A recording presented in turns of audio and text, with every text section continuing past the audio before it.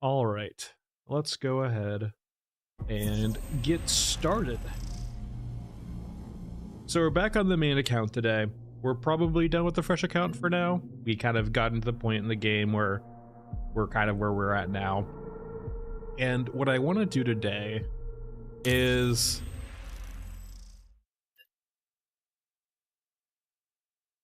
Oh, hold on. Hold on. I got something for this. I entirely forgot.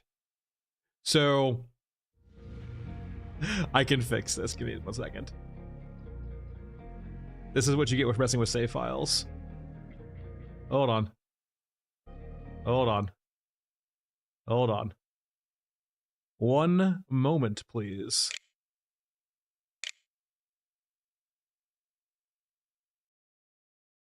You'll be seeing a black screen while I go move some files around.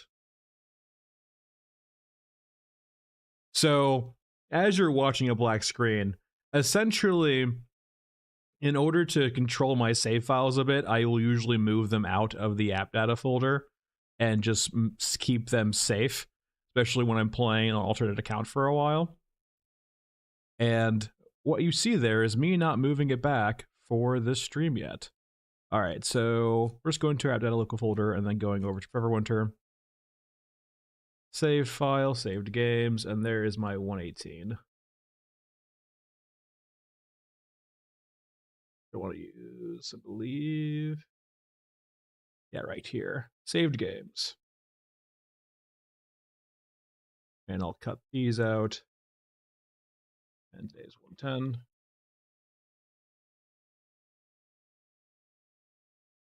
All right. Let us try this again.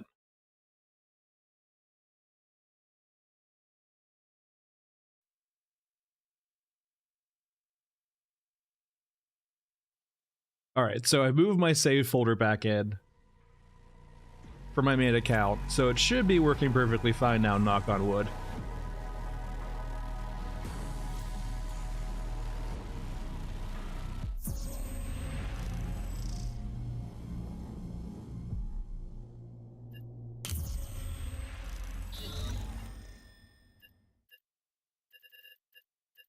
Uh-oh. Oh, do I have an invasion? Wait, I think I've... Hold on, this is very curious what's going on here. Is this my alternate account still? This is what we get for playing with save files too often. Which folder are you under? Hold on here. Ignore me. I guess you get to see how much of a joke the Innards Defense is now. So, this is the new Innards Defense. If you haven't played it already, it's actually kind of a joke. It's 3 scavs you need to kill.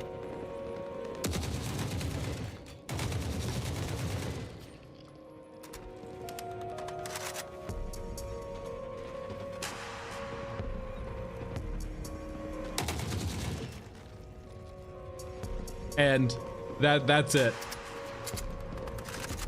That should be everyone. Yeah, there it goes.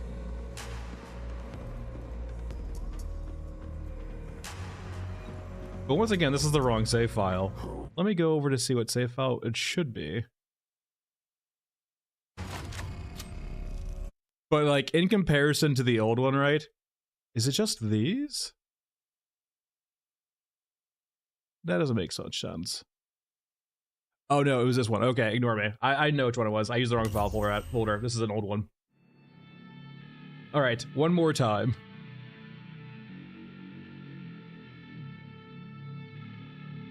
But yeah, it's... The new Innards Defense is literally... You still have the slot... Like, so... This actually is an older... this is even an older save than the one I was supposed to use. So it didn't have water yet.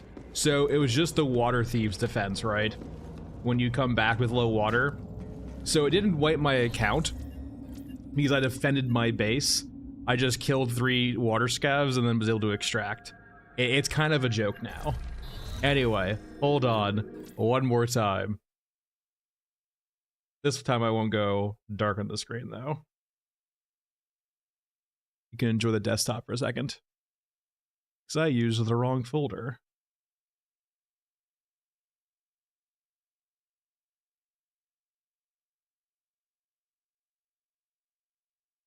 And then app data. And this is a nice thing too about this, right? Is I can actually manipulate the save files if I really want to. No one's, so I've looked at the save files too to see if you can actually edit them. They're basically unreadable. So, but I am curious if someone with more technical expertise could actually like almost create a site, like a save file editor. That would probably not be easy. All right, one more time. Using the right folder. Rather, the right save data. So yeah, here's my 1.6 data. This is when I believe I started the... I want to probably actually go back about this too. And now, one more time. Hey, Boo Boo. Hey, John. We're just doing some save file manipulation right here for the right account.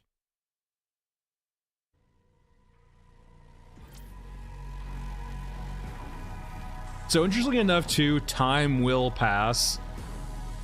So say, for example, if I pulled this save file out in a year from now, it will still register as like, oh, a year IRL time has passed. So I would have to deal with things like water scabs probably, or water death. But it is curious. Okay, this should be the main account. And if not, whatever. I'll figure it out later.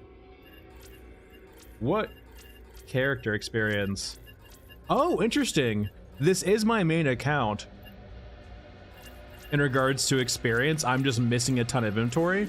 I wonder if the inventory stuff's stored in a separate area. Do I have all my money at least? We go to vendors over here. I have no money. Is my stuff in my vault, though? I do have my money in my vault, at least. Huh, interesting.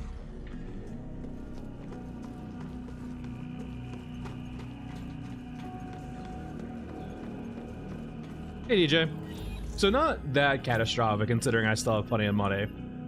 And water's a joke. So I guess we experience some capacity. Water debt? Do I have all my water too? No. It's all gone, right? Yeah. Oh well, we'll figure it out. Boo Boo, you just have to keep farming the shotgunners, right? Though you can get them off gotchas unless they changed it. And then you can get them off. Let's do quests. Do I have all quests done too? No, the quests are the same. Interesting. But you like either you need to just farm shotgun scavs, Boo Boo, or shotgun heavy shotgunners for Europa over and over again, because they will like here's the problem, Boo Boo.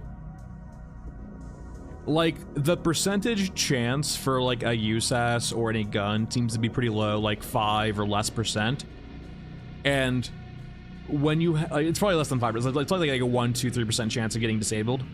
And the problem is when you have low percentages like that, you can have really long streaks of just being unlucky. Like naturally, when you have 1, 2, 3% chances, you should get, you know, 1, 2, 3 in 100. But that's the average, right? You can have longer stretches of, you know, farming them without actually getting one, right? Yeah, it's a poor LA, man. David, I am the type of player who likes to do everything, which is why I kind of like Star Citizen, mainly because it allows you to do everything. I guess we get to farm up some stuff. Let's play some Gunhead, I guess. I need to get some water and get some traders done. So, the plan for today was to mess around and try to basically do every quest in the game. Yeah, I've done that before too. I feel like if I had a good movie to watch, I enjoyed that, right? Because it's just like something to do mindlessly while you're like watching a movie. It's definitely a very chill or zen task. in Star Citizen. I'm actually probably saving up in game for a vulture right now, because I don't see much point in purchasing it outside of the game.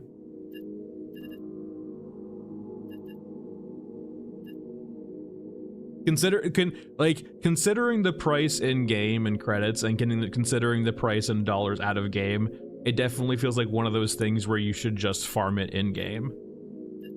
It doesn't seem to like really line up very well. Hey, zombie. So I am curious. Let's get treasure in this guy too. I gotta record what quests we're actually doing though, or just recall them. Okay, actually, I made a mistake too. Let me. All right. Little befuddled from the whole the weird start today. So risky cargo. We'll start out with risky cargo. The goal being like we do each one of the quests once.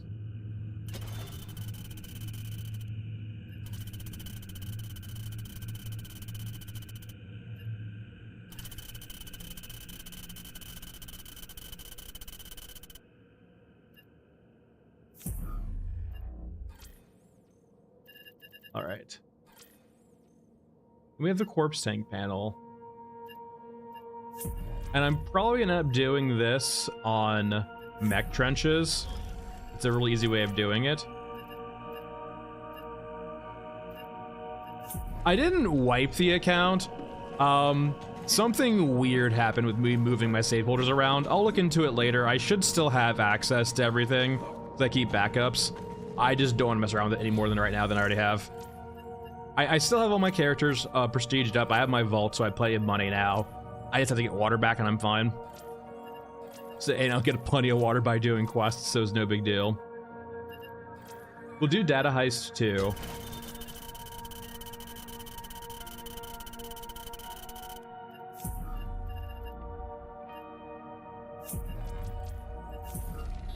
Oh, 100. Oh, do I still have my upgrades too, or are they gone also? They're gone too. Interesting. All right.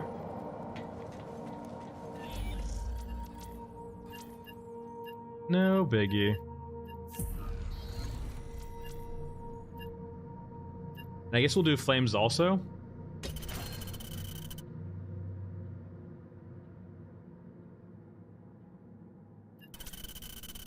I keep the save files out, but maybe like what I'm seeing here is maybe the save files aren't enough now just for water.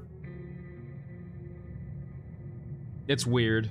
This is my first time doing the save file shuffle too on this patch, so maybe something changed.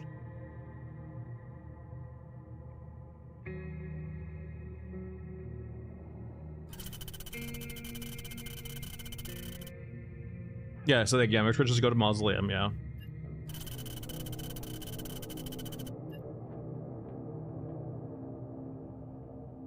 So Alpha Mausoleum's considered a motor pool? Alright.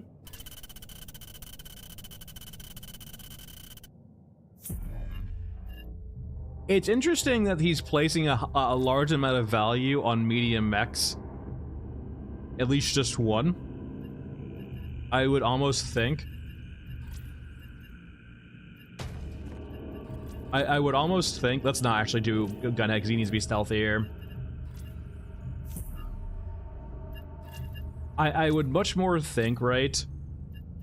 Like, if one medium mech is that big of an issue, they deploy 2 to 3 now on the Mausoleum. Yeah, I was being kind of greedy. I wasn't transferring the whole folder over. I was only transferring the files I knew that were important. But maybe that's not enough anymore. So there's a saved game folder, but the entire folder the same game folder's in is probably pretty important. So I'll probably just doing backups of that from now on.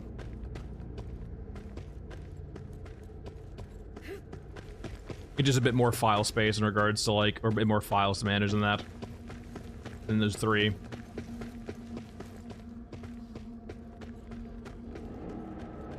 I will say, risky cargo with only a backpack like this is probably the best, so we'll have to probably do the other two first, Data Heist and Flames. Get our water up so we can get to our trader there.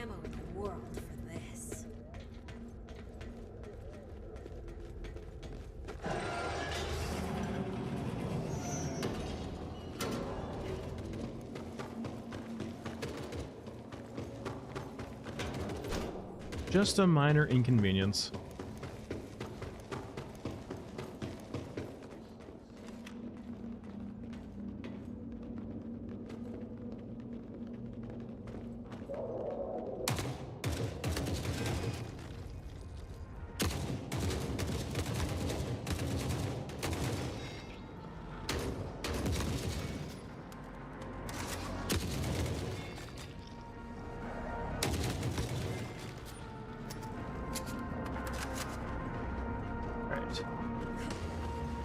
We're gonna grab a water here real quick.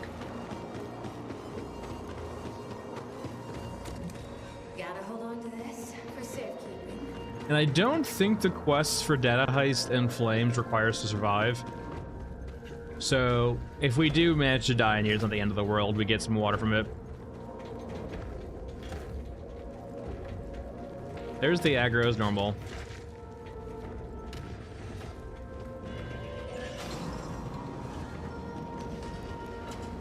And with that door closed, they can't path to us anymore because those staircases are off limits too.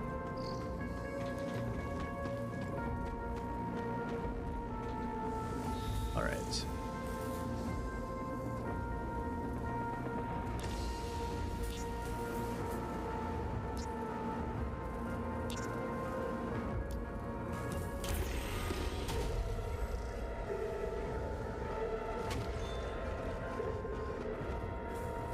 All right, so there is the concern down here. We can kind of hear the exo, it feels like.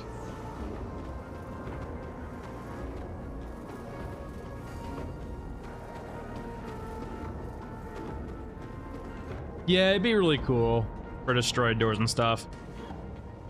Or just like letting them path upstairs like this. This staircase, I don't know why it's so weird for them. They just can't path up it.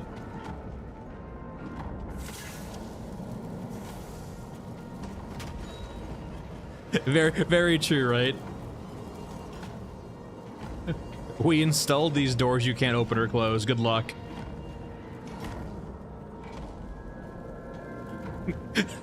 Zombie, yeah. That'd be really... it'd be really freaking funny. I mean, it would make Gunhead probably not feel that great, but it'd be really freaking funny.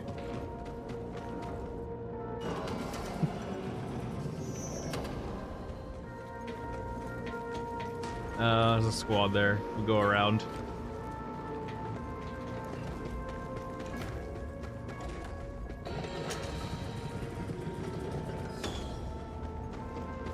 A47.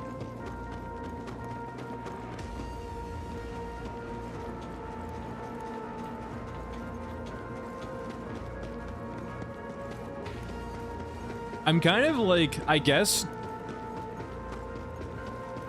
So if we don't see like a patch or like a communications today, I definitely feel like they're still on vacation. I wonder if they had a bit of crunch to get the patch out, and so they like took like an extra week off or something to make up for the crunch.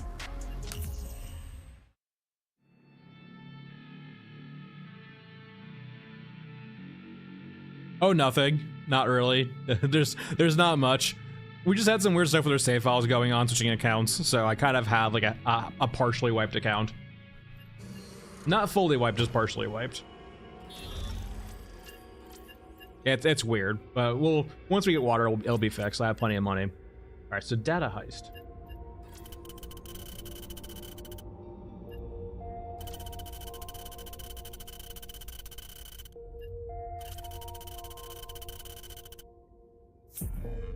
Are you not gonna share the intel?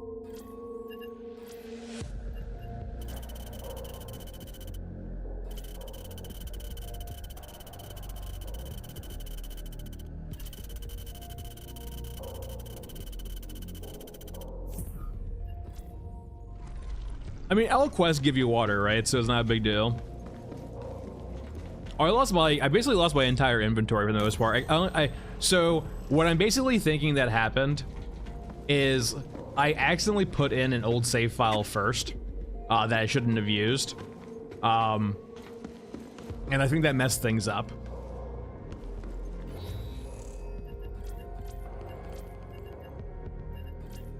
All right. So we still can't do you yet. We'll actually hold off on you down so we can actually do you with a better rig. Let's do some Ashen Mesa, actually. This is a scav quest. Alright, I used to work in Ashen Mesa. I lost my partner when we had to evacuate. If we had a chance, if you can find it, I'd love to have a picture of them to remember. So here's the question, though. Let's see if he explains.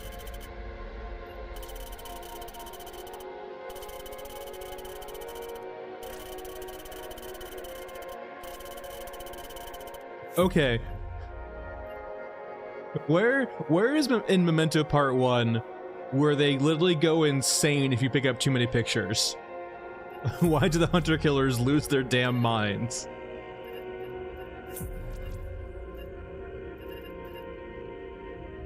This is on on Ashen Mesa. So this is actually a quest for Ashen Mesa too.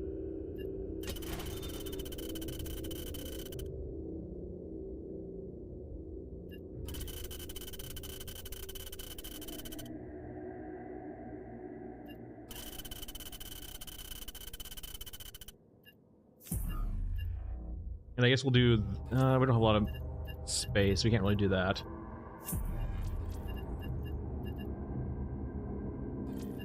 Aerial scavenger, we can do that, I guess.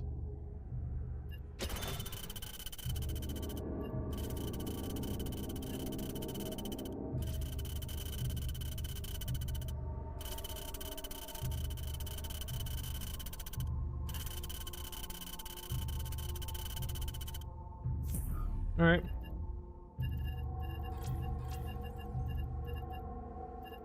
Let's bring some 545, like 120, it should be hopefully enough.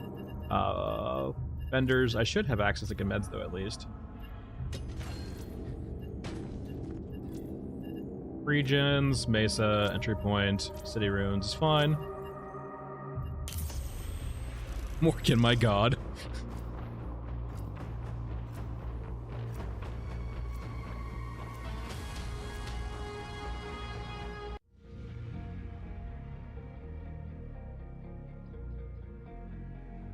Weirdly enough, like,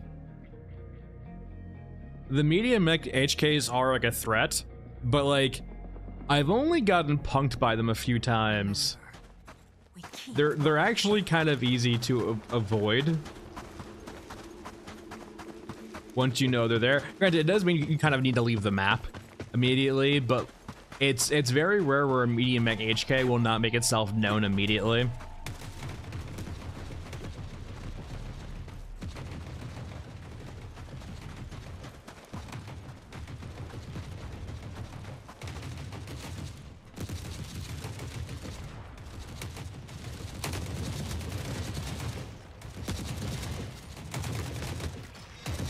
Hold on, reloading. Alright, we're good.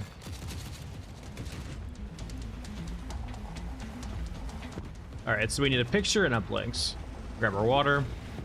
Not a bad deal. There's one uplink, and there's a picture. That's all we want. We do need a few more uplinks, so we need 3 in total, I believe.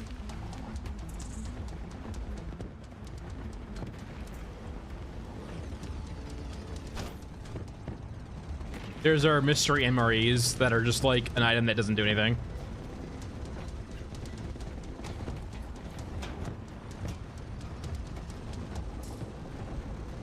Alright, you're walking behind me, let's move. Alright.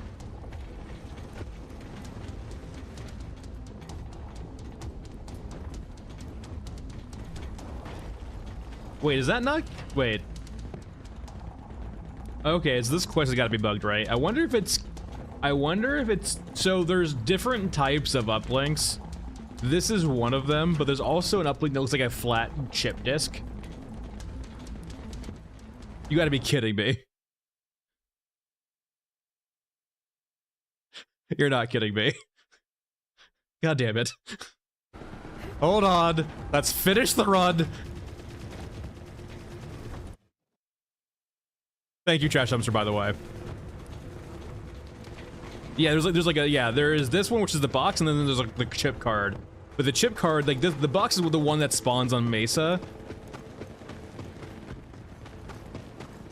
And the chip card is like the one that spawns on like every other map.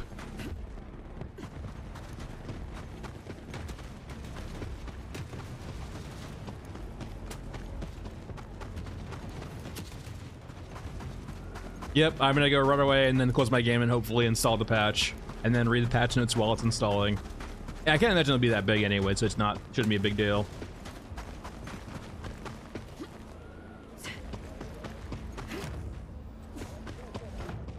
You don't see me. I'm so dead. Water can, protect me. Advanced medkits, protect me. Am I gonna live? Serpentine! Serpentine! Serpentine!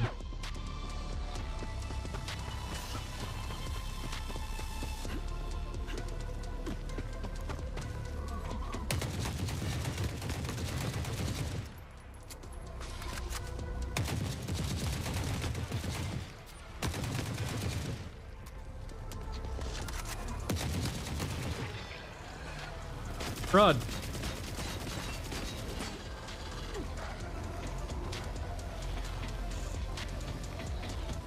At no point during all of that was it even close. Time to count the scraps.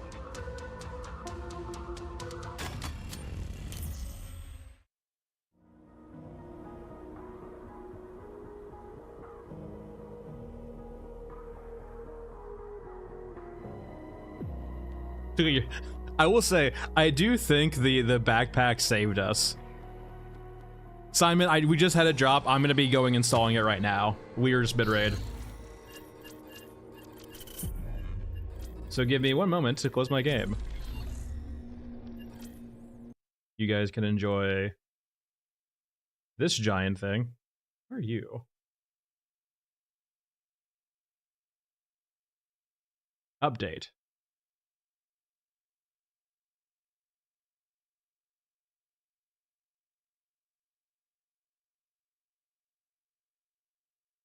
Yeah, it shouldn't be very long. So while that's happening, patch notes time. All right, hotfix. Party invite should not work if party privacy settings are changed to public or friends are set to private. Okay, that's nice. The potential, yeah, so this is nice, I will say.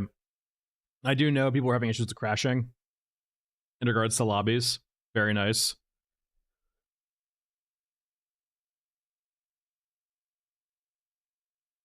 So enemy detection. Fixed for gunhead character being heard via the AI awareness system when crouched. Were all characters like that, though?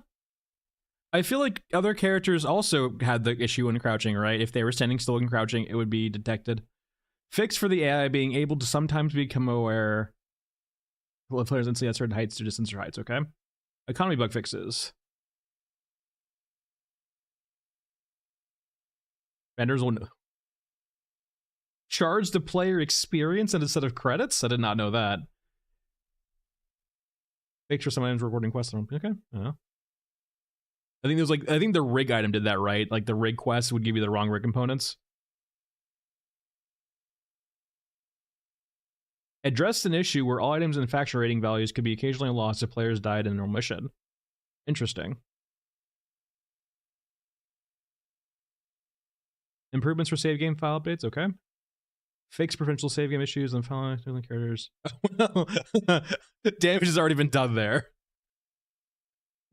We messed with our game right before they pushed this patch. Oh well, no big deal. There's a potential UI pop-in window crash. Didn't see that. Didn't see that. Occasionally showing correct button prompts for interactions. On player death, character skill pages no longer focus after requiring.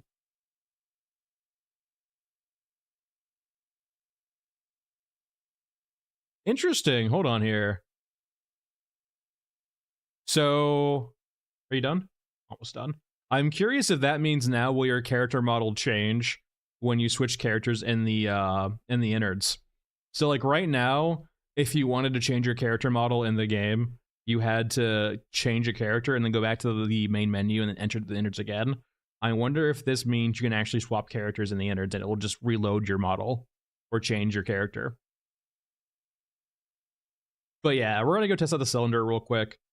That was a big thing people were very upset about, so I'm quite curious if it's all fixed and hunky-dory now.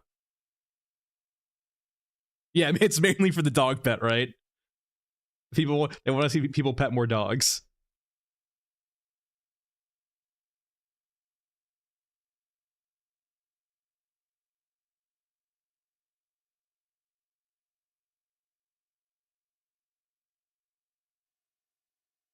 Oh yes, the Steam overlay bug. I don't know why it does this sometimes, but occasionally the Steam overlay will be like comically large.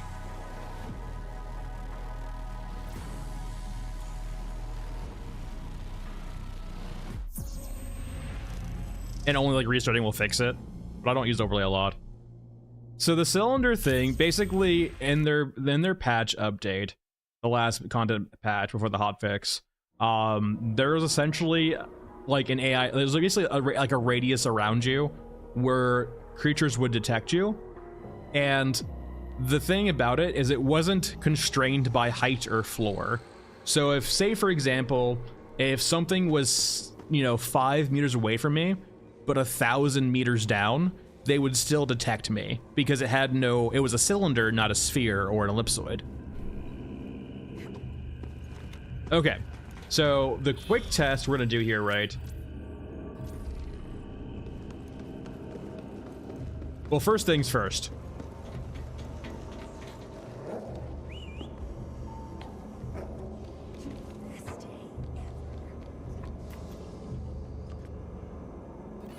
Character, Shaman. It does change now, that's awesome. Okay, here's the biggest question though. Did they sneak a gunhead one in? Nope. Gunhead cannot pet the dog. Game's unplayable, I'm uninstalling.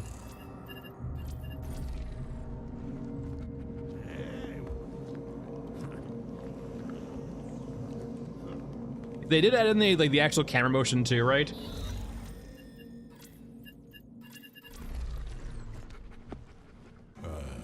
Shit. It's a very nice quality of life feature, right? Just to see what character you're playing and having visual feedback.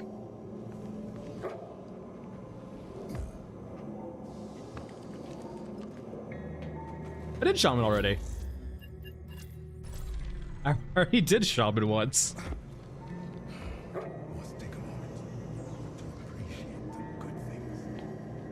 Alright, back to Scav Girl. Okay. Before anything else... Oh, you just need to die probably a few times to a Cov to get the right model for it. Probably in the game still, you just have to get the right one. Alright, so before anything else, before we start continuing requests, we're gonna go and do our test real quick on streets. That is true also, Zombie. It's like a way of seeing your character up front without having camera mode in the game yet.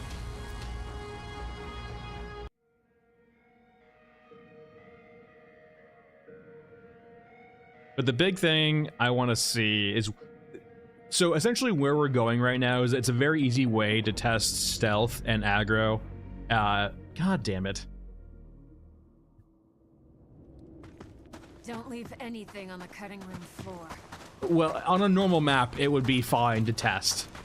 But unfortunately, we're not on a normal map, we're on Eclipse. Go away. I don't want to talk to you.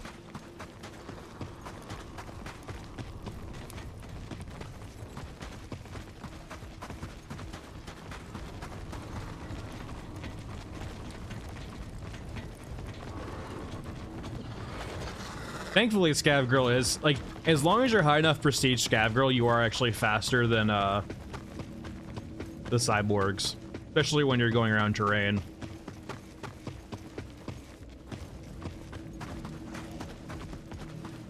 Scramblers probably still no, but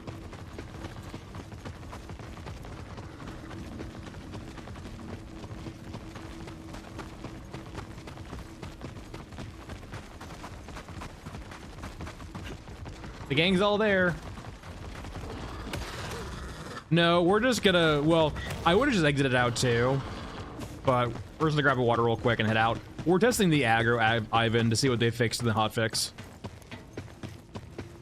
Basically, we're figuring out if the cylinder exists, if like they're still, did they just neuter it entirely for now until it gets working, or is it like they actually added in kind of a stealth mechanic a bit for auditory systems? Also, we need to test Gunhead too.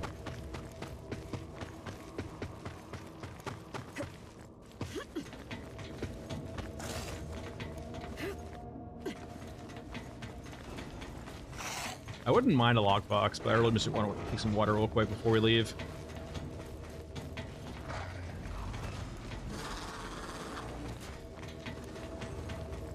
Don't mind me, guys.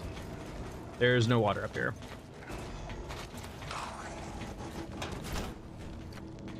I will take one of those, though. Acceptable. Go. Enemy contact. Not sure where. Not, what do you mean, not sure where?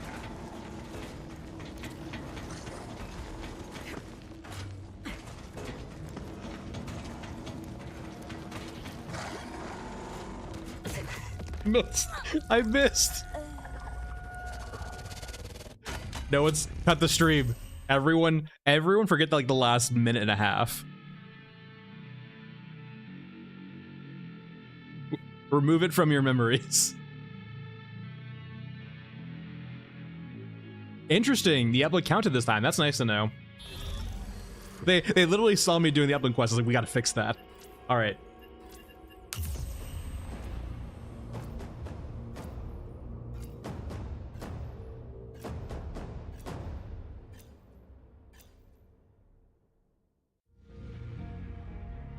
Yeah, what happens on night shift stays on night shift.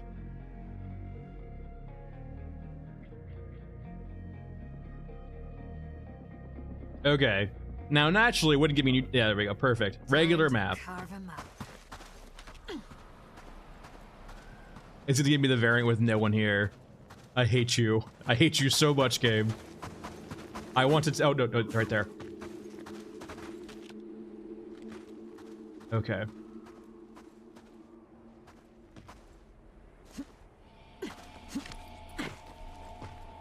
Now, I feel like they're gonna see me in the periphery, though. Okay, it's the 10 meters. At 6, they should aggro. Okay, they're no longer aggroed at 5, so stealth is at least back. If I stand up... Okay, wait, hold on. They might have saw me. Hold on, we're gonna run this back. It's like it's a really bad spawn to test.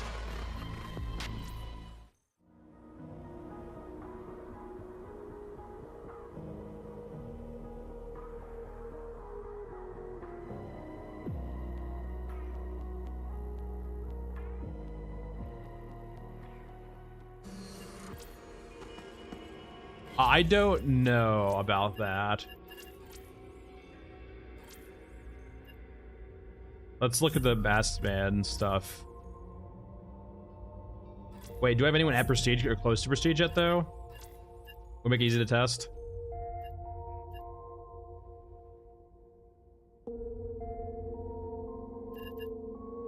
How much do these cost?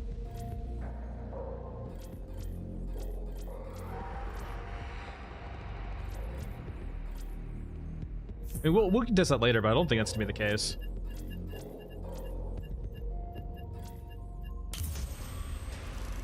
Yeah, and unfortunately, which is a bad spawn for us to test that. They were off in the corner where, like, I could see if they had like 180 degrees of sight line in front of them.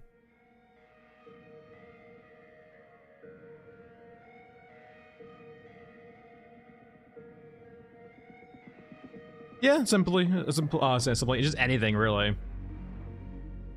It's always the same up here. Okay, normal spawn, thank God.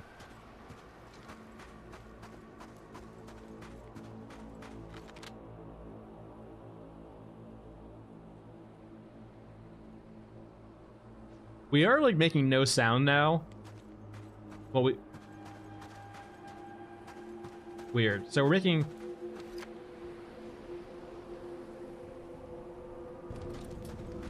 That's weird. Oh, just a bug. So when we're walking forward, you can kind of hear the footsteps. But when we do it when ADSing, we're just like floating.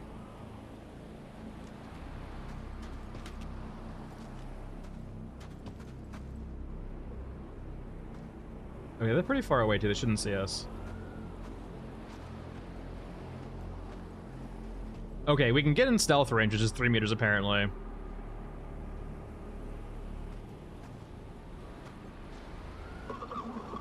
Okay. Now, if I stand up. Okay.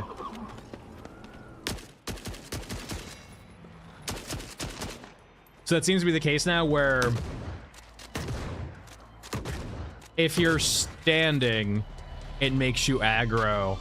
And I wonder if it's a 6 meter radius if you're standing. So I wonder if they're just trying, probably prioritizing crouching, basically.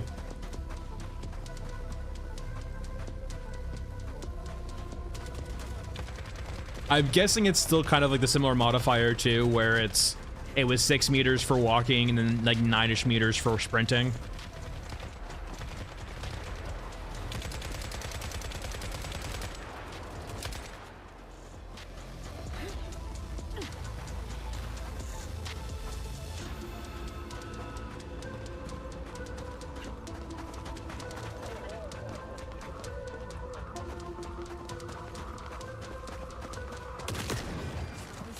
It does feel too... Hold on. I'm out of bullets. I can't really test this. It seems with at least visual aggro now, there's no longer like the wheel, the investigation symbol. It's just they're now aggroed. Like they're aiming at me right now. Are they actually like aggroing to me? It looks like it. It maybe feels like they maybe got rid of the visual circle over their heads. I wonder if it still exists for audio though. I don't have any bullets, so I can't test this very well. Okay, I think that's good enough for now. We can kind of explore a bit more as we play. But the things that we know now are like crouching is the way to be stealthy.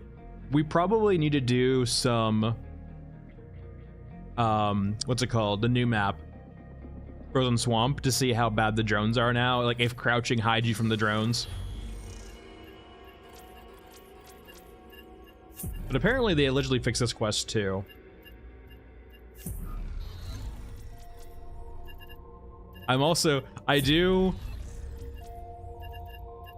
There's a quest I want to check out also. They said they fixed a few quests, right? But naturally not all quests. Is it console that does it, or who gives this quest? I think it's Eurasia. Yeah, there we go. We had a patch. I have to check. If they fixed this quest, maybe they fixed this quest. They probably didn't. I think it involves an entirely new model.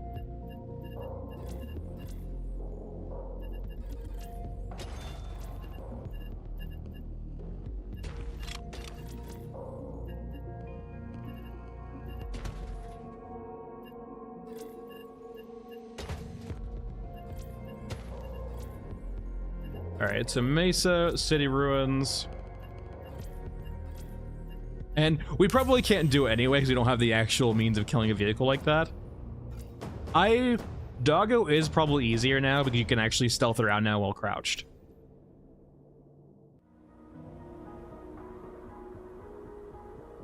Yeah, that's a good point. Like Zombie, standing or testing out the stairs on the new map too will also be a good idea of like testing the new aggro system, the fixes. But like it does feel like I was kind of right too in regards to it was just a buggy or unfully fleshed out system that they wanted to implement, and I think it's not a bad system, right? Like there's trade-offs now between crouching and moving slow and then walking around or sprinting. Each have their own radiuses now. I'm curious with the verticality though. Are we gonna see the same amount of like very strong verticality out of like walking or sprinting? And there are drones here I guess we can check with.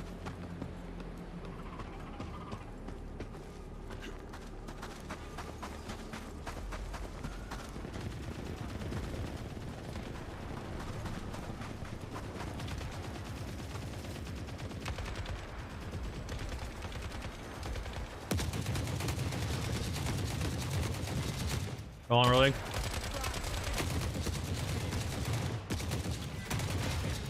Good there. Yeah, it does the same thing, right? So the common thing with this quest, tank extraction, is it will rename the tanks to armored vehicles, and that will be an indication that the quest is still bugged, because it will basically have Merkaba tanks called armored vehicles. Essentially means that the unit currently flagged as the item for this quest to spawn is currently placeholder. Okay, so what they have done is they gave us the right uplinks in this map. Okay, it's the regular chip ones.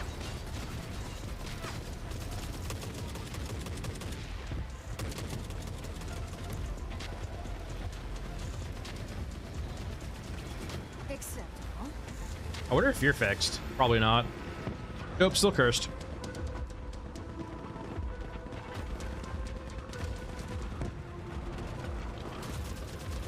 Are we gonna see a punt of a tank? No, we're gonna see a punt of a fucking Beck.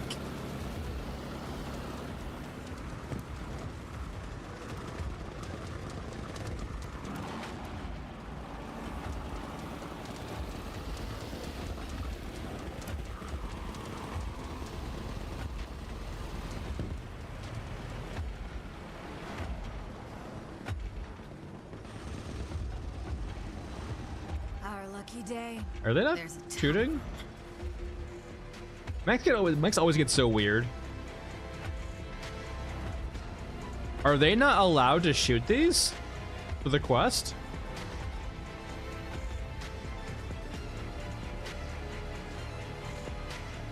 Huh, weird. No, it'll flip it over though.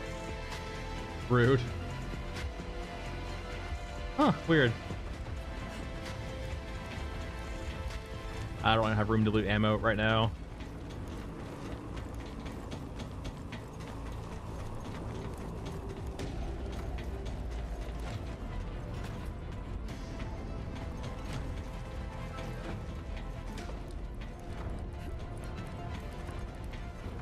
I do need drone parts still. I haven't really seen that many drones. There should be plenty at the extract that we're going to.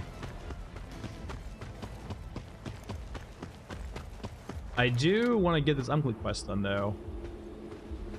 There's a few containers over there, but we might need to head over to bunker. Not very fond of, but...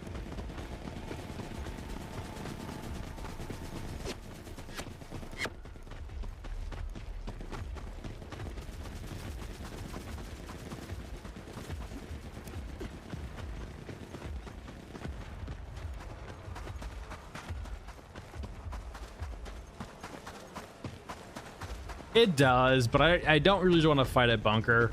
Bunker fights get out of hand very quickly.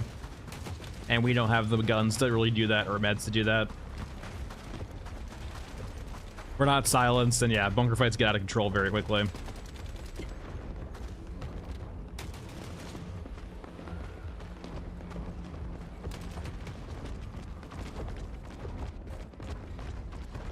So I'm curious if they're using the circle now as only an auditory cue.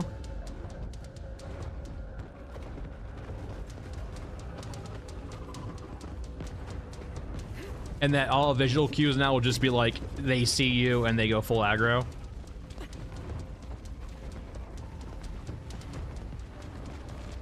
Fuck.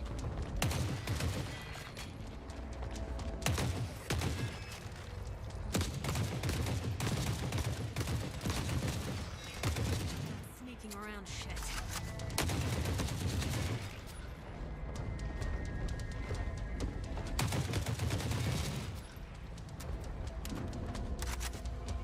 And there's drones there.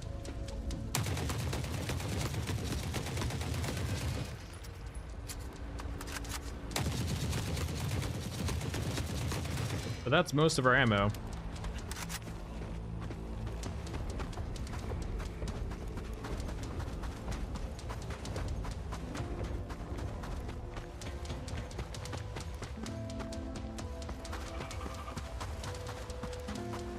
Yeah, I mean, they could lean into more like roguelike elements in the game, right? If they really wanted to. It's definitely a thing they could do.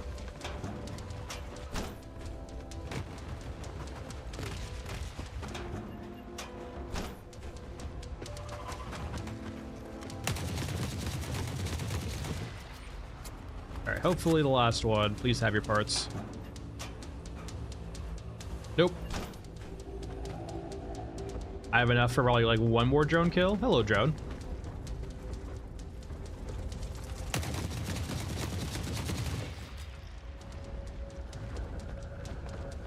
All right, that's 3 out of 3. No.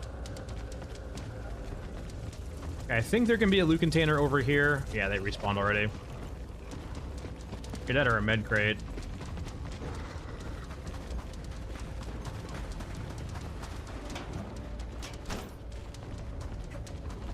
All right, that's 2 out of 3. Hopefully we can find her. Oh god. Oh god. Grenade launcher guy. You don't see me. We're going a long way. Is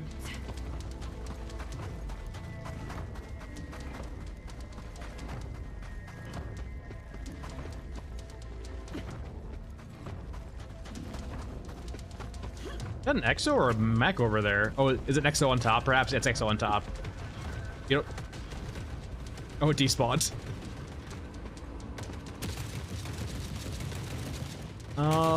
Not worth the risk.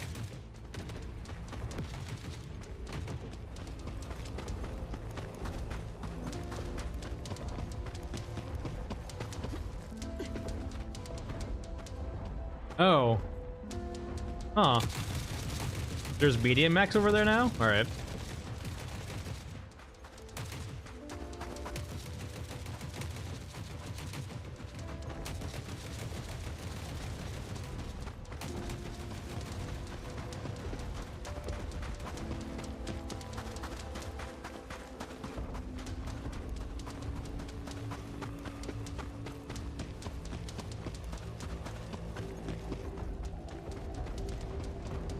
Okay. We're good. It doesn't say enemy. So... how safe is the crossing over here? And there's an Exo here too, my god.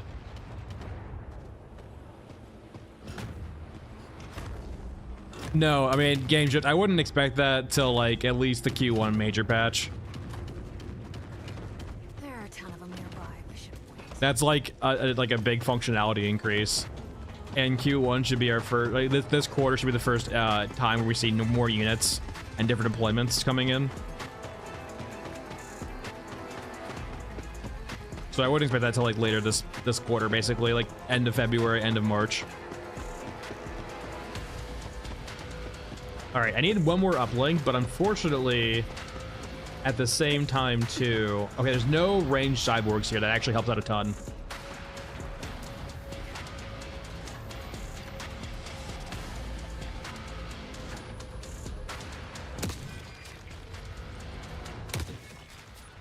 We do have 4 coming down. Okay.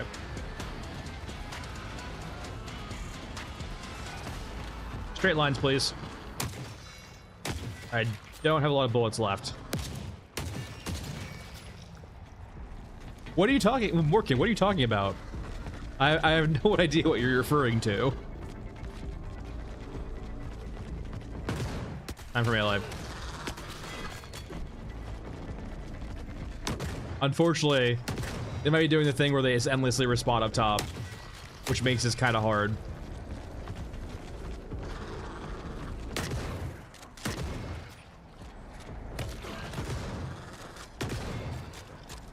Did I just find ammo?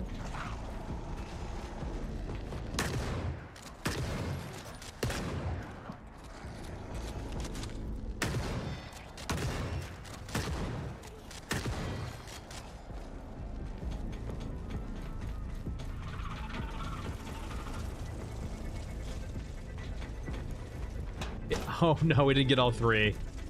Ah, so close though. Wait, do we have room for it? We don't have a... Hold on.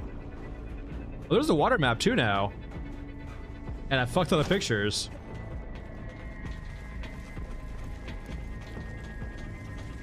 I'm guessing they fixed water map also.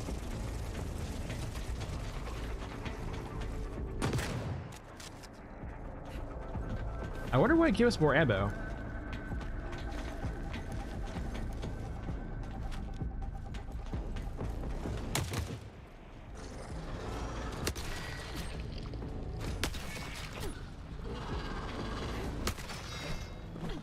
I know they fixed it, but I knew it was like a weird thing where you would get it from like the water scavs and not from the map itself.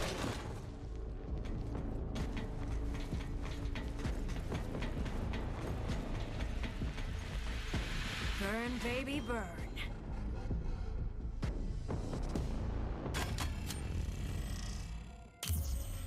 Like, I knew it was one of those quests where you had it in your inventory, you could do it.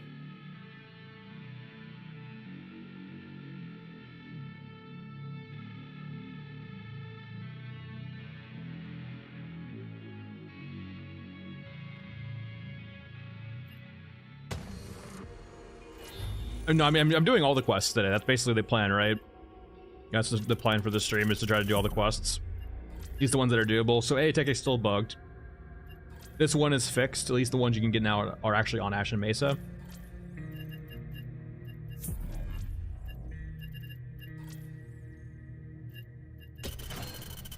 I'm the only one you can trust, a scav. Okay.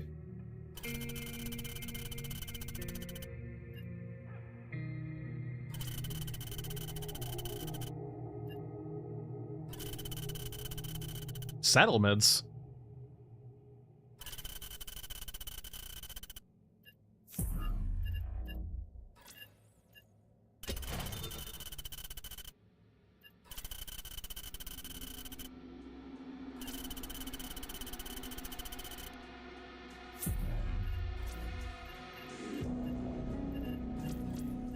All right, let's see if we get Grilla unlocked. Probably not yet.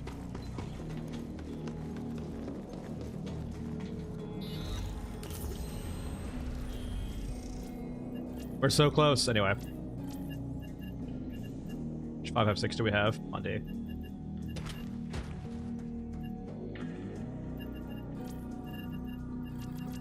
Yeah, you can probably go down to like 150. That's fine. Meds. Let's talk to Heisenberg.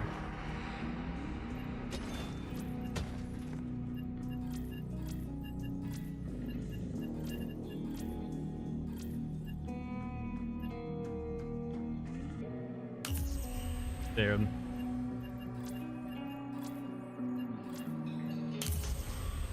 Yeah, it seems kind of crazy to me. Like, why am I your most trusted person? Wouldn't I just be your, like, plausible deniability person? We didn't kill your favorite Tormentor guy, it was the scavs.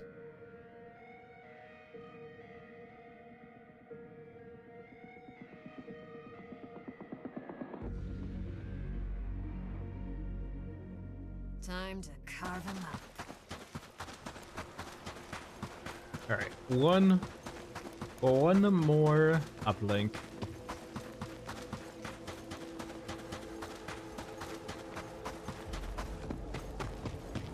We need to check to see if the scavs are downstairs too.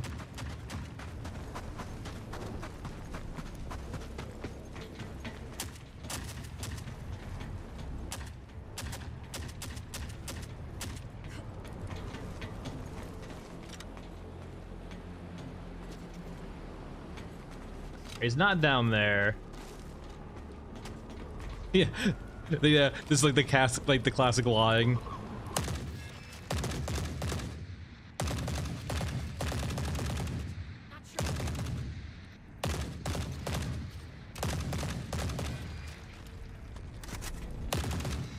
All right, grab our water. Acceptable. No. You can't do this to me. I don't have the ammo to fight them, really. Tormentor might be a full mag for us to kill, so... Hello. Don't mind me, just passing through.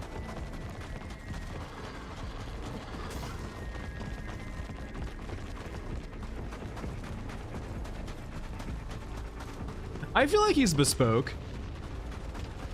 It doesn't feel like Tormentor is like unique.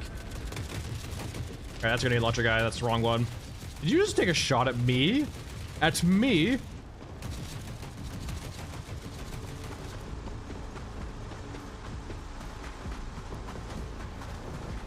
Yeah, it's a common critique. Like that's the biggest thing that'll hopefully be fixed in the Q1 update is they can stop relying on pop-ins like that and do more dynamic respawns.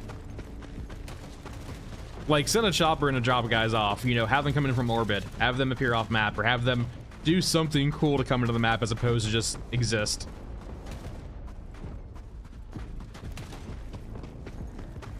All right, Tormentor, are you here?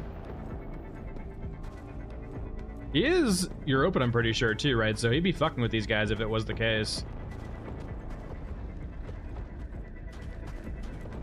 I guess he does have the possibility to. Who are you guys fighting? Oh, fighting the turret.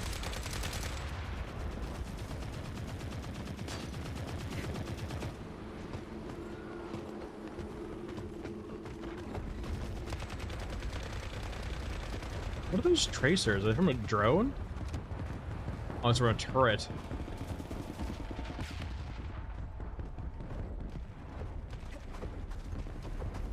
Oh. Did he do the thing?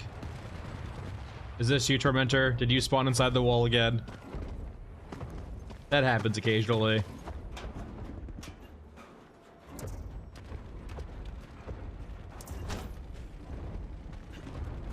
He might be already be dead. he got spawned inside a concrete wall and died.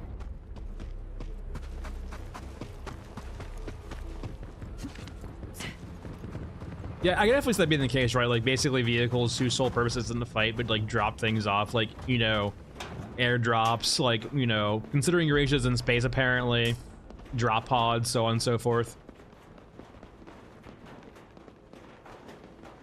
Hey Dirk. Yeah, it seems fine. So essentially, I haven't tested the verticality yet. We'll probably do that next. The crouching. So the 6 immediate radius is perfectly fine now. I'm not sure. I don't think it goes that tall. I'd actually need to check that though. But when you're crouched now, you don't have that radius anymore. At least in regards to like being behind units, right? So you can stealth kill again as long as you're crouched. It seems that if you're walking around, you're still about 6 meters. I'm not sure how high it goes yet. We haven't tested that yet. And then if you are sprinting, it's like modified by like 50%, so like 9 meters.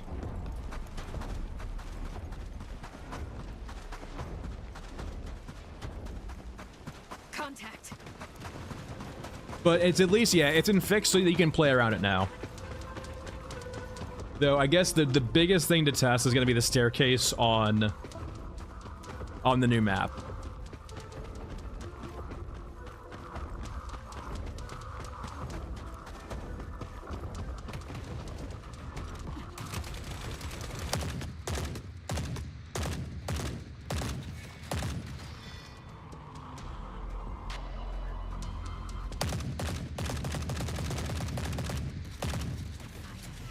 Enough of that.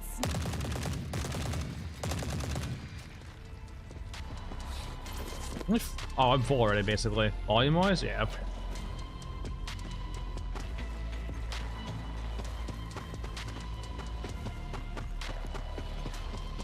I don't know how they would currently sneak in a new faction without breaking apart one of the other factions.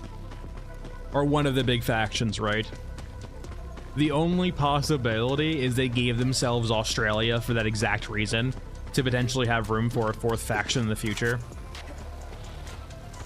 Though I'm not sure if Australia would be a big enough superpower to like fight with any of the current 3, right? Because the current 3 are just so large in scope.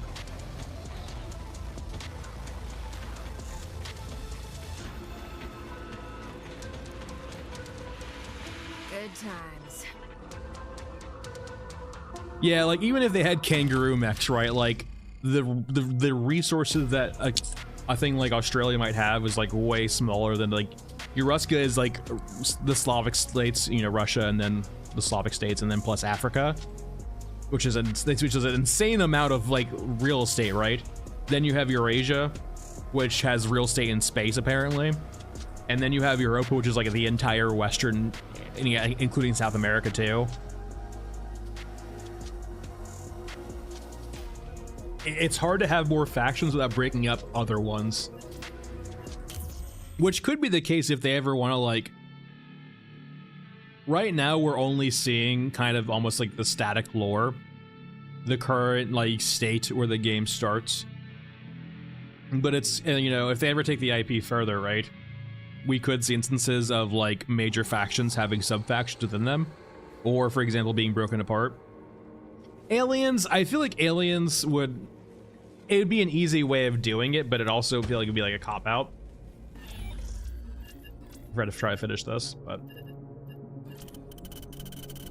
Well, getting caught and dying are two different things. Well, Rogue AI, it's kind of weird too. So with the prevailing theory, or like the talking points being that all of the factions are ruled by AI, yeah, they're kind of already rogue AIs in that regard.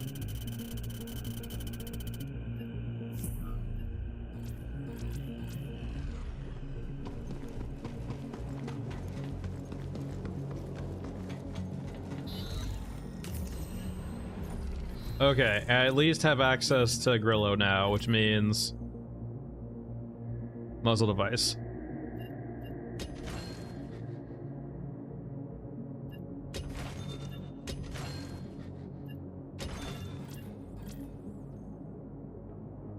I can now be happy. I now have muzzle device. Be super silenced.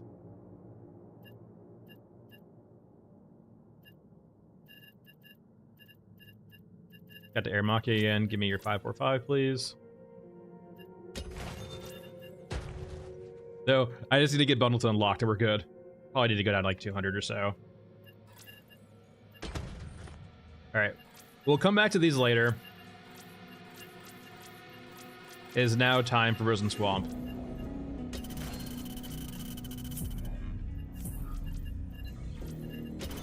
I wonder if they fixed the pop-it in this area too. Oh, we're gonna have a flashlight, are we?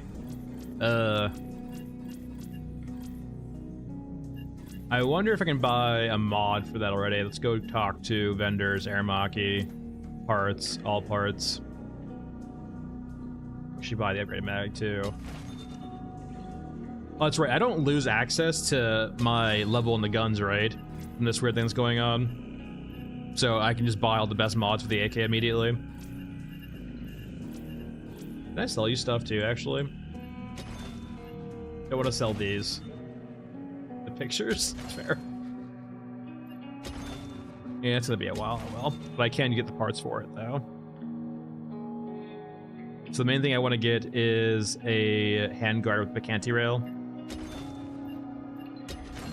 Whatever one that is.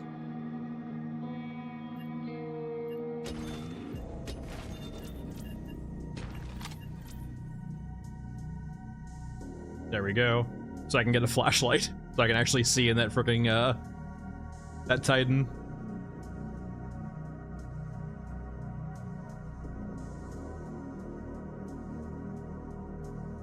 Other than that, we're good.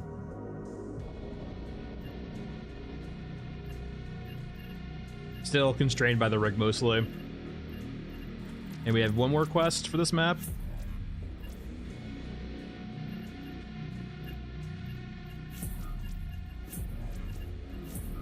I'm not picky, I'll take any of them.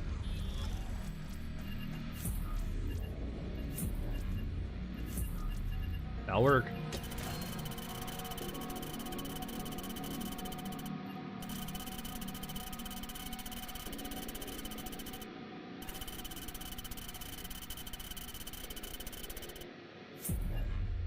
I will say, A lot of these quests give me like very conflicting theories about the scale of the war. Train schedule's going to be injection well. Schematics are going to be over here. I mean, I only have this area over here, so it's either or. I guess railroad tracks would give me a better idea of how cursed the drones are still.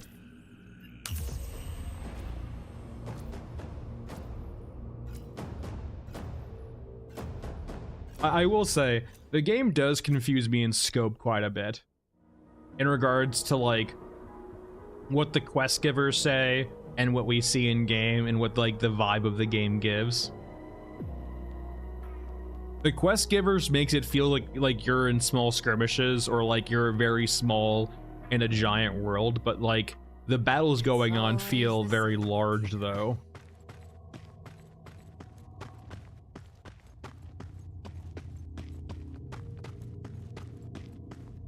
Alright, let's find ourselves some drones to experiment with. Just go over to their hive, I guess.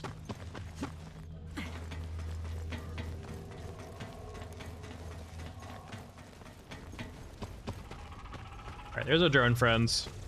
So if I crouch...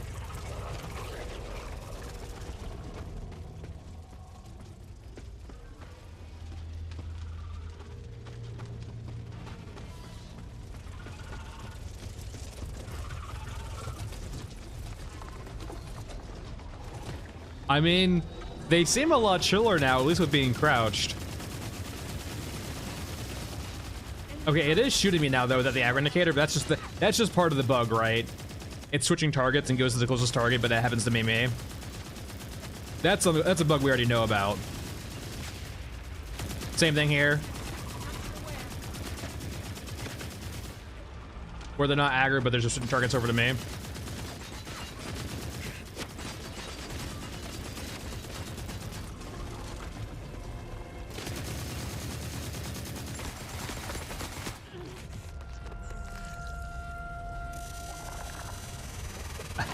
That felt all very confusing. It felt like during that entire time, the drone wasn't trying to kill me. It was trying to kill the European drone. But because I'm a hostile target and I'm closest, it kept firing at me instead.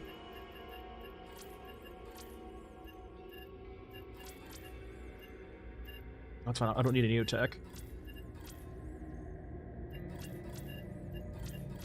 You can just go off.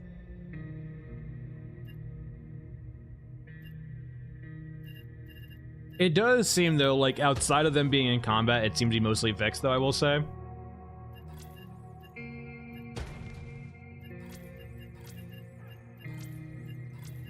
We were able to be crouched below them for quite some time and have no issues.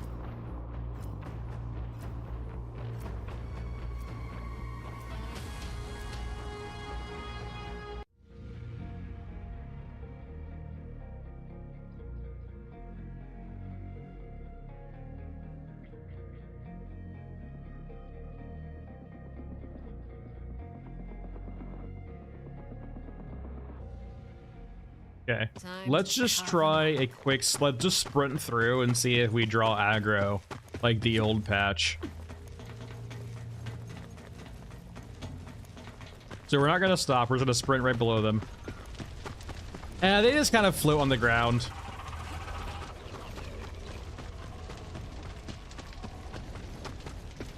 I mean, they seem... Okay, we have the aggro circle now.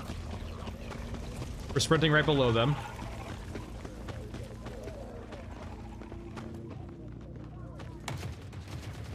Interesting. So I sprinted right past that drone and it didn't immediately aggro. And like we were right below it too.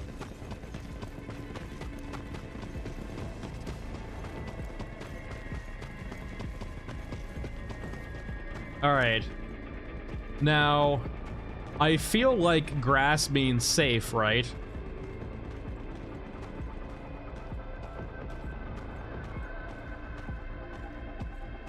Bones. Wait, hold on a second.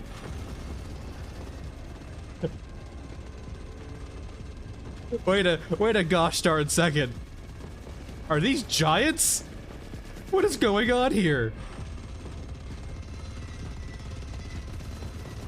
What in the world?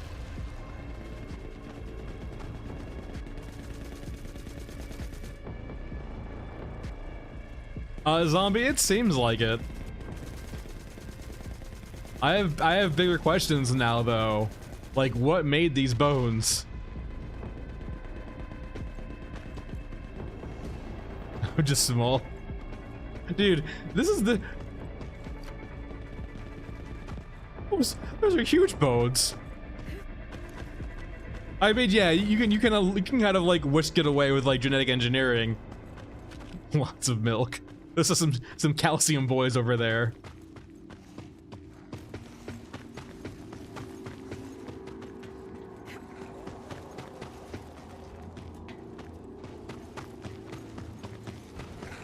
Maybe, yeah, maybe you're risking bones. Okay, how cursed is the staircase? Ow, ow, ow, ow, ow, ow, ow.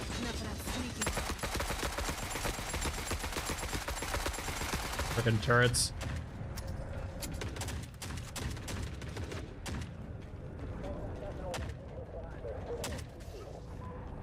Are you aggroed or just... Oh.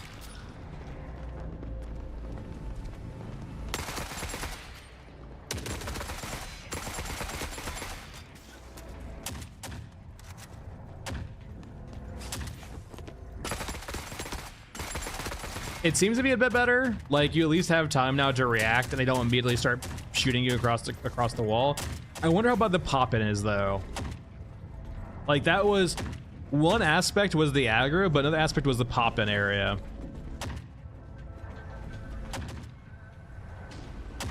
Because there's a really bad spot for pop-in at the top of the staircase.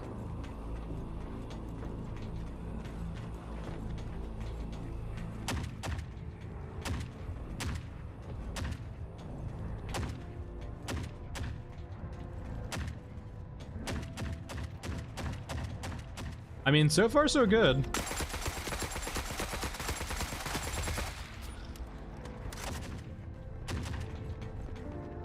They're just walking above us right now, but they're not aggroed yet.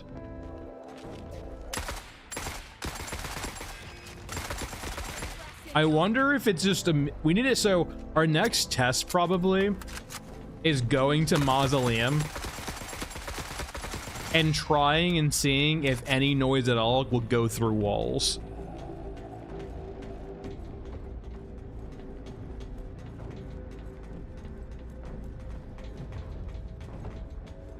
Now, it wouldn't happen all the time, but there's like a spawn right here, and occasionally when you walked past it, they would spawn behind you, and it was pretty bad. But maybe they mostly fix it. Also, they get rid of some of the fog around here. It feels like they get rid of some of the fog around here. That or it's still loading in.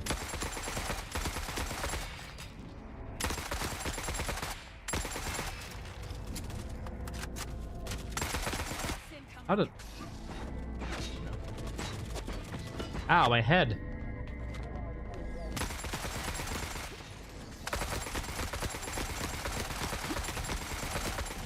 The world's tankiest damn turret.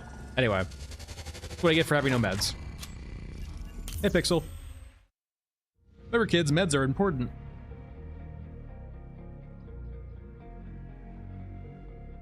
Yeah, there's an update. They fixed the ad detection. We're still kind of playing around with it a bit, trying to get a feel for it. It basically seems like if you're not crouching, it kind of functions the same, but it's no longer a cylinder.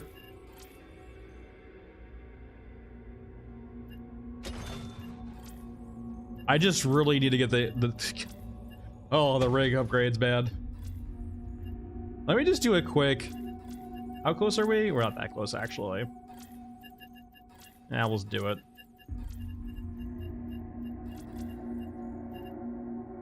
I just need to play to live as opposed to just going yeet all the time. But staircase seems fixed though, which is good to know. Alright. A scav scrap, manufactured heist, probe. And we're gonna region, same thing. It feels like we can just sprint in now. That makes sense, at least, to some degree.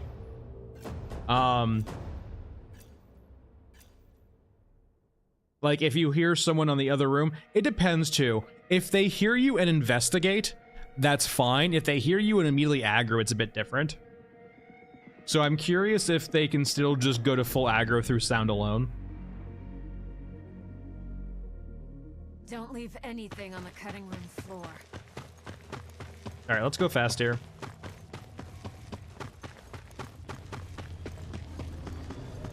Yeah, Clay, that's what we're currently doing right now. It seems to be much more easier to sneak around.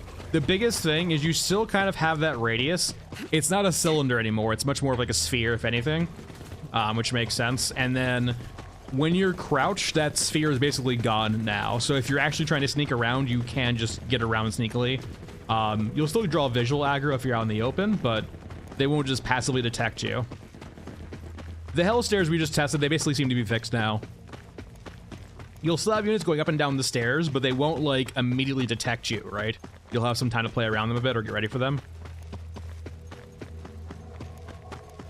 It seems like the infinite verticality has been fixed, yes. They mentioned the Patchant's Gunhead's got fixed too. We haven't played much Gunhead yet, but I wouldn't be surprised if he has this... They mentioned specifically in the notes that his crouching will not have the same detection as everyone else. So as long as Gunhead's crouching, it seems he probably has the exact same features of being hidden like this. Or not making sound. I'm guessing he probably still has a larger radius, though, when running around.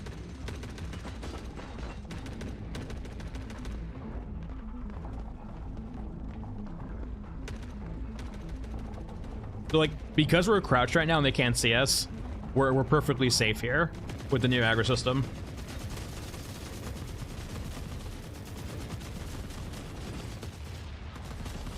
Yeah, they fixed that bugs too, yeah.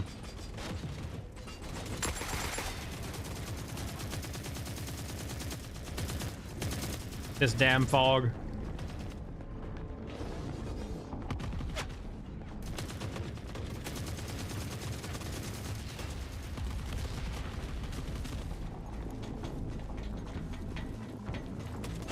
Yeah, that doesn't happen. We're gonna have to try harder than that.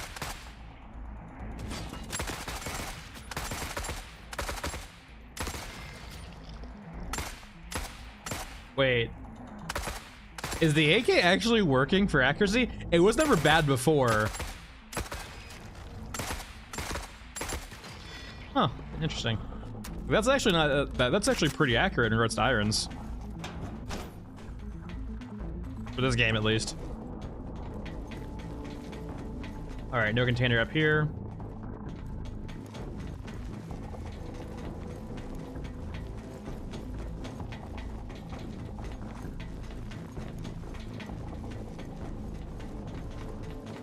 Looking for regular loot containers. Oh, I'm that full already, jeez. I guess 50 cal will do that.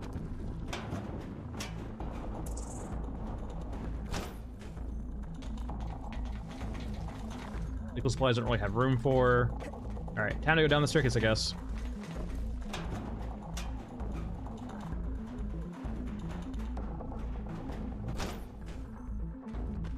Yeah, unfortunately too, right? A lot of the loot containers are on the staircase itself, so you're usually forced to go down the staircase of death. But it's at least much safer now. There's the pop-in. There's the pop-in I was talking about.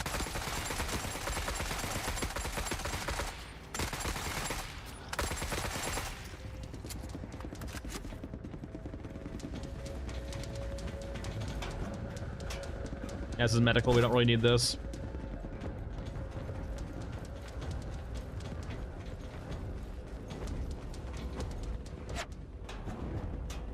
All right, there's 2 out of 3.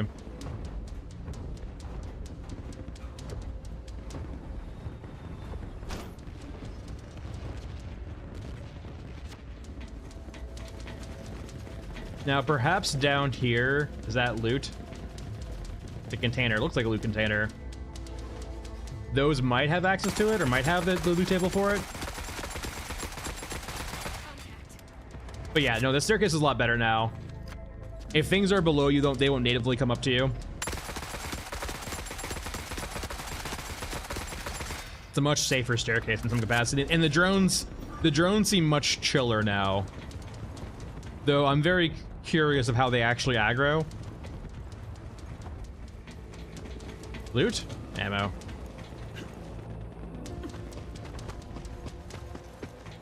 Alright. Up we go. There we go. Okay, they can't spawn over here. Alright, so now we head over to our lovely little Titan wreck. Yeah, so we tried it earlier, Pixel, so what you can do now is you can actually swap in the innards without going back to the main menu. So if you want to see all of the animations with dog, you can just do it without having to change character, or doing it without having to go back to the main menu. It's nice. You can just... It's nice for visual feedback, too, of just knowing and confirming what character you're currently playing. Yeah, Rumble. It's essentially the aggro cylinder is gone now. It still exists when you're walking or sprinting around, but it no longer has unlimited, what's it called, verticality. I haven't, like, fine tested it yet to figure out what the actual constraints are, but I imagine it's probably like a radius. Personally, I think an ellipsoid would be better, but, like, a sphere is just really easy to do, too. Mainly for the drones, right? There are, like, some scenarios where you actually want to have higher vertical aggro just to help out drones.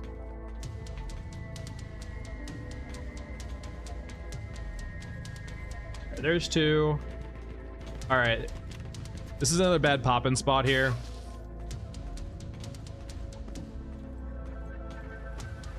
All right, we're good. We did get spawns in, but like nowhere near as bad.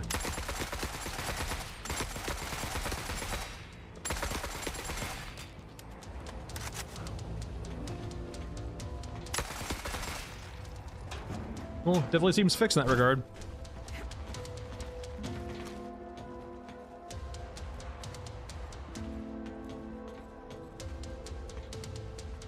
All right.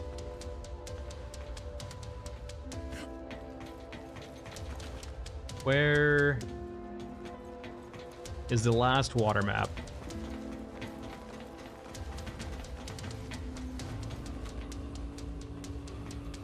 Where are you, you orange freak?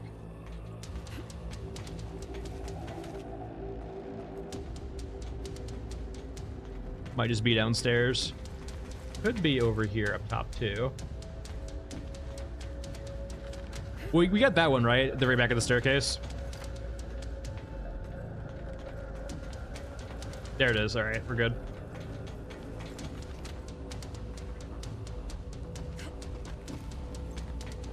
All right, now we're gonna leave. Yeah, we're gonna leave at the back. There was two?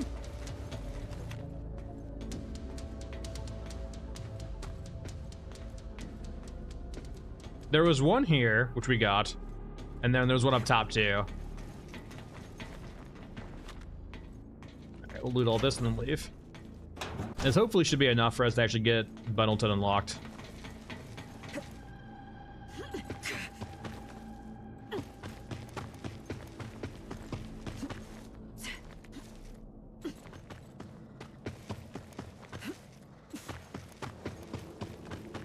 These damn clippings.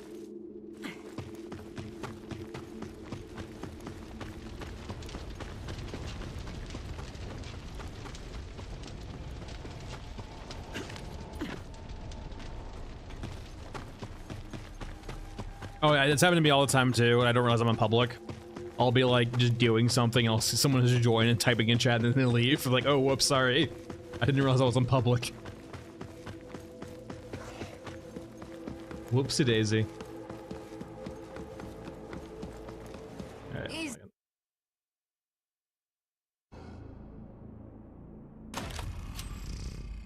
Yeah, it's much nicer now. I will say, like, so the base cylinder was a decent starting point, and they've refined it a bit more. And now, I do think, I wonder if it's like they can fine-tune it for specific units.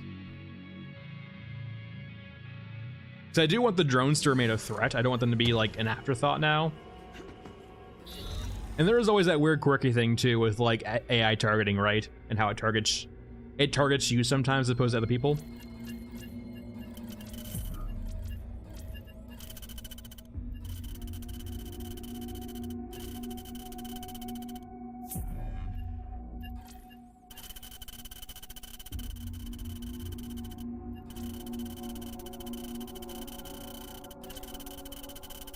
Why do you care about the water thieves? Are they stealing water from you too? Are they so powerful they're stealing water from major factions? Wait, no. Am I at like 15 water exactly? No. Wait, is Middleton 18 water?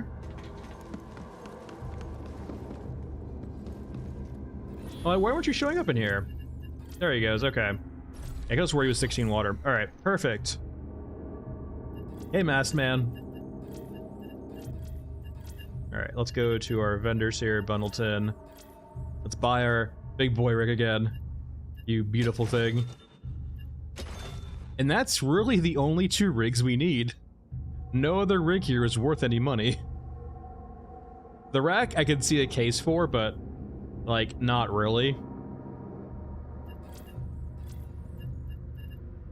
And now we can start doing things.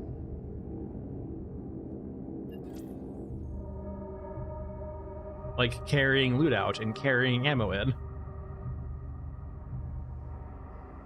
I'm curious too, actually.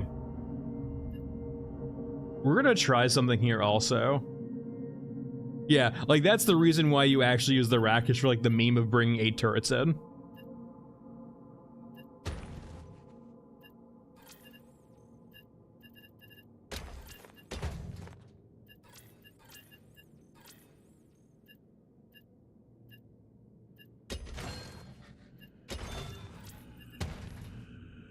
Alright, and then we're gonna go to West here. We need to summon the pain, that's an easy one for us to do.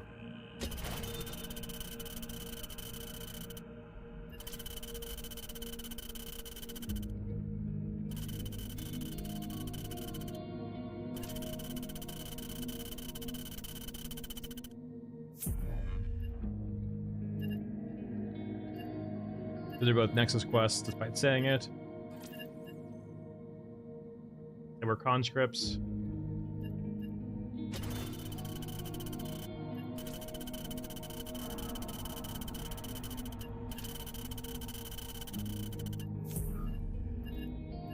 Alright, any more Mesa quests we could do?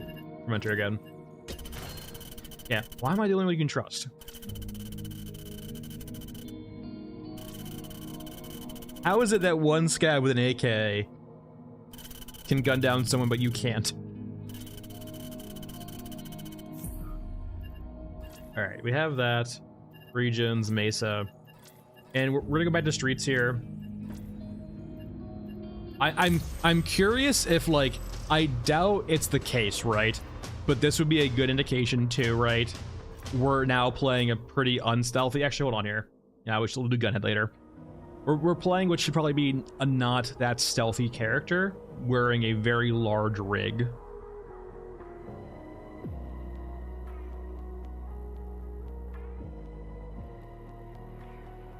So I want to see if perhaps we draw aggro. I doubt we would, but...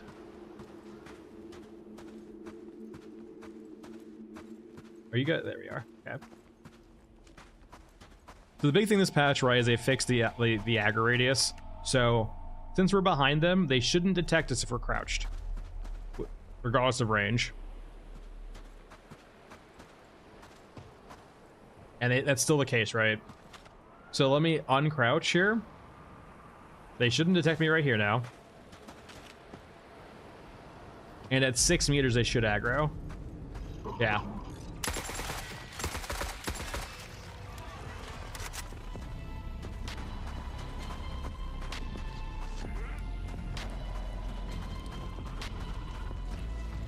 What about these drones? Will they actually detect me now? Okay, the sprinting got it.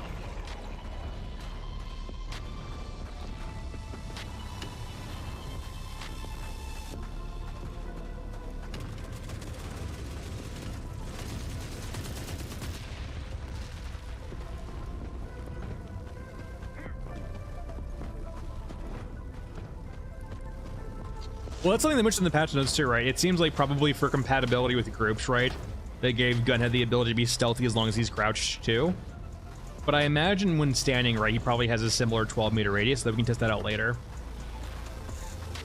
What I want to see, though... I still want to fuck with drones a lot more. Mantling? I imagine mantling's gonna be the same thing, right? I would be surprised if mantling counts as crouching. Is it a gotcha down there? It's gotta be a gotcha, right? That's the only reason to be down there right now, is a gotcha. The downsides of spawning anywhere on the floor. Sometimes the floor is out of bounds.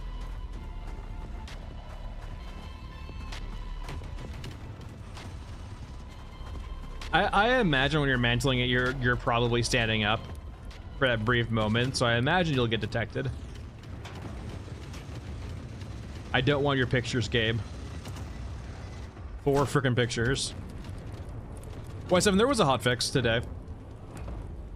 They've mainly changed the aggro quite a bit. So now, if like as long as you're crouched, you're basically, it's like the old system. And it seems like the cylinder is gone too, for the most part. Might be much more of like a sphere now. I can't really easily mantle. I need a spot where I can mantle and also be within 6 meters.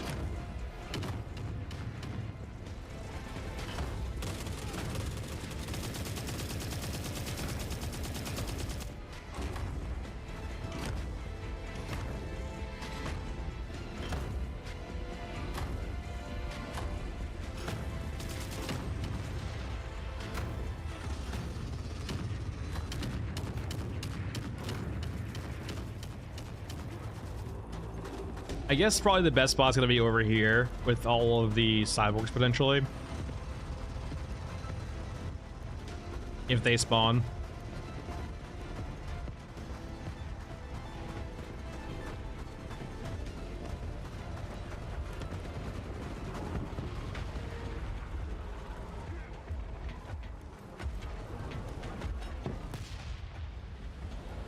Freaking sniper.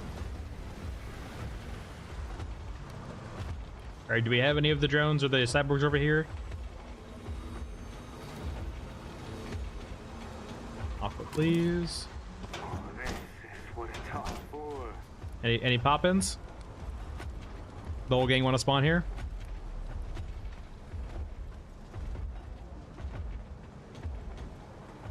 I don't know. There are a few pictures around of like Highway, for example, on like Brillo videos. Or some of their actual like game videos too on the Fun Dog YouTube channel. I'm hoping it's like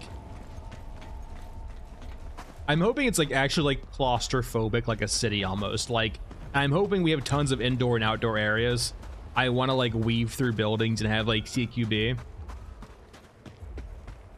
Yeah, it's rough for now. They are aware of it though, right? Like the first patch of Q1 should hopefully address that. Or at least alleviate it in some capacity. Alright, drones, you need to die.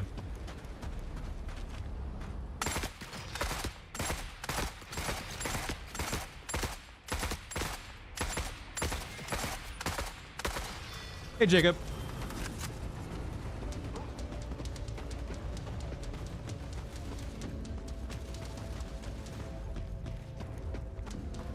I do think, for example, too, like, one thing the maps are missing a lot of is depth. The new map does a good job about that with having, like, the skyscraper in the center for some verticality. But, for example, like, a lot of the maps, the older maps, like Meg Trenches, for example, when you kind of zoom out from them, they're very flat maps. There's not a lot of, like, 3D elements to them.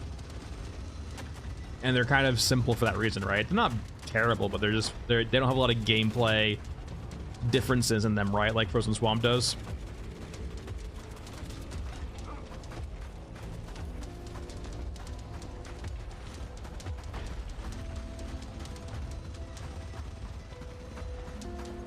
Yeah, I don't think we're gonna see Rogue Toothy until we see the mites, right? They probably have to go hand in hand since Rogue Toothy's gonna be like his own little guy, right? And he's gonna be enemy to everyone probably. You're only gonna see him probably like in a night shift map too, perhaps with his mites.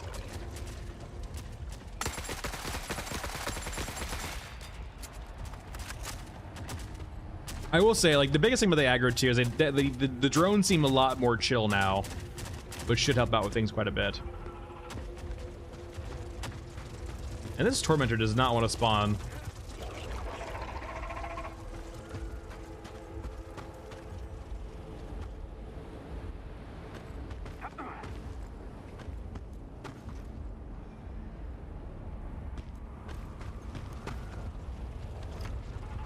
Huh. Hold on, come back, you. I'm curious. You're a good test subject. Come back.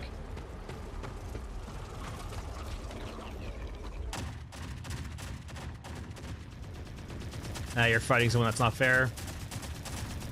Are they shooting him from that far away? Leave my test subject alone.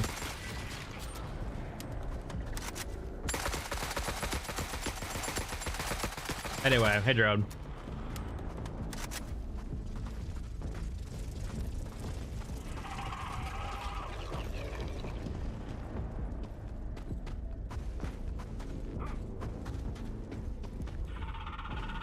Okay, aggroed. They might have just been visual aggro though. It does seem like insanely harder now to aggro drones, which is nice. Though, weirdly enough, I probably would like, it's weird. There's only so much bandwidth they can have, but I would love to see drones be much more support units than like killing units. Almost like spotters.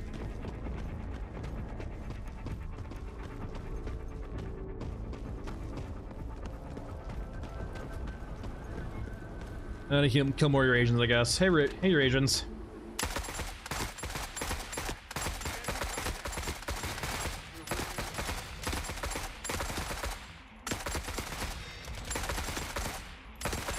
All right, need 8 more.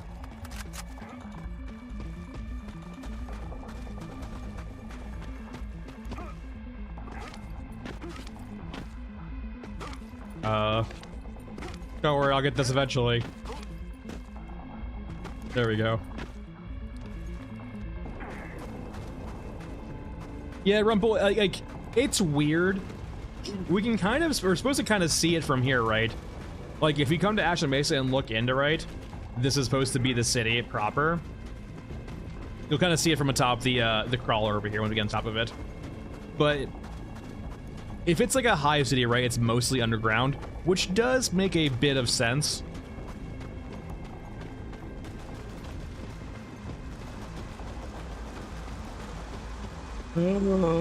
We have been blessed.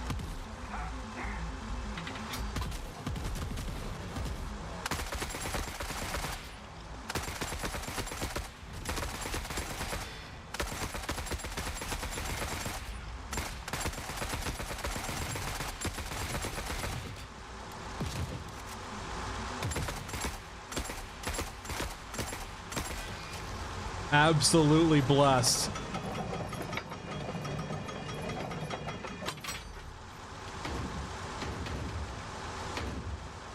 Oh, Merkava of the stairs. I need to get over this thing so it doesn't murder me. Don't shoot your gun. Do not shoot your gun, Merkava tank.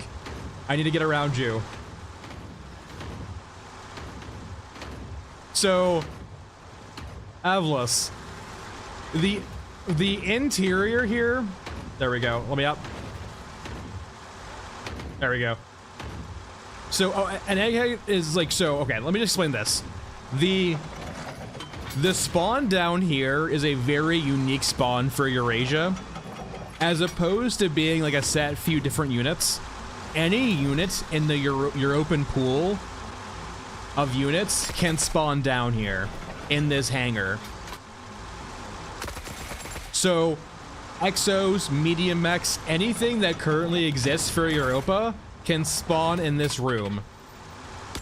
So you'll see weird things like the eggheads, which deploy turrets, And occasionally you'll see like a Merkava on the staircase because it spawns here and gets stuck on the staircase. Or even worse, you might occasionally see a medium mech in here because it's anything in the pool. I don't know why that's the case, but it's currently the case.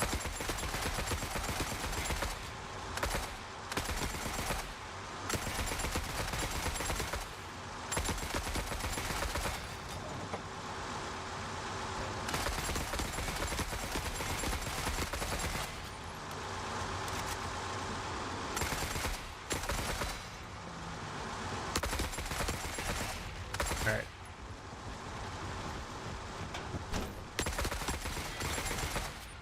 Up we go.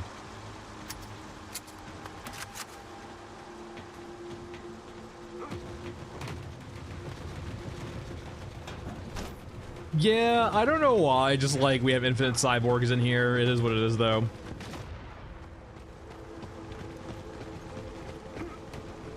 Okay, but yeah, like, so if we look over to here, now naturally let's get a little bit higher than this.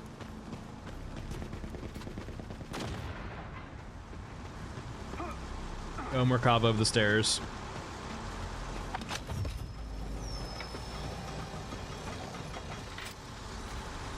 I don't think we can get that high without a jump, but we can get pretty high at least. So naturally, I mean, this is all skybox, right? Or like, you know, kind of sprites or 2D models. But like, so this is Mesa and like this is the city proper. So it's probably a very large city, but if it's a hive city, it definitely gives the vibe of it being mostly underground, right? Which does make sense when you have like a war-torn city like this. It's gonna get grounded into the pavement, right? Though maybe with like the interior maps we'll eventually see. Of course, you find a way up here. We might see more things in the future. More things in the skybox in the future for different maps. Like if staircase is that prominent, right? We might see it on this map, for example, far away.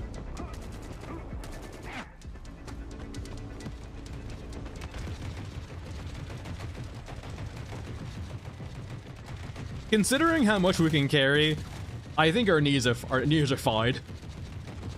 This backpack that we have on can do like 1.3 thousand kilograms, yeah. So we're not even wearing a lot. We're not even using a lot of our space right now. Yeah, the only map so far that we have is Underground Cemetery. Though we technically don't know where the innards are though too. I'm assuming they're also under the city somewhere. But if you go to the giant hole in your innards, right? That's a funny phrase. It's really deep and it's really high. You can't see the ceiling, you can't see the floor. So it gives you the vibe that there's like massive underground areas.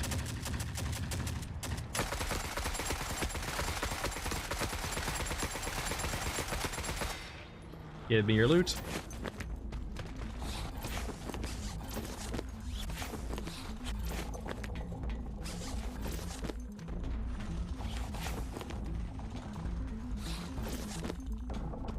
Oh, we're out of ammo too. Jeez.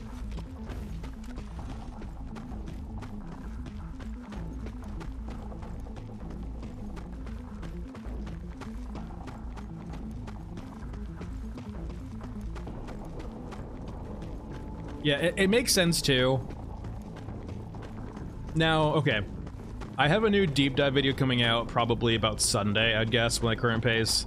The audio and recording's done, but now it's just all doing the actual assembling the video and putting everything together, which can take some time. But a part of that video, kind of like a snippet from it, and I talked about this before on the channel, so it's not too much of a spoiler.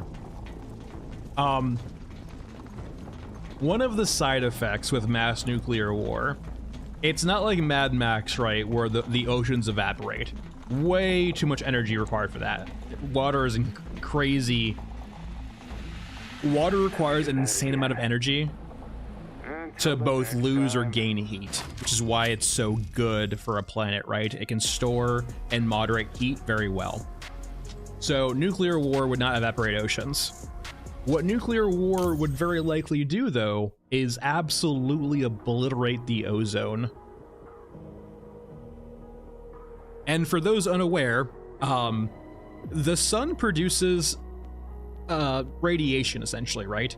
Solar radiation in the form of UV light. And some UV light's good. Most UV light is pretty bad for you though. But thankfully ozone does a good job of absorbing that UV in the upper atmosphere. But in nuclear war, if that was to go away, essentially anything that didn't adapt on the surface would die. So plants that didn't adapt died. Animals that don't adapt, have like exposed skin, die. For humans, we can cover our skin, we can take refuge underground, we can have means of protecting ourselves to not be exposed to the UV radiation. But for animals and plants, they would just die en masse. So for a general population, it makes a lot of sense why they would not build up, but down. Where if you have a hive city, you might not be building higher to the skies, but down below where it's safe both from war and from the deadly sun.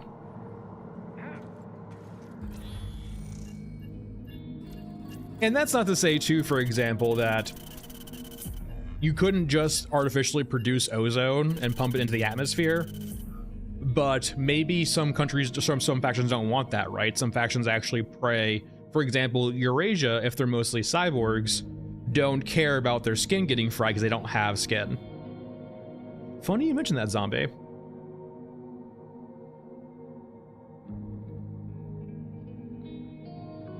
J-Hill, it depends though, right? If we have like the mass nuclear war that something like this kind of like alludes to, it kind of feels that way, doesn't it? At least it's much more likely that it is evaporating the oceans. Yeah, and it wouldn't obliterate the magnetosphere, right? But the magnetosphere is more for just not having our atmosphere get stripped away by the wind of the sun, basically, right? Similar but different. Like, nuclear war wouldn't... The magnetosphere doesn't stop us from... Doesn't stop UV light, it just stops us from basically having our atmosphere stripped away by the solar winds. Yeah, H-Rub, it's interesting. One thing to consider too, right, is that there is like a degree of... A few of the assets are definitely kind of like maybe store-bought and then upgraded from there. Like, I can give you, like, most if not all of the guns here are like, are store-bought. They're asset packs, which is fine. You only have so many artists, right? You can't do everything. I personally would prefer more bespoke guns, but perhaps if their intent was to like come back later and model these more dystopianly, I would be fine with that. Anyway, quests. We'll get you eventually, Tormentor. Is it time to do the curse map?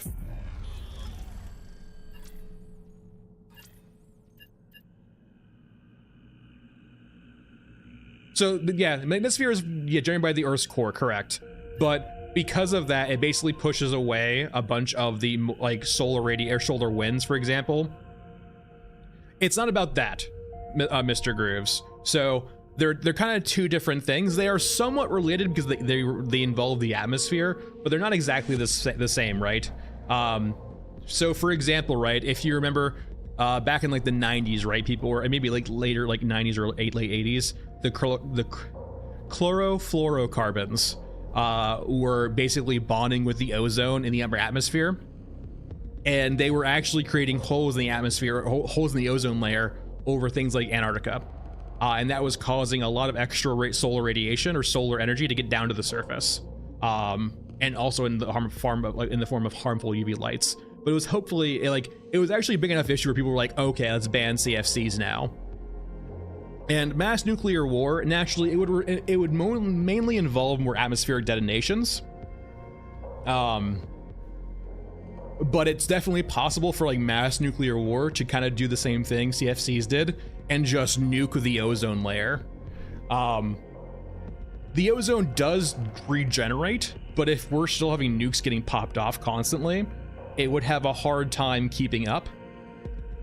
The upside though, like, is on a grand enough scale, you could see instances of artificial ozone being created and pumped to the atmosphere, but maybe some factions don't actually even want that. Like, for example, Eurasia, who just, because of their artificial skin, they don't care about getting sunburn, like, you know, Europans do.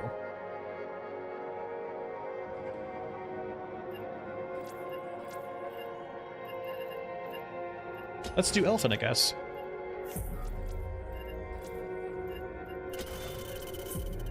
So it kind of gives a vibe of like, it makes sense why a lot of countries or a lot of people are building down as opposed to up. And some countries might get around it in their own ways, right? It definitely seems like Europa. I'm not sure about Western Europe because that's apparently a different front too. But it definitely seems that, you know, Europa might be on a back foot here. They're waging defensive war, not offensive war.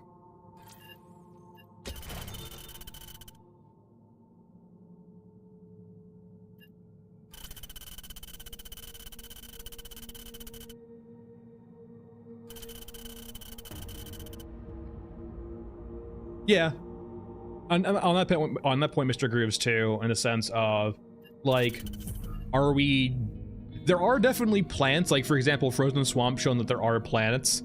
Like, if it is true the ozone is stripped, we are seeing cases of at least, like, bioengineered or adapted plants on the surface on Frozen Swamp. Like, it's not impossible for plants to exist or animals to exist on the surface with a depleted ozone layer. It's just much more hardy. They're required to basically adapt to it, and because the creatures right now aren't adapted to that, they would mostly perish. But some things would adapt. You know, plants would adapt, and some creatures would exist still. And naturally, everything in the oceans is safe, right? You know, that's why everything in that's why life developed in the oceans first, because the water does a good job of stopping the sun's like dangerous radiation.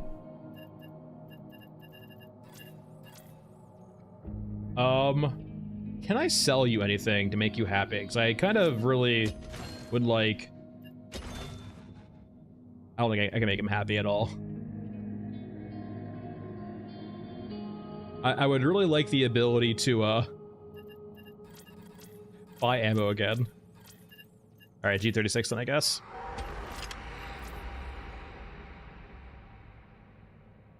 We can use the actual optic that's cursed.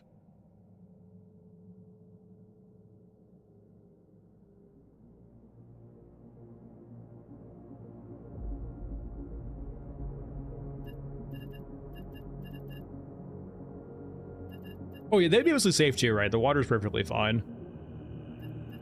Like, they are on the surface of water though too, right? But like, I don't see anything like that having issues at all. Like, life would still go on. It would just have to change drastically. And considering nuclear war anyway, we already have, you know, mass extinctions anyway on most animal life, so it's no big deal. It's already happened. Oh no. I need to fix my rep with Eurasia. I don't really like having to use the not good extractor area for this. What can I sell you to make you happy?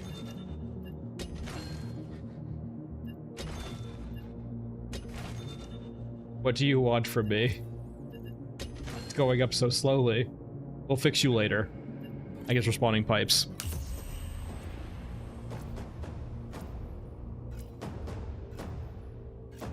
Yeah, well, interestingly enough, though, right? We have Eclipse though too on Ashen Mesa, and it doesn't look like a regular Eclipse, right?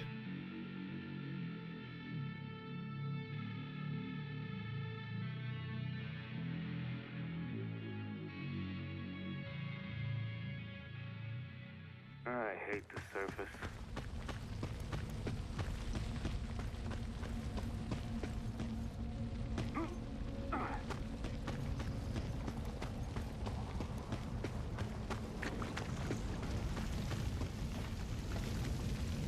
I guess I don't remember all of the fire having sounds, so maybe they added those in already. I know they added some sounds to like some of the mech burning fires, but I think these are new for this map at least. Also, you guys like the optic? Also, appropriately sized skeletons too. How weird.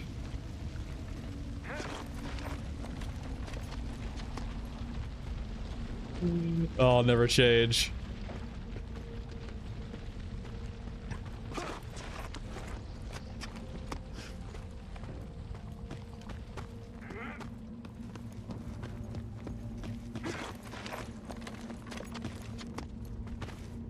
Let's get up this way, I guess.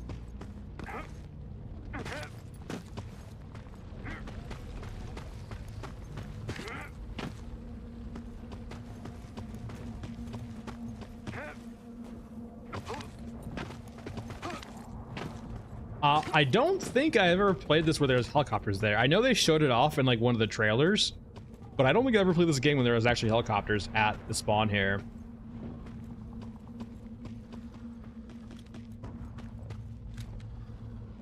All right, let's play. How accurate is it?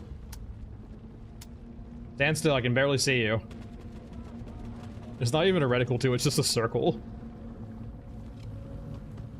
What's your MOA? Yes.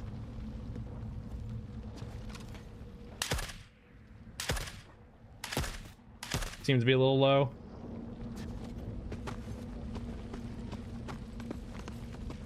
Yeah, I knew that like I played this map once or twice at like early launch, but like I think it crashed for me, so I just stopped playing it. There was that like very big crash bug at the very beginning.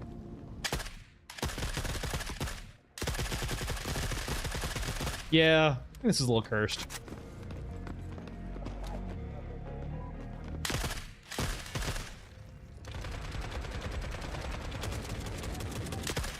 Well, that was a headshot there. Hold on here. No, it's a little low. It's not that bad, but it's definitely not on center. Are you saying you don't enjoy the optic, Morkin? This is advanced future tech, man.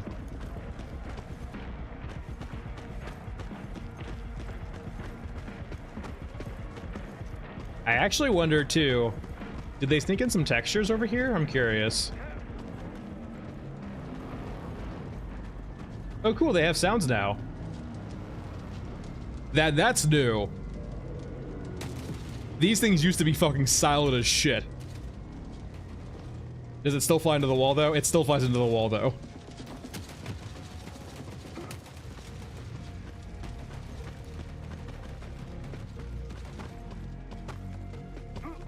It's still untextured. One day these will have textures, and we will be afraid. No, it's nice. It makes up for the like they removed the cubes on Mech Trench, so it makes up for it, I guess.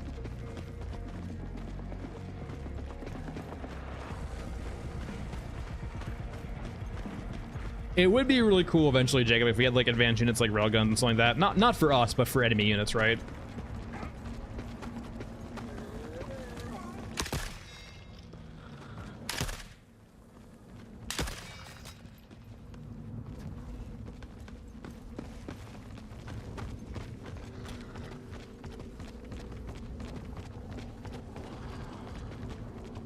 Yeah.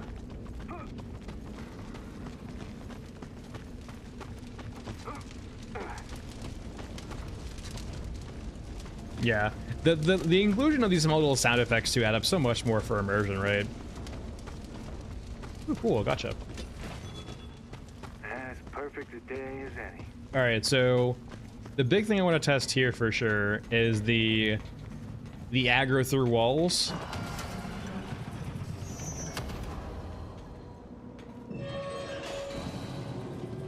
So step one, close all the doors.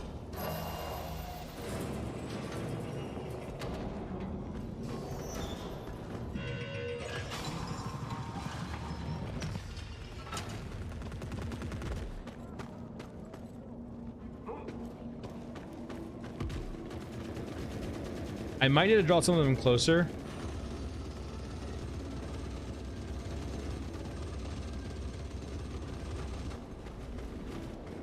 There was that patrol like right over here, but I think they're gone at this point.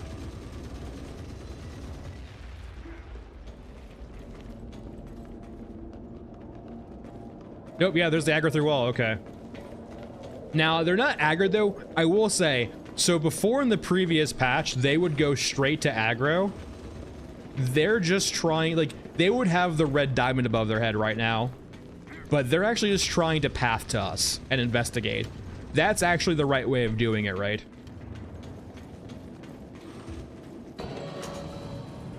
So as opposed to trying to, like, as opposed to immediately getting the red diamond above their head and aggroing, they're now trying to investigate when they hear us through a wall. Now, it definitely feels like the circle is still a bit buggy. For example, we didn't see it right there. But this all makes sense to me, like, mentally so far, right? They don't know who we are, but they hear something going on they're unaware of, so they go investigate. And considering it's only 6 meters for walking and then I guess 9-ish for sprinting, it should be fine. I think that's perfectly fine. Considering it's now limited by verticality too, you shouldn't see instances of it being too crazy.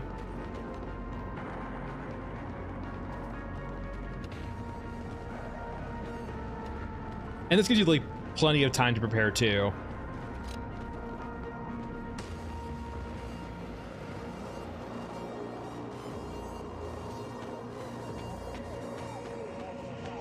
Weirdly enough, I also wouldn't mind also.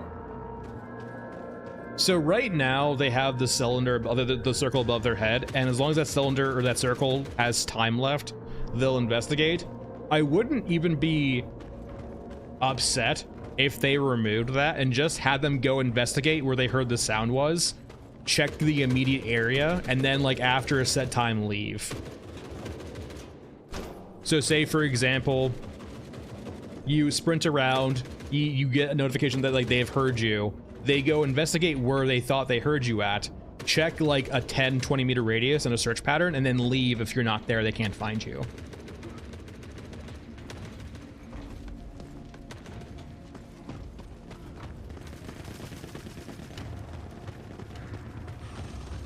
I'm guessing targeting is still pretty rare though too. I imagine also the trenches are probably back on the menu now. That was an issue definitely beforehand with the prior patch, was like you could just not go in the trench line of this map. It was just a death sentence.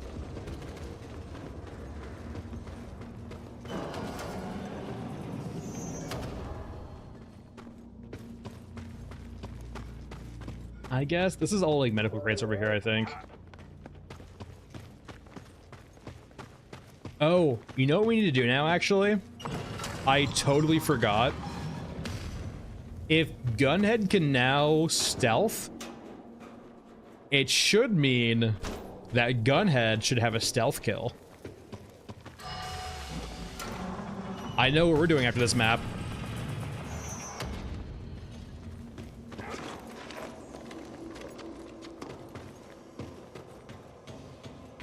Yeah, like it's a trade-off, right? Like you could start factoring in zombie like things like the distance or thickness of walls. It kind of already does that too by having thick walls that you have to be closer to the wall for them to hear you.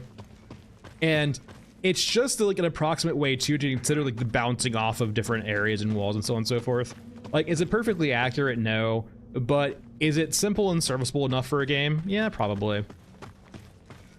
Like you could get more complex than that, but as like a baseline, this works perfectly fine. I think it makes like at least a decent sense in regards to the rules of the system to abide by.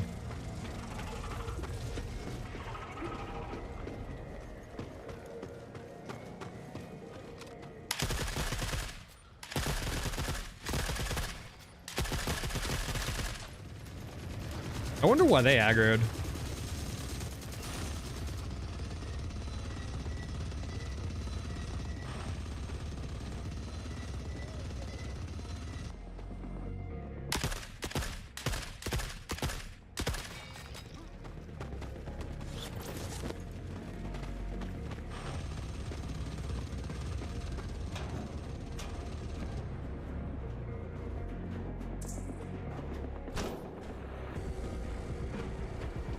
It's nice to see that targeting systems are still pretty freaking rare on this map. It's always been the problem within the crosshairs. It's like it's a very low drop rate, so it takes you forever to actually do it in comparison to other quests. All right, hop in. Hello, everyone. Civilians? They're civilians. Okay, we're good. Let's let the patrol leave. And I should one-shot most infantry, but let's make sure we let the exit leave first.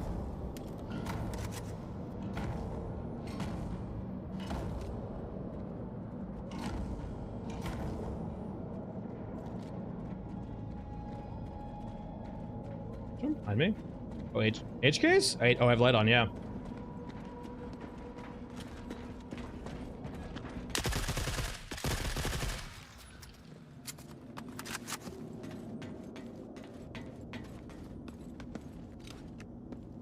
Sir, please leave.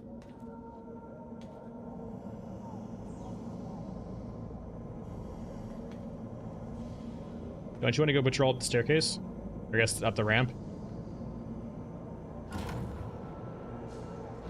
If I had like a 308, I would probably just take them out right now, but I don't think I consistently one-shot all of these guys, just most of them. Yep, case in point, that was a headshot, but that did not kill.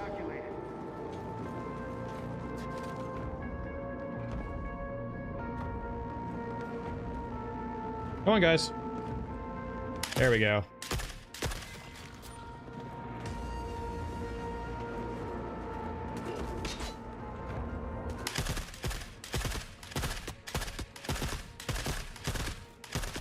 Thankfully, the EXO is just perfectly okay with this.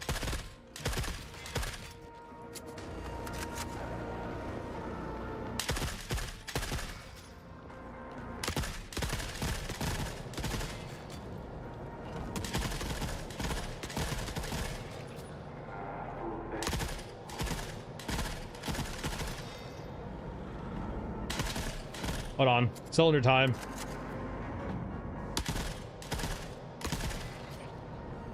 We're good. Be free.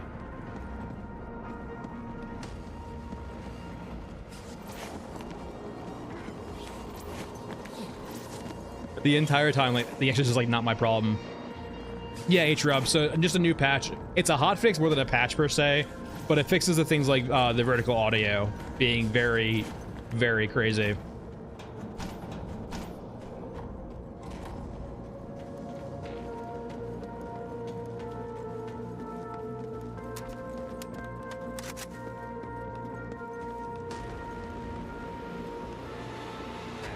Stop shaking. Must not be a good sign.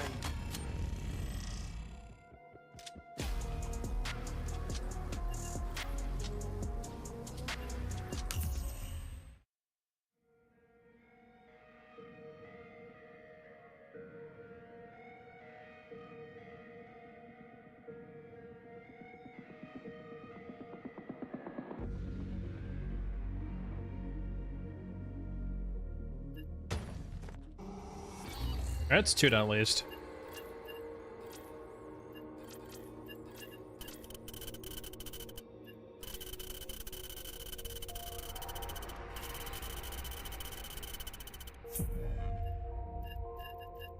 And we'll do this later, I guess.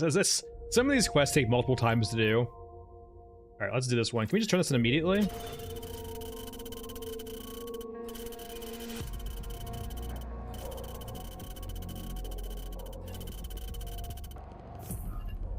I guess not. We'll do sniper sweep. And then Tormentor again?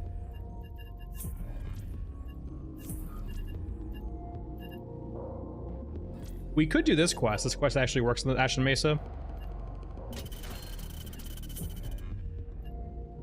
The Grand Helm has a gun inside of it? Is it a gun or a flashlight? Are people just mistaking it for a gun?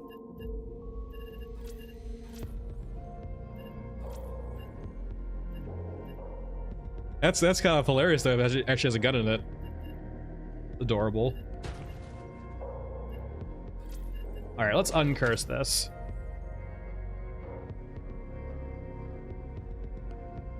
We were on. We'll go over to this one now. A different curse for a different day. All right, so we have Hidden Water, we have Sniper Sweep, and then we have Armored Harvest. Yeah, we're gonna go over to Gunhead.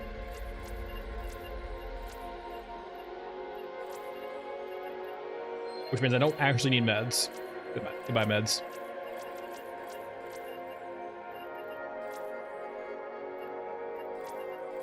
Mesa, streets.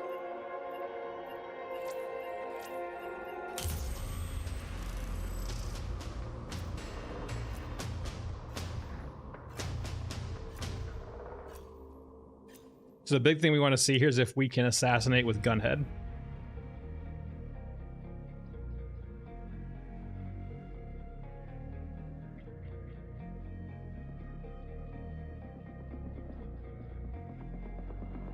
All right, melee check. I am the conduit. The human is the hand.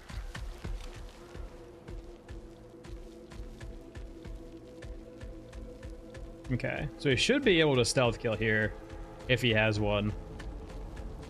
So standing up, his prior radius was 12 meters. But they said in like the patch notes that crouching should just be not the case for him anymore. Like it should be fine. Which seems to be the case.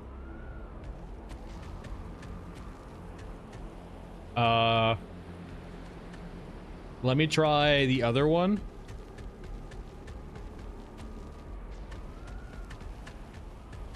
I don't think he has a stealth kill.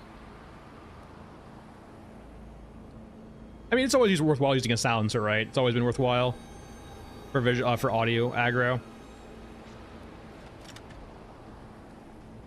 Okay, so clearly no stealth kill. The next thing I want to check too is his actual radius. So we can get it right behind him with the new system, maybe perfectly fine.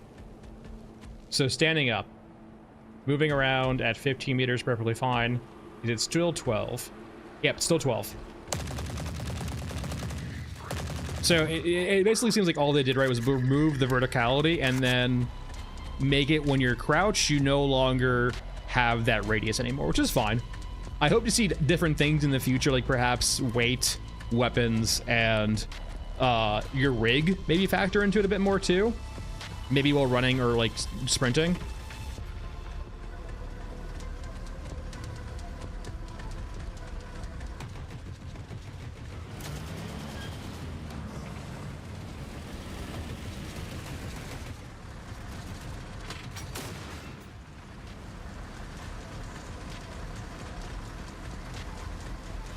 But in regards to like a hotfix, right, it does what it's supposed to do, right? It fixes like the kind of the janky aggro right now and makes it, you know, gives you a trade-off. If you want to be stealthy, you just need to, you know, go slow. Yeah. I didn't silence this, did I? Whoops. I think there's like a stuffed 236. Yeah, it would be interesting informatic that like to see different AI patterns with different enemies. Really depends on how much bandwidth their AI guy has. See a zombie. But it would be neat. Wait, is that guy we need to kill down there?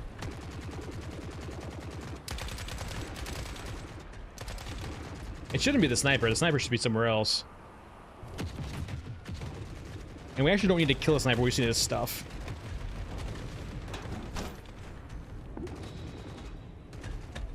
Sniper down here? Doesn't look like it.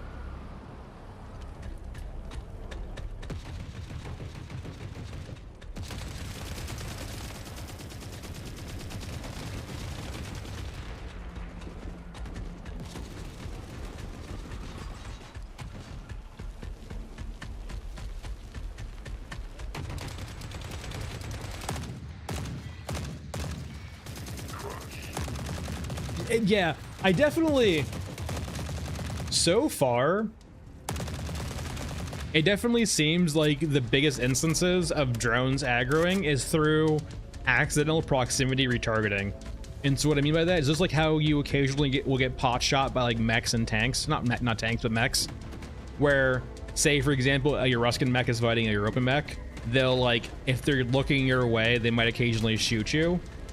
It just seems to be some weird targeting bug where occasionally, like, despite the fact they should be fighting a different squad, they shoot at you for some reason, from proximity or just a targeting quirk.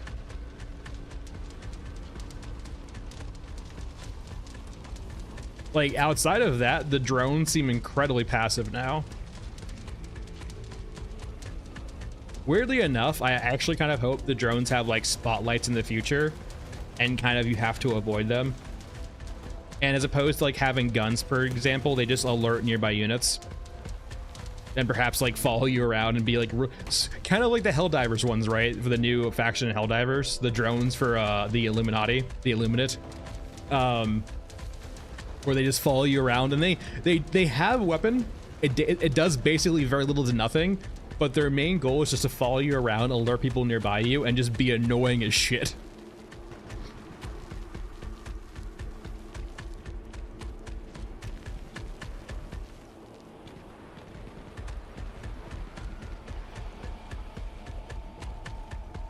All right, is the sniper here? Considering I don't see an aggro yet, probably not. Ow, holy shit.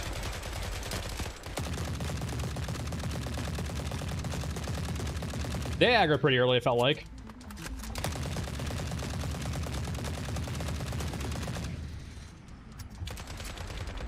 I'm not long for this world.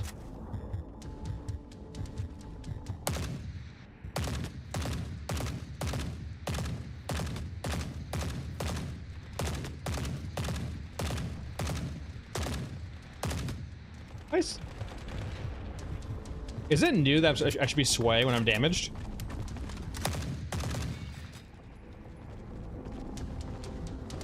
I know there's aim punch, right? But was there always sway when you're like you're low HP?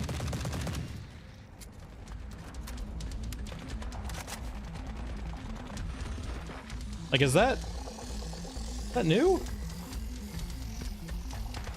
It does.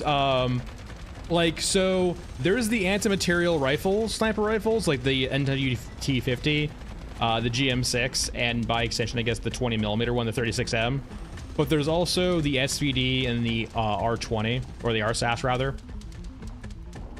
And those are more DMRs, but there are sniper rifles. The biggest thing, if you're trying to fulfill like a sniper kick in your game, it doesn't do a great job right now, mainly because things are like proximity spawned more than like actually spawned.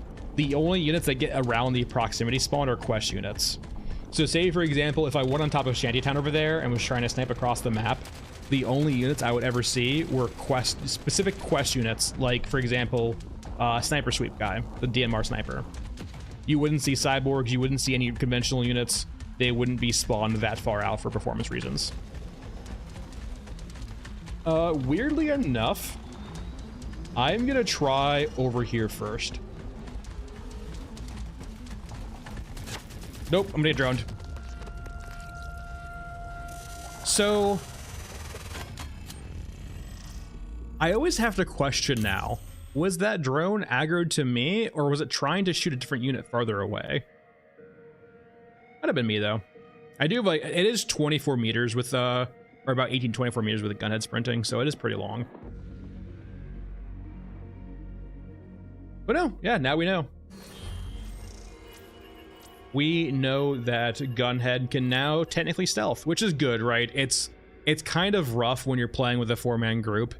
If like if like one of you wants to play stealthy by one of you playing gunhead, it immediately locks that off from being an option. So it's a good change. It needed to kind of happen, right?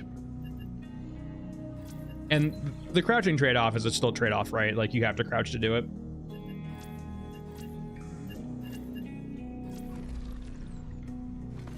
I don't think so. Unfortunately, I don't think Aramaki likes me right now, so I can't buy it. Yeah, he doesn't like me right now. I need to like do some mass selling to him real quick. But I don't have a lot right now to make him happy.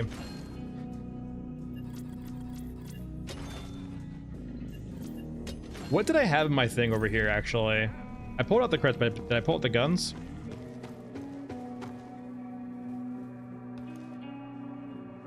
Did you bug out? Yeah. Oh, I don't have the... Wait, I don't know why that's not working, but whatever. Let's go back to Aramaki here. That helped. There we go. It's level 23 attachments. We're gonna look at parts for the SVD. I don't think it has those parts like that. Well, actually, no, it has this one right here. So you have an upper assembly B. So if we go over to SVD now, we do have a regular PSO scope on it. Now the question is that going to be remotely effective? I guess we can find out. There's a sounds for this too. Let's go talk to characters, vendors, Aramaki. I don't think you have silencers at all, right? Oh, you do.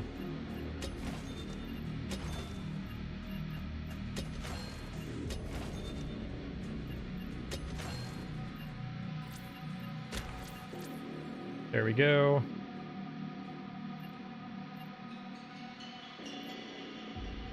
And then let's buy our 54R.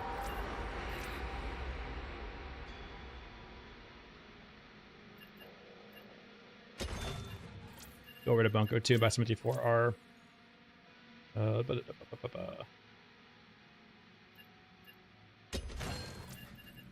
There's your SVD. We'll bring an AK in too. We're gonna jump also. We need our 54R. We'll take all of. I don't think I have a lot of 545 left. Do I have any 545 left? Doesn't look like it. Just bring like 200 in as backup. Meds. Same thing, 8. And same map. Mesa, and we'll actually do city ruins this time. Hey, Parched.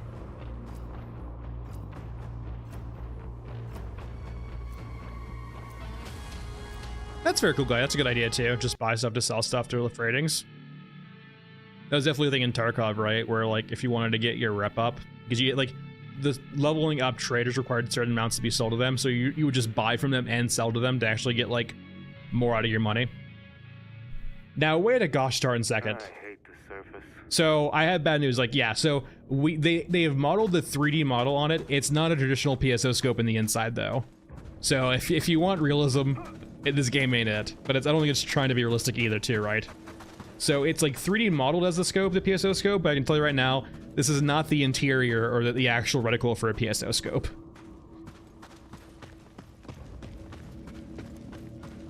Also mandatory.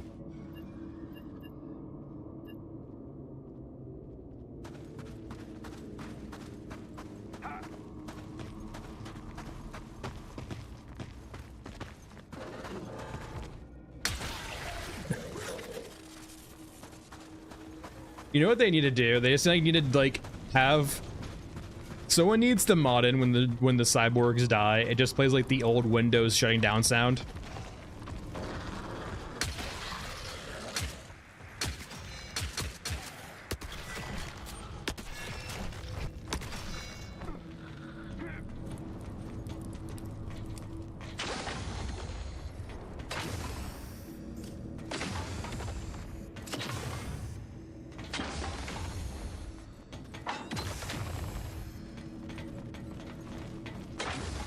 So weirdly enough too, you can actually still snipe your quest objectives on this map because they'll still spawn on the variants, but it requires them to spawn first though. If they're not over there, I mean they're probably downstairs, the sniper is. But yeah, this is kind of like my point too. When you're up here, it's a really cool sniping spot, but like things over in the road won't spawn. Like if we get down right now and head over to road, we'll see plenty of cyborgs there. We'll probably see a grabber there, but because we're so far away, it doesn't spawn them for performance reasons. The only we'll ever see is for quests. Which, it still works out though, kind of fine. You'll occasionally get to snipe at long range. How bad is the scope though, too, in regards to accuracy? Yeah, it's about the first dot. Like the bottom of the first dot, I feel like.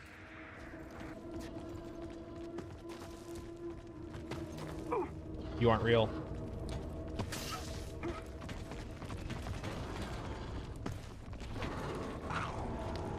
Is the sniper down there? Doesn't look like it.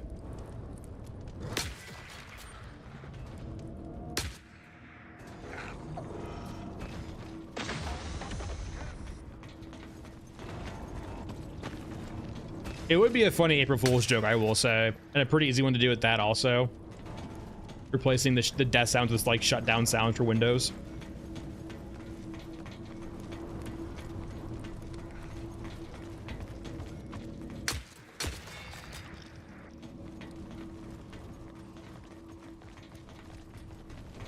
Does this feel a bit redder than normal?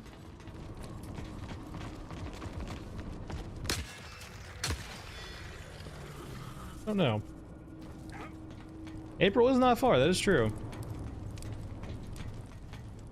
Yep, they still do. Unless they changed it this hotfix, yeah. So, like, your Ruskin, regardless of the unit, specific quest units, like Tormentor, the DMR Sniper, and so on and so forth, will still spawn on Night Bat variants. For example, like, you can have Pyro spawn on Graveyard Scorched Enclave. He won't live very long, but he will spawn.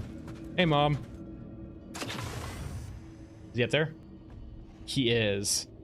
That's really unfortunate. Because I need to get up there and farm him now for his gun drop. Mom? Not enough guns for this. Let's move. Mom? Quiet. I'm sorry, Mom. He needed to die.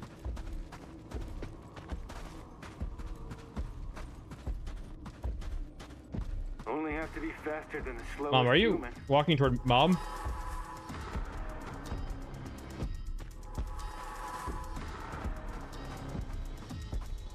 We can talk about this, Mom.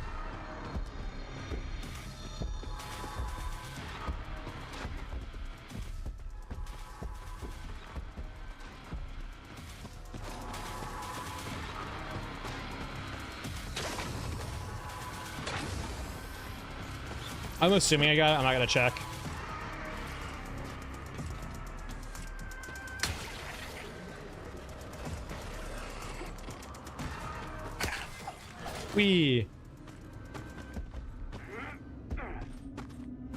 Yeah, like H-Reb, we'll have to see if like we get better guns in the future. Like I said, most of these are like assets toward bot, I'm pretty sure. Because they like, keep in mind, apparently, allegedly, this game came out way earlier than it was intended to for early access because people wanted to play it early. So the devs might have not necessarily rushed a few things, but had to take some, like, cut some corners here and there. And, you know, buying their guns off an asset store pack on Unreal might have been, like, the way how they get, you know, this as a functional game before they were ready. So I do hope we see an overhaul with a lot of the guns. And I kind of think, too, personally, there's a game like... I know people really like modding their guns. Does a game like this really need the ability to modify their guns in such a extensive extent? It feels like a much easier thing to do for a small company to manage much less assets than all of the assets built that they currently have in regards to item attachments. Like, sure, yes, modding your guns is cool, but do we need to have another extraction shooter like that? Is it really necessary?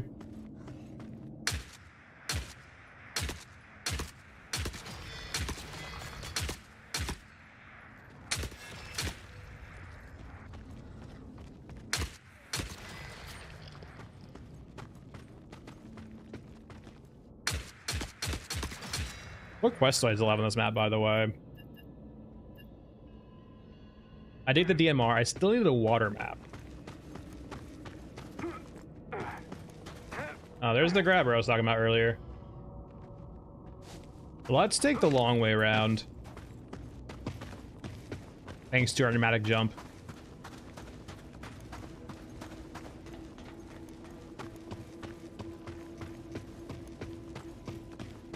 That was my death. Nice.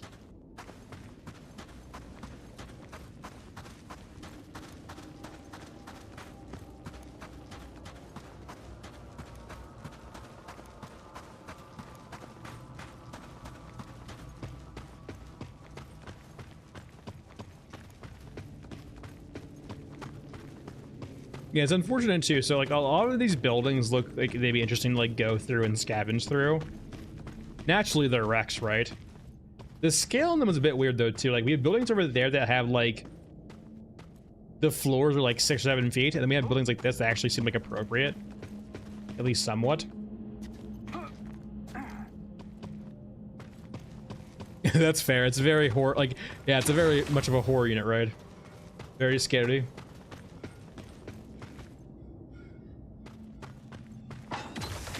Where be the water maps? Here? Nope. Shut up.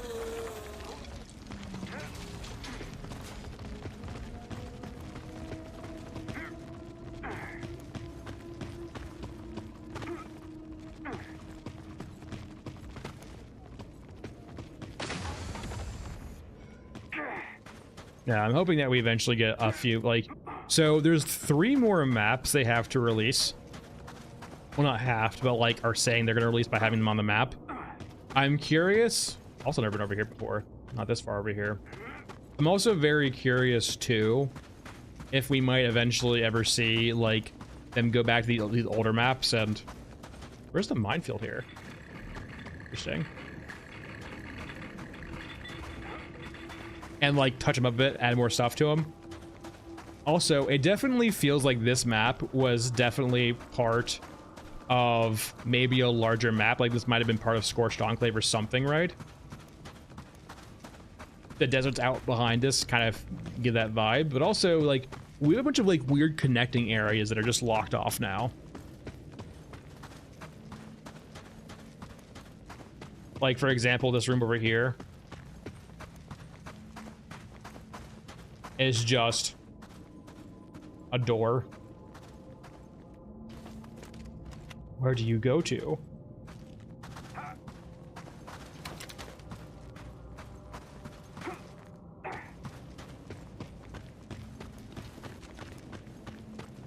Need to find the water map.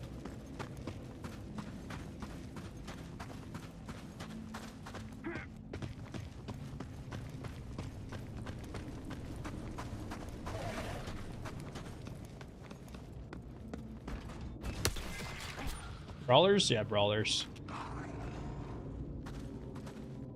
Thankfully they're heavies though with no guns. I'll take that over the other ones any day. Steel may be your only option. Yeah, like here's the thing too, right? With the eclipse. It doesn't look like a natural eclipse, right? It looks like a... It's weird. I'm really curious. The thought being like this is like a space station, right, in orbit, blocking out the sun to kind of force a night shift to happen.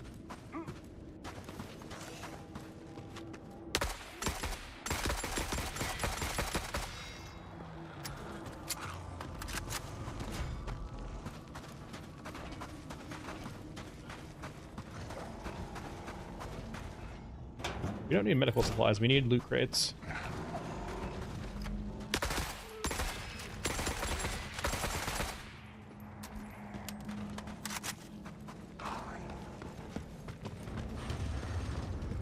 Is there an EXO over there? Why is there an EXO over there? It's night shift.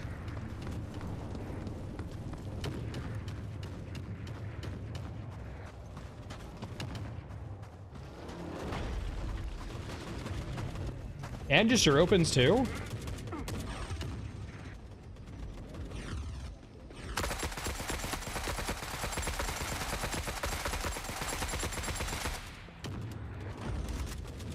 Huh, weird.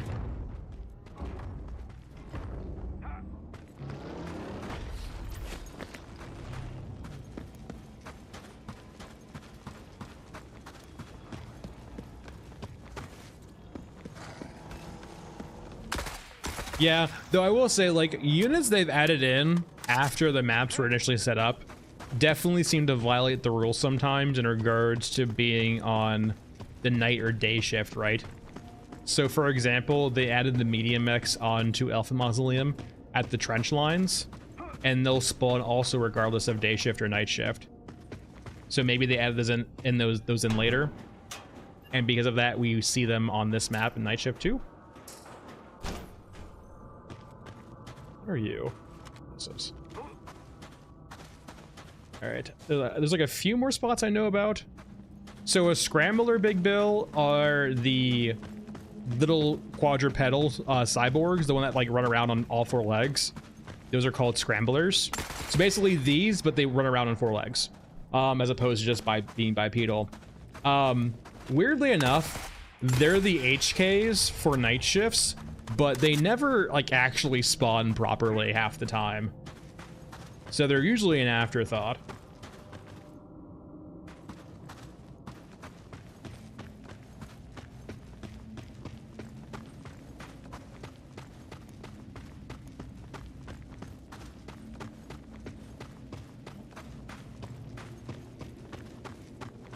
There's occasionally a container over here I can probably loot. No? No container? Should I have brought a tack in? My god. Very stingy today.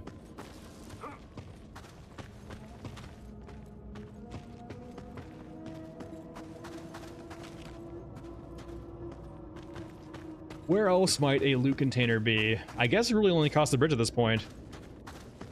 Yeah, a lot of other people do that too. Weirdly enough, in my like proposed system to fix the water mechanic, I kind of do like the idea of like making night shifts much more optional, as opposed to being things you kind of are just cursed with sometimes. But kind of an optional thing that you would want to do or like feel pressed to do at a certain point, right? Like out of necessity, I need to go out and farm at night shift because I'm low on supplies or low on water. I'm thinking the only other spot where a container might be is against across the bridge. So I guess we'll go there.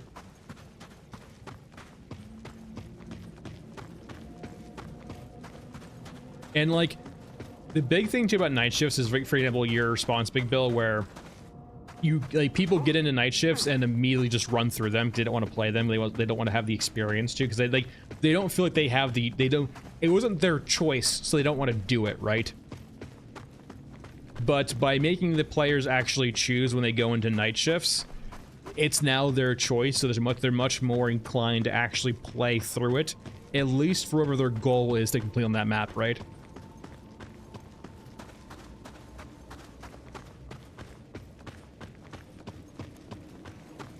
There might be something about it too, Reddy, in regards to like back-end code of like your probabilities.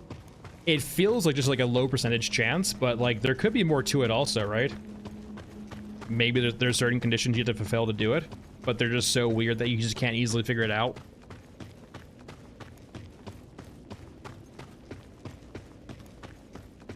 Without diving into the code itself.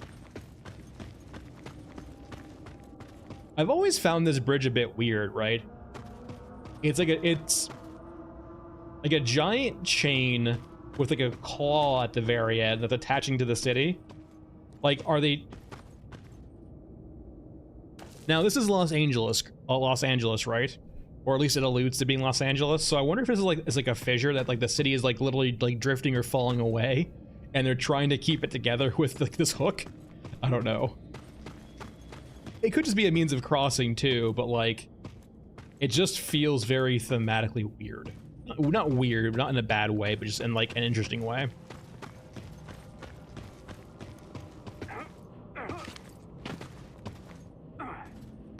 No, not really, Big Bill. I'll show you in a second how you actually get modded guns and stuff. There's actually just like no real other reason to run night shifts at all. It's just a different, it basically just keeps the map a bit fresh by having it play different, essentially.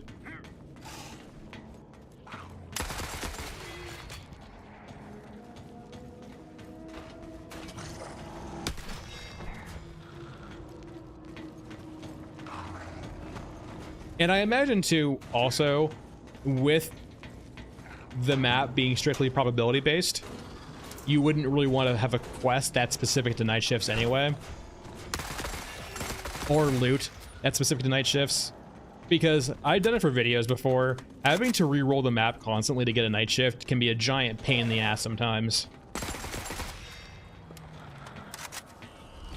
Gotcha. I guess a gotcha can contain this, so I might as well pick it up. Perfection. All right, we have one container left, possibly, to get to this map.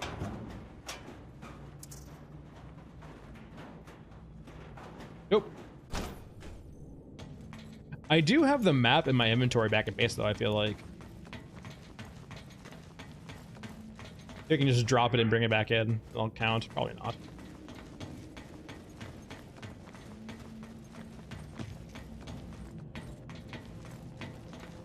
Yeah, I think we hit every crate on the map.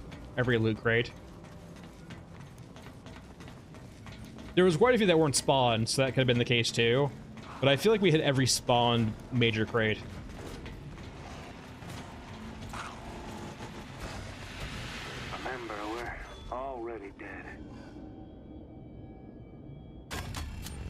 So no split. Okay.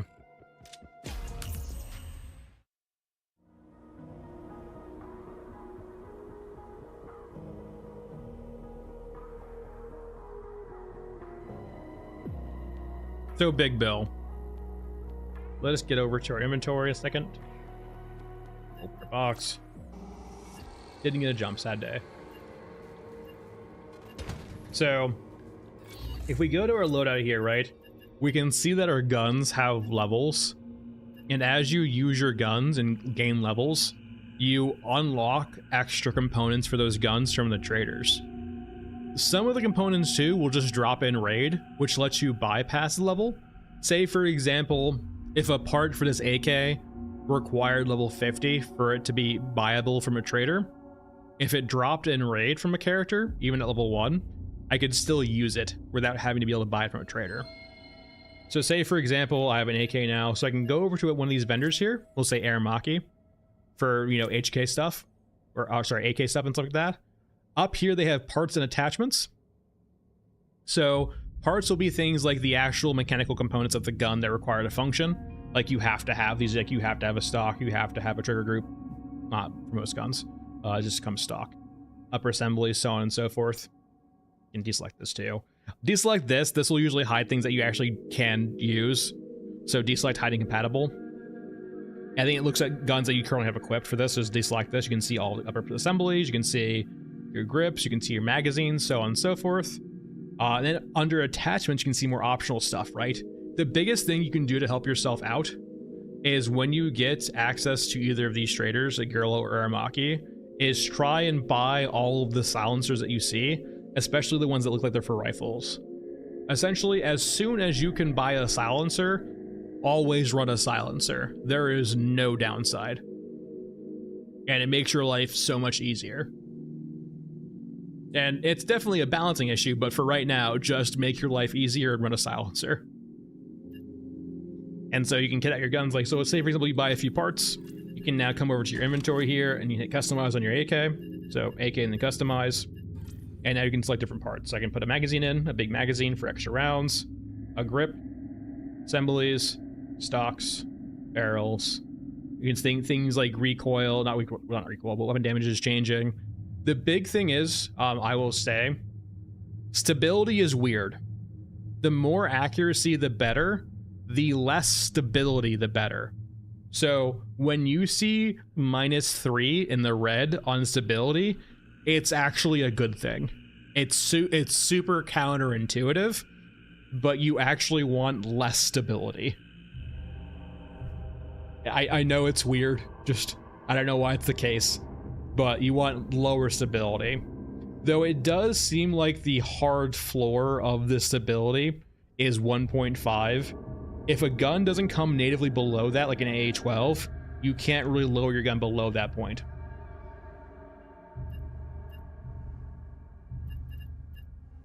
Yeah, you can't actually, to find a silencer, we did a hardcore run like back like 2 patches ago, like maybe like 3 or 4 months ago, like 3 months ago actually.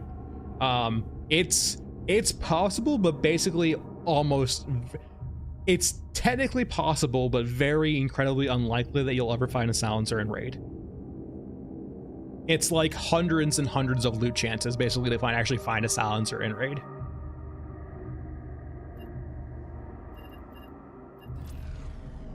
Yeah, and like, so for example, a lot of this feels asset bot, by the way, which is perfectly fine. Covered that already. The reason I'm not a big fan of this reason, it's a lot of different item bloats. Most weapons, there's a lot of overlap, Nath. So for example, if I'm doing a fresh account, I'll just go to attachments here. I'll just buy one of each silencer, and they're mostly interchangeable, right? As like they mostly go on every gun. Like you'll have AK silencers going on 5.45 or 5.56 guns, vice versa. It's perfectly fine. It just needs to be a muzzle device for that, right? It doesn't. It will take almost any of them. So if we go back over to like the AK, for example, like we can equip any of these silencers, and you'll notice like this one's actually for an AK, But this is like this is for the AK. It's like the 7.62 AK, right? And this is like an actual one for like I think 7.62 NATO or 5.56. Like it doesn't care. It just looks to see if you have a silencer or not. It's not that like complex about it. But the main reason I don't really love it, and I kind of hope they maybe give us a different approach in the future, it's fine. I'm just not a big fan of the item bloat. It feels excessive for a game like this. It feels like they felt because all extraction shooters have a weapon customization mechanic that they need it too. I would much prefer more interesting bespoke guns per faction than just having a bunch of guns that overlap and function similarly to each other. And like you can fine tune a lot of the item bloat by having much less or more interesting guns. Yeah. Like, is there really a need for all of this? And it just creates a lot of work too, I feel like, also, right? It puts himself in a hole of like who wants to really go into all these bespoke weapons or these this asset pack and start having to modify everything and how it works.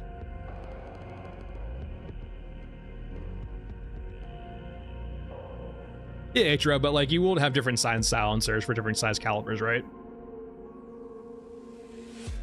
There are multifunctional silencers too, right? Ones that do not really care about caliber all that much.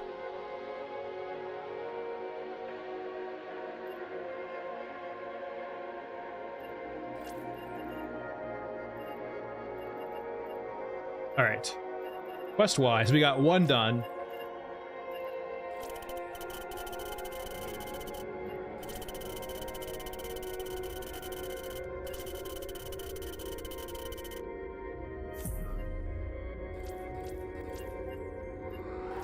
We do have access to our first big boy sniper rifle too, the NTW 20, which is chambered in 50 cal. Don't ask questions. And like that's a big point too, right? Is when you have guns that are like based in reality or are from real life, people are gonna have their notions of how they should function and how they work, and they might actually know how exactly they work. And so if your functionality in the game deviates from that, you're only setting yourself up to fail. While like if you design your own bespoke guns for your setting, you could, it's your gun, right? It works how you want it to work. Sure, they can mechanically challenge things like how does this mechanically work, but you can lore explain it away. There's always a rule of cool in that regard, right? You can't really rule of cool something that already exists. You can to a certain extent when you start modifying it, but not all that much. All right, we've done enough Mesa for right now. Let's do a Scorched Enclave with our new sniper rifle.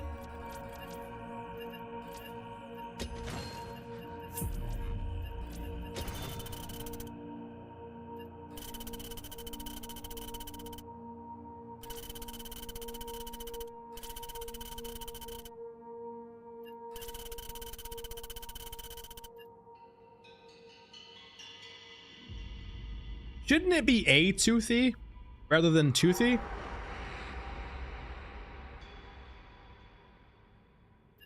Like Toothy is a designation for that like particular model of mech, right? Like there's more than one. It's just that the one we know about is the one that's gone rogue, but this one isn't rogue.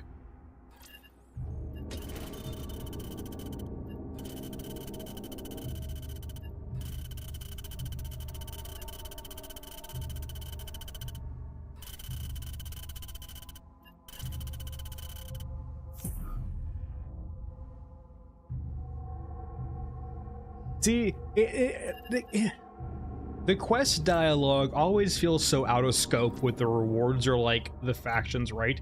We are a lowly scav. Why are we being tasked with murdering apparently your open legend? It feels weird.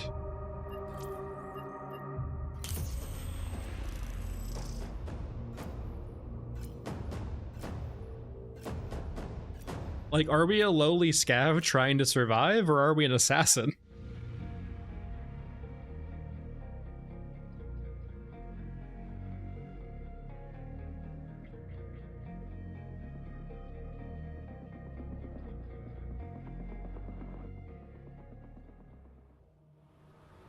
Maybe server, but it feels more like it feels more bespoke than that, right? It feels like they're talking to us directly. But no, you're right. It could just be a call to arms, right? To like anyone in the area, like an APB, murder this guy, we'll give you some money.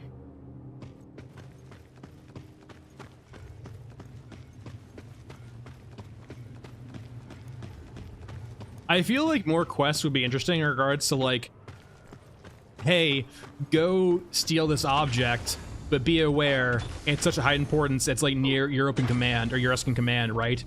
And so as part of that quest, you're trying to get this object or trying to sneak in, sneak out. You have to contend with like Toothy being here, right? Where are you?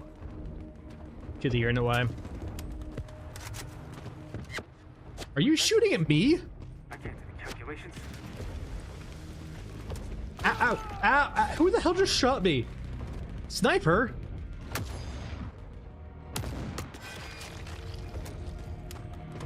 I'm being assaulted. Is he coming for me? Toothy?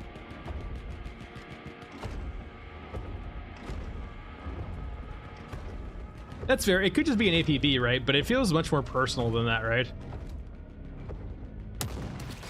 What a shot. Where's the commander at? Is he heading to me too? Where are you going? I don't think he's aggro, but I'm just like, oh no, yeah, like, yeah. Though I will, like, it's definitely like their de facto just like scoped crosshair, right? And that's the thing too, right? Like when you, yeah. Yeah. Just referring to my previous conversation about weapons.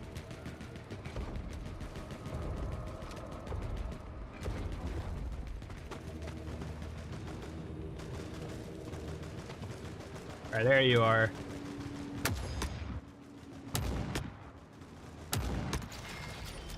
You did a very bad job protecting your target there. All right, where's Pyro? Could be over here. Good chance he's already dead.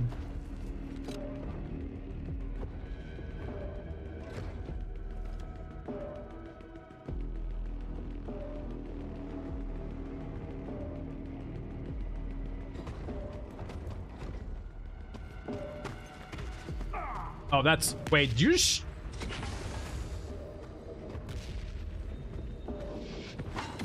Okay, first thing, Toothy, kill stealing is not cool. Second thing, how the fuck did you just know I was up there and started shooting at me? Well, here's Pyro, by the way. He's dead.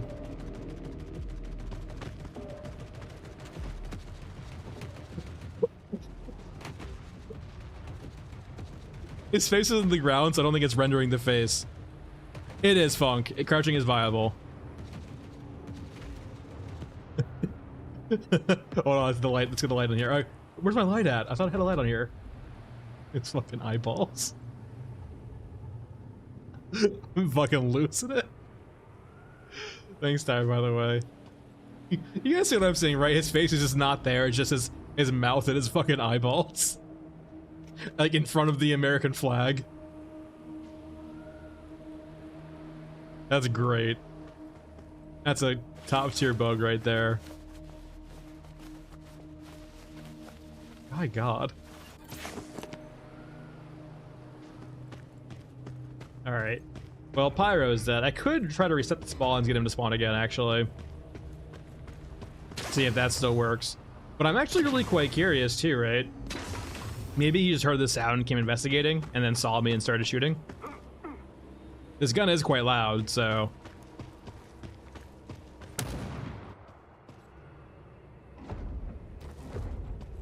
Is that drawing your attention? He did move after I started shooting.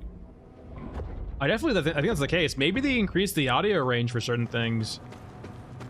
I don't feel like you would draw aggro that far away in the past.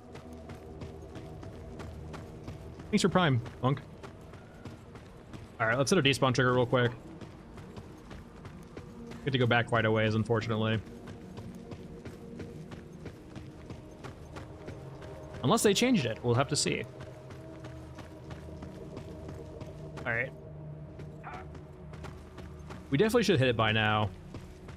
If Toothy is still there, then something is different.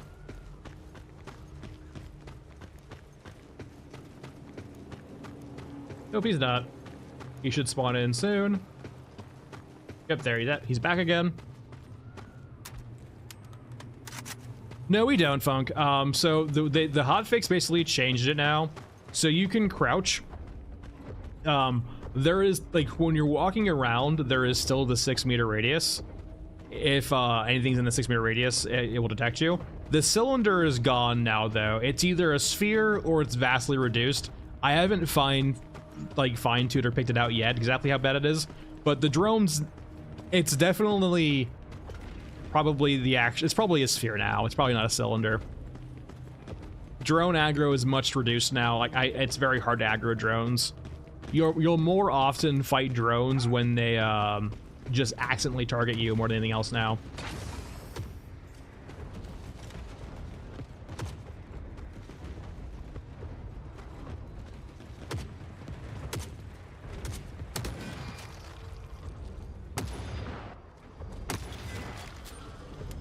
Yeah, you can use the stairs again. There's still the pop-in at the very top of the stairs occasionally, depending on the map that you have. But yeah, it's no longer a death sentence.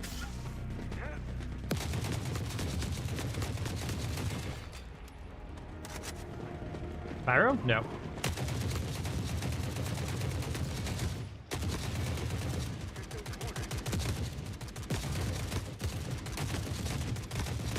No, that audio bug is still there.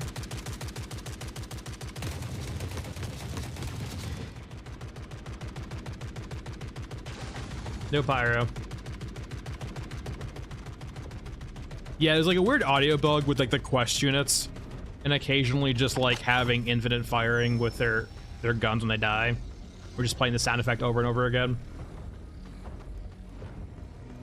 I need to leave.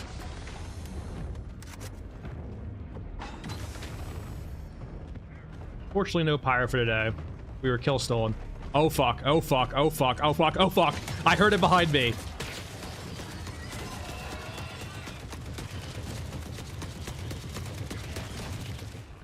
Wait. Curious, were you always able to shoot randomly during the animation?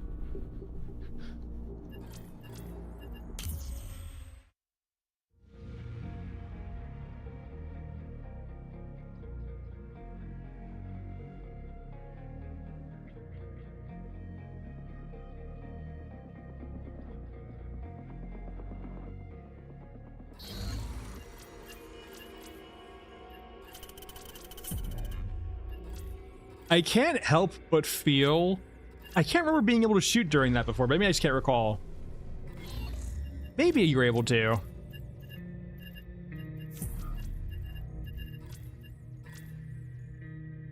It was a hunter killer. We heard it too, just like unfortunately we just didn't have an area to go hide at. But no, it's a hunter killer, yeah. It's like one of the rare hunter killers to get when you're playing solo. No, I was seeing Hitmarker too, actually. But maybe I'm just misremembering too. I recall that perhaps I could have shot before. If you're shooting before, maybe you get grabbed, it happens. Essentially, the reason why I'm saying this is because I really like... So, they added 2 weak spots on the dog side of the head, which makes it really easy to stagger. Oh, Fungman, they've been HKs for a while now. They're just very rare HKs. The 4 HKs you can get are EODs, Scramblers, the Grabber, and a Medium Mech. With the Medium Mech and the Grabber being pretty rare, the Scramblers being only on night shifts, and then the EODs being very common.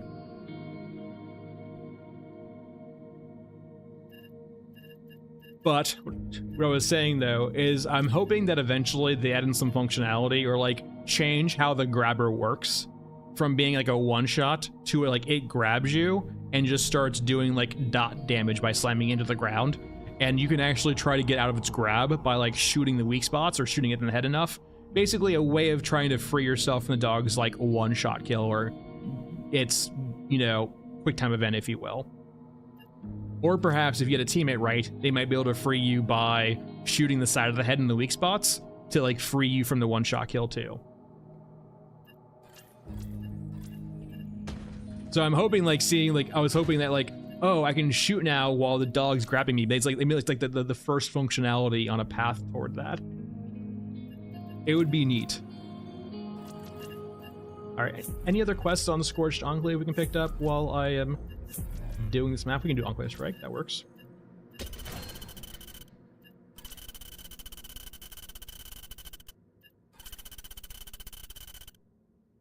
It feels weird, right?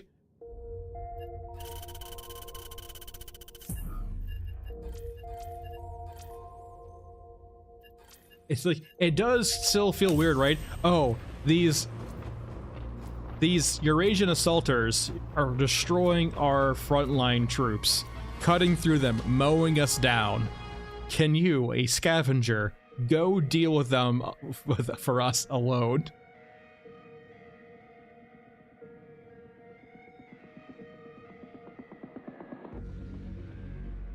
I hate the surface. It feels so conflicted.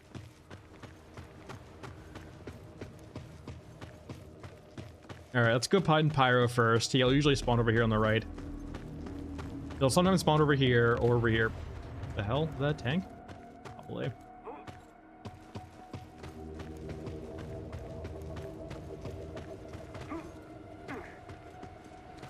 There he is. Fight.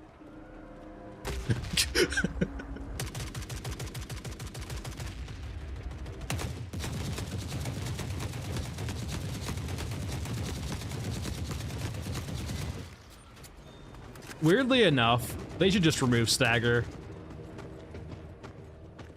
Everything would be like Pyro, Tormentor, the snipers, all of them would be so much more deadly and much more terrifying and a much bigger threat if they didn't just get Stagger locked constantly.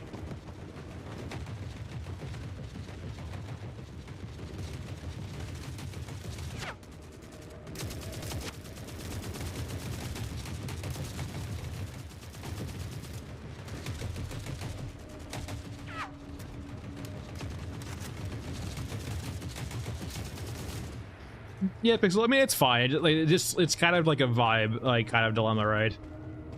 Or I think it conflicts with the broader narrative, right?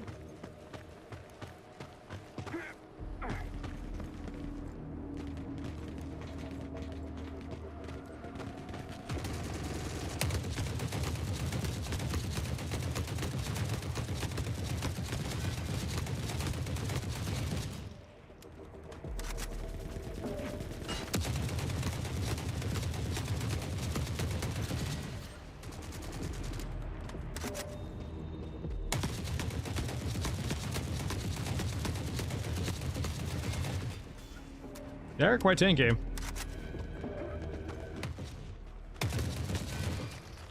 Is that sounds, by the way? No, it is. Bad people. I feel like there could be, right? Well, what the hell? I need to run. I don't have ammo for all of this. Hope is a strong word, but I feel like definitely like one of the longer game goals they can possibly do is making like your innards a bit more self-sufficient. Natheism, I don't think so. I think it just weighs twice as much velocity. Like, so if you look at the both the weight and the volume, it's basically twice the normal size of a 545. So I think that's the drawback, is it just takes up a ton of space. Right now, like 545 and 556 essentially each caliber has a base damage and guns modify it a bit. So for example, 5.45 and 5.56 both have a base damage of 150. And then you have guns like 7.62 NATO and 7.62 by 39 that both do 175. But those are all modified by attachments. So for example, 7.62 NATO doesn't have a lot of attachments right now, or 308 doesn't have a lot of attachments right now. So you usually get stuck around 175 for that gun, or maybe a little bit higher. But the RPK, for example, has a ton of attachments, which lets you raise that 175 base to like 224.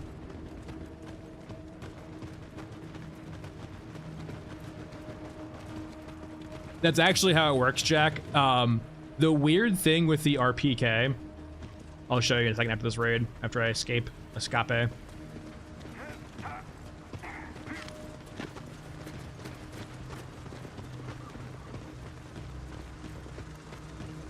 Which actually, I mean, it does make some sense too, depending on, like, you know, longer barrels.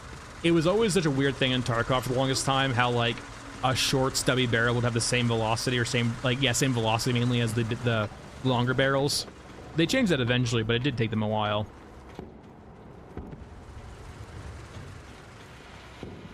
Close call. On a day of close calls.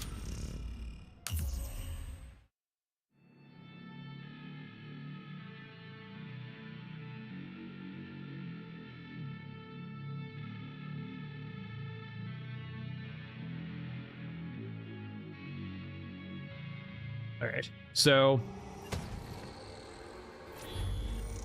yeah, that's like, so Cyber, your point exactly raises why I did not want them to use conventional real life guns, because, you know, you're not wrong in regards to, like, you know, the ballistic damage of a round, right?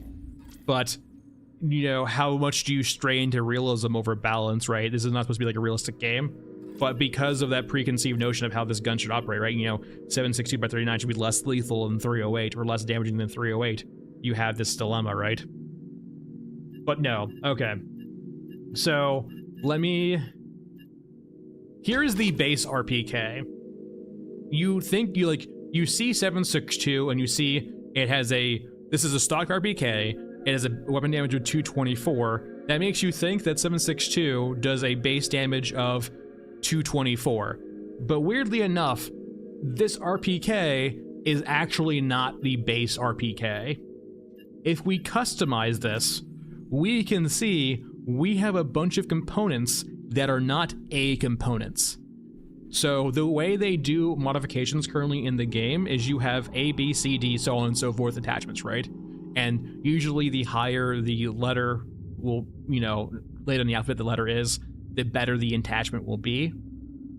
So the reason why we see such high damage on this is because it's using aftermarket parts. So if we try to go down to A's in some capacity, right? If we have all A's, we might not. Let's go back and buy all A's. Let's go talk to Aramaki here. There's not much point in buying all A's, right? Because why would you need to? So if we, you know, buy the A here, we'll buy the A here. Let's buy all of the A stuff. We can find it. We're looking for the AK barrel A. Maybe barrel B too. Let's see. Basically buy the lowest tier ones that we can possibly buy. That should be good enough for now, I think. Those are two big ones. So if we go back to our AK here, or RPK, we go back down to the 30 round magazine, like base stock. And if we change the gas tube, and where are you? I need to change more things on this. Maybe the AK is a better example. Essentially, it has aftermarket parts that change things about it. Let's go over to the AK too. For example, the AK will start at 175, but if we go down, where's the AK barrel A? Do I need to find it in raid perhaps? I think I'm missing a few of the components in raid for A's. Do you not buy them from Aramaki? They're definitely findable in ranks that have had them before, but this is a weird, kind of somewhat fresh account. Let's go to barrels. This shouldn't be if this should be a different barrel for the RPD, but let's buy it anyway. But you can see like we're missing the A's. Do we need to sell things to him? Maybe it's like level 3. Let's talk to Aramaki here and sell some stuff. Maybe it's level 3 that's causing the issue.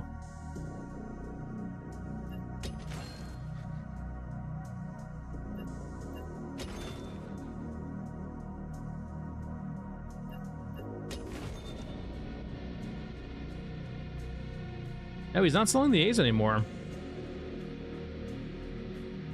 Yeah, the M4, for example, will have a barrel C2. A lot of the guns will not have their default parts. They'll have upgraded parts right off the rip. But the base rounds, for example, will be like, you know, 150, 175. Like, for example, the RSAS here does not have any barrel mods at all. So the only things that currently upgrade damage on guns, we go to the AK here. The two things that will upgrade damage are the gas tube and the barrel. These are the only ways to modify damage. So better barrels and better gas tubes will upgrade your damage. As you can see, if we put a gas tube there like that, and there. So unfortunately, we're using barrel Bs still. I don't know where the A's are. Can't buy them currently. But you can see that we're reducing our damage back down to like 150 or close to it. And then we have SVD, which is 300, and so on and so forth. They're nice, clean numbers, right? 175, 300. If we go over to the G36, right? This is a 5.56 gun. And if we go down to barrel right, we're still using an upgraded barrel over A, which is why we have a little bit increased damage. And it's not great, too. Like, right now, the biggest thing, though, is definitely the headshot multipliers. So, for example, the AK will have a lot more damage than the 308 SA58. Where are you? Let me sell to you real quickly, too. Let me open up you, maybe sell a few things. We just got one off that. That works perfectly. So, where are you? So, for example, we have an SA58 here. So, it's 308, right? But its weapon damage is 175, which is both less than the upgraded AK if we have this go back to 202, or the RPK, which goes up to 224. But weirdly enough, because of the headshot multiplier for certain calibers, the 308 is actually a better gun than the RPK when you start doing headshots only, or trying to lean into headshots. It's basically the only regular rifle that will one-shot headshot all infantry except for the heavy Russian infantry that have the big bulky armor. It's essentially the S tier rifle. It's the best rifle in the game basically for like rifles that you might occasionally want a full auto. Okay, we do have the M4s for A's though. So M4 barrel here. M4 gas tube too.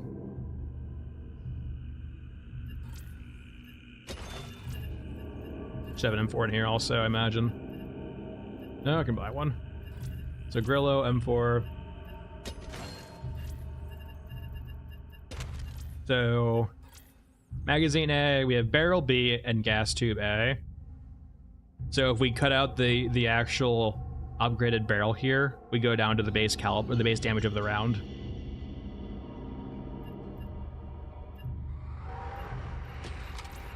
Okay, let me upgrade you real quick. And you go talk to Grillo.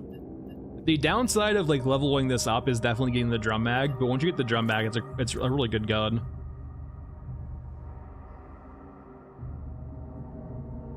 And you get it pretty early too in the leveling track also. It's not a very hard unlock. Like if you run one raid where you kill a lot of stuff with the SA58, it feels immediately quite good.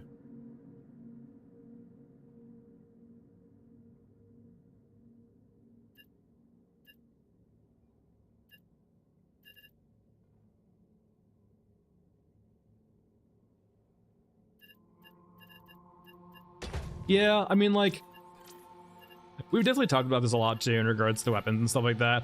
I always just found it kind of a little bit weird. Like, sure, if it's AI factories producing what they've been told to produce, sure, it makes sense to have all these attachments. But, like, really, like, as a Yorushka or Eurasia or Europa, when you're trying to standardize production and make your factories pump out, you know, useful things, do you really need all those mods?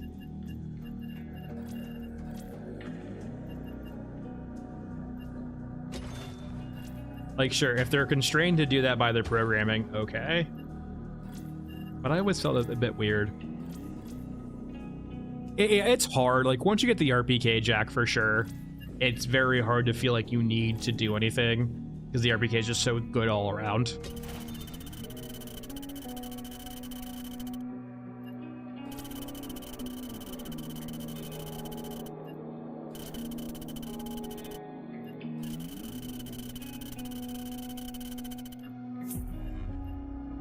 So they're trying to tear apart a mech in Scrapyard to decipher how to, like, its weaknesses, I guess? Alright.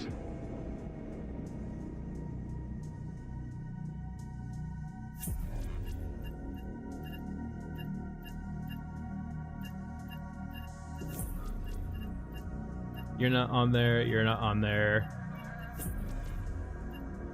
I wonder if this exists yet. This probably doesn't exist. We'll do both of these.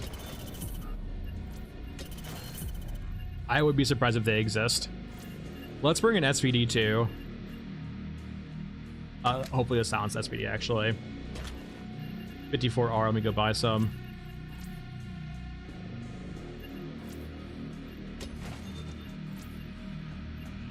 Go over to Funko and buy the last for 54R.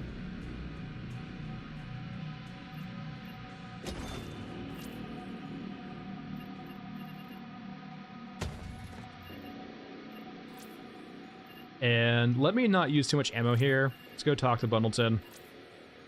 Also, for newer players also, this tripped me up for the longest thing also. When you're talking to Bundleton, be aware he is the one vendor with 2 tabs at the top here, the rigs tab, and also he has large items here. So if you're trying to buy things like pneumatic jumps and turrets and so on and so forth, this is where you'd do it at.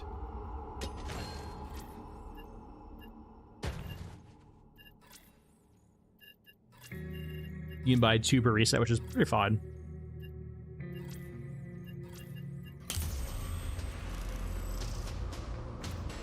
Yeah, Jack, but like, yeah, that's actually my point too. Like, if they wanted to just start at the base and then like, that's like, what they've done to the MG34, I actually think is perfectly fine.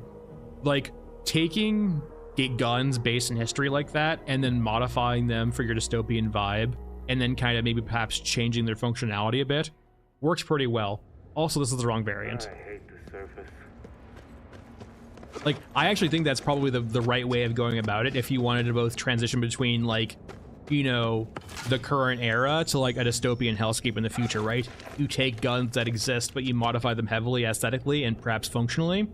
So, like, people can kind of see, oh, that reminds me of an AK, but, like, there's definitely a dystopian vibe to it, or it's been modified in some capacity, or it's, like, future-proofed, or something's been done to it. And the MG34 is a good example of that, right? It's got a unique visual flair to it. It has a bayonet on it too. Like, having a bayonet on your MG34 gives you the vibe that even with a machine gun that can fire thousands of rounds a second,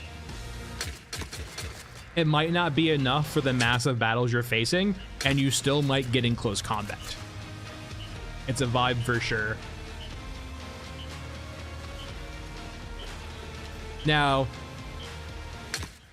melee not using that bayonet is a thing, but I still think, like, if they did that with all of the guns currently and made the, like, removed a ton of the attachments, I'd be pretty happy. So, yeah. I would prefer attachments that did something unique as opposed to attachments that are just, like, stat modifiers.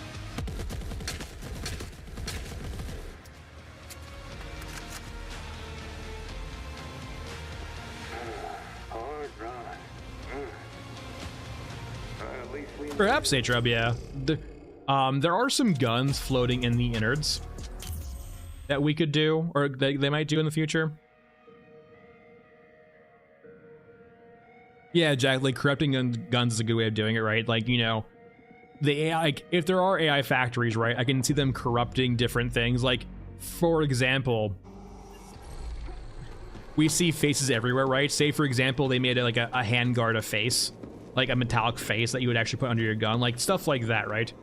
But no, there's a few guns in here, right, that we don't currently have in game. Like, we have a Luger there. We have, I think that's the surplus shotgun there. Where are you? There's a few other guns. We need the Chris. We have, is that a Beretta there? That's a, no, it's like another revolver we don't have yet. It's not the R8. Hold on, let me go buy the tree real quick. Yeah, well, I can almost assure you, right, from the vibe that the skill tree right now is super work in progress.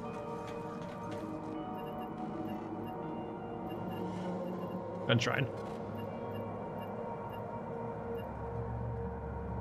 But yeah, no, like most of, if not all of the skill trees except for like Gunhead are either like, they're 5% increments of accuracy for most guns and then carrying capacity.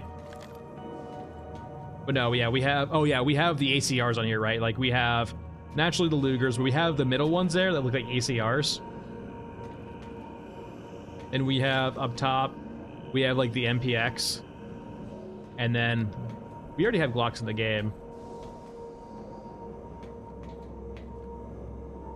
But yeah, there's a few guns in this area that we don't have access to yet.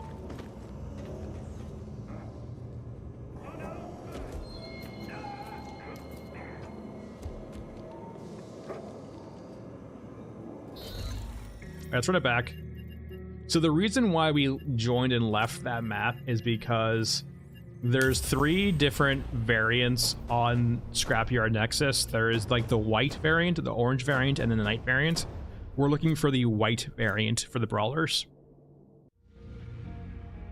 We're using both right now, JMods. They're different roles. The SA-58 is much more of a really strong automatic rifle for when you're punching heads. The SVD is just an efficient way of one-shotting things. Granted, they both do that too. They're very similar in their roles, but because the SA-58 has issues with ammo economy, I'm using this instead as a means of killing off these cyborgs, but they're pretty similar. They basically both one-shot everything that the other one's one-shots.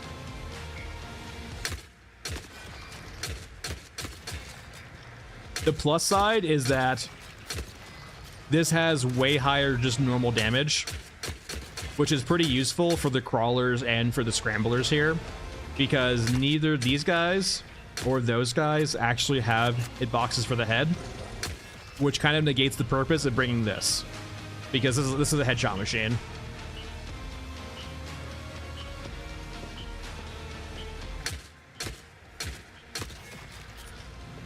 Yeah, brawlers are scary. Thankfully, they run in a straight line and they're not that fast, so it just like they're easy to mow down. But they are scary, especially when you don't see them coming.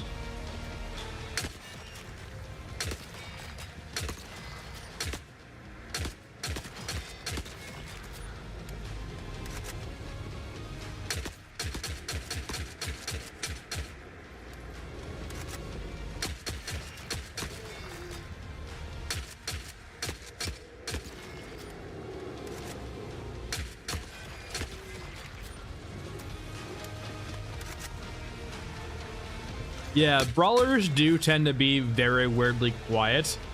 They can sneak up on you occasionally. I have definitely died to sneaky brawlers before.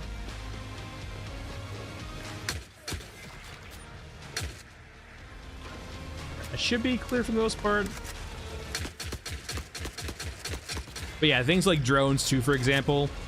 Things that don't have weak spots currently, you're much better off with a high damage weapon. But things with weak spots, you want a headshot machine like the SA-58.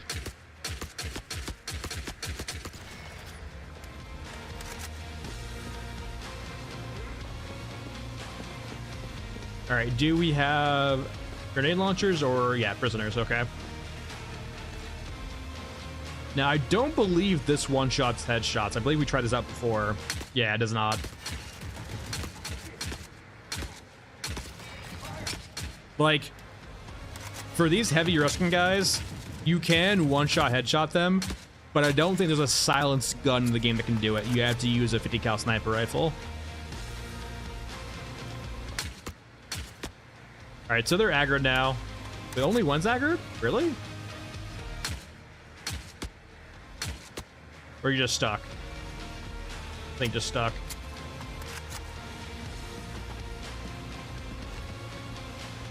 Yeah, but they're very slow. I kind of... So, just like the medkit issue, right? The medkit issue helps alleviate a lot of the jank by giving you a very forgiving mechanic and the ability to mass heal a ton. But it feels very akin to the sniper mechanic right now, where, no, sorry, not sniper, but stagger mechanic, where I feel like it's probably a detriment to the game, and I feel like stagger is just too fucking strong. Basically is where I'm going with this. When I can stagger like shock troopers like this, it kind of makes them feel non-threatening. Also, where's my brawler at? There's one more. Where did it go?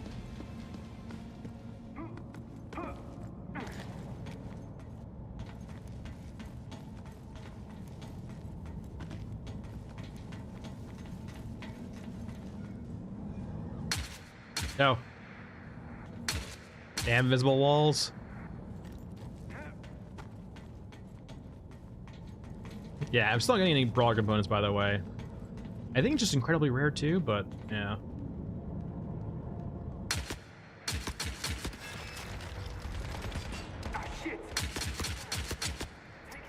Let's just wait for the staircase, I guess.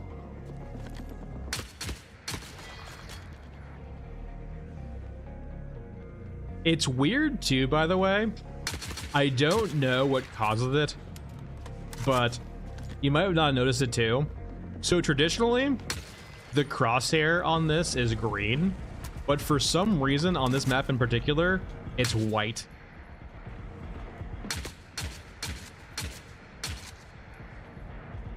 I'm guessing it has to do with the lighting.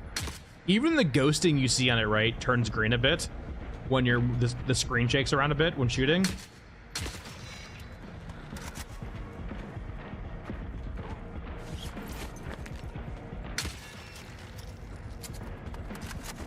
Alright, so yeah, unfortunately no cybernetic heist yet. But we can do tech theft prevention.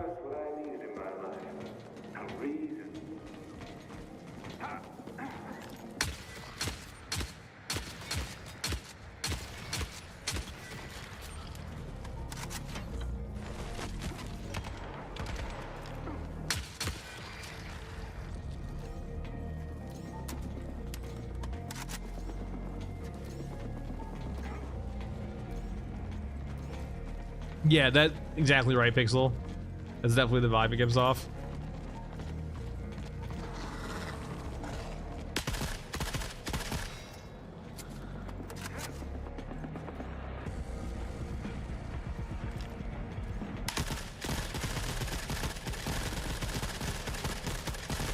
Oh, by the way, keep in mind too, after you kill the first wave of brawlers, it's all elite, it's all gun brawlers after that, which are way scarier.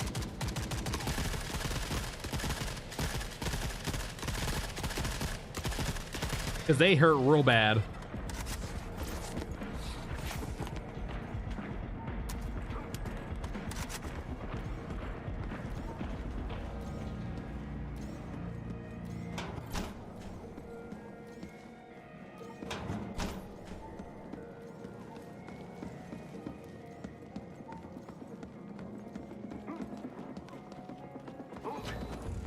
Come on, you.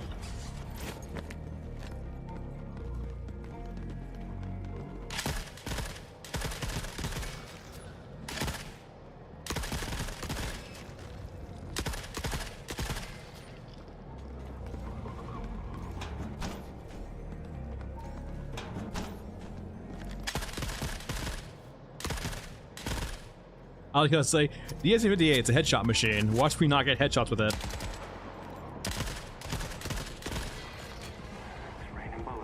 Yeah. Come here, you.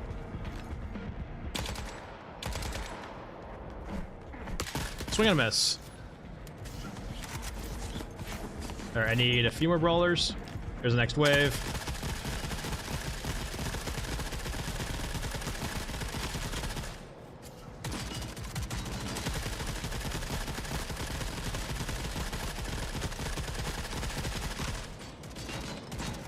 I need a bit better cover than this.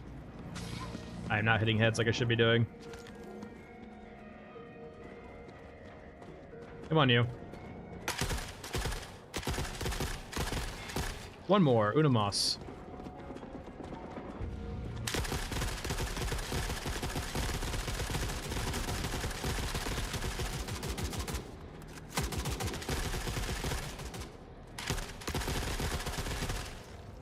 Yeah, like on like the very like it's definitely on my wish list, Jack, but like it's definitely far down on it in regards to like a better melee system.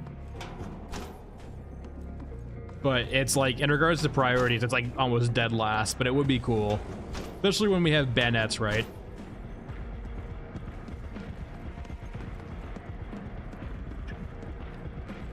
Yeah, so like a landmark of LA. Be free. Maybe like a small Easter egg like that would be nice. Though I feel like they've at this point kind of referenced like the entire city's like 3D printed essentially, and probably like the old version of it's all like probably underground at this point. But it would be cool for like stuff like that, like a slight glimmer of days long past.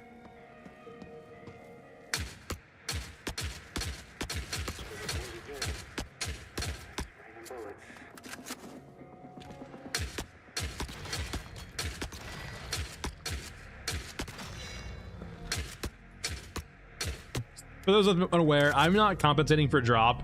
It's just that the scopes are pretty inaccurate. They're about like 1 mil dot down from where they should be shooting at. So it's not bullet drop, it's just poorly aligned scopes. Which hopefully they'll fix next patch. Which I've said like the last 2 patches. Though the good news is like third person aiming does make up for it. Like this is perfectly accurate. You'll see in the center here. Which is nice.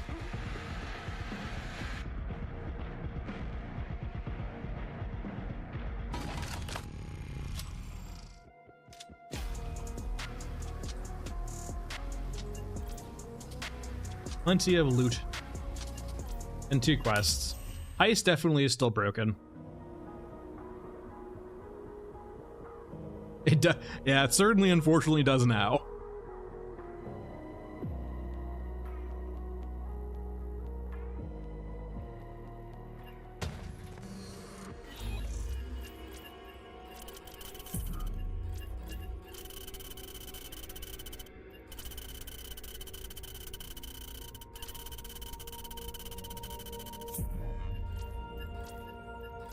It feels...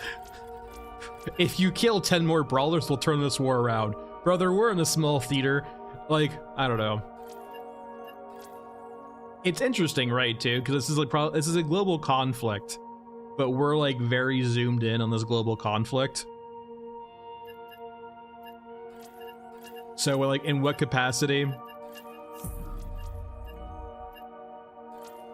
Like, is there a frame of reference as leaders of their factions in this area only in their local area? Or are they referring to the war as a whole and that killing 10 brawlers is significant? Alright. It's time.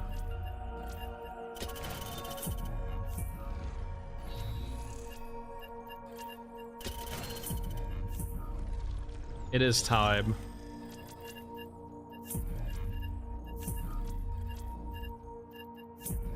Come on.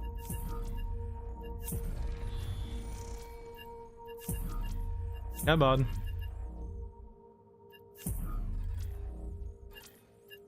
Tunnel vision. Huh. That's perfectly fair too, right? Well, like, yeah, like if that's the point, like local leadership is like so distorted in their view of the war, that's perfectly fair.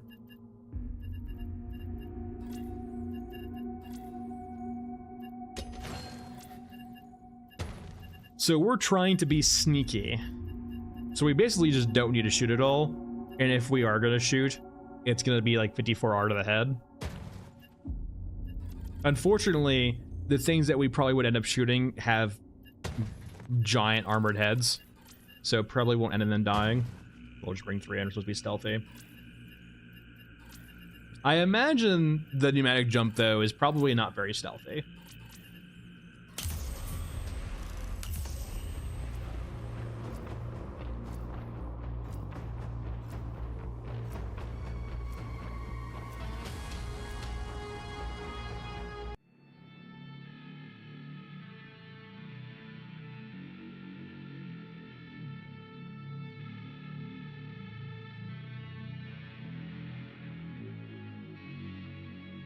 I hate the surface.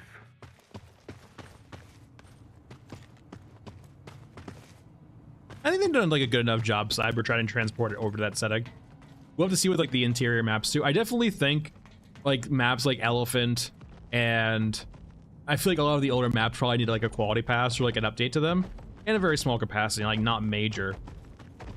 But like Frozen Swamp definitely, I think, helps with that quite a bit. Wait. I could have swore... were you not able to use pneumatic jump when you were crouched last patch?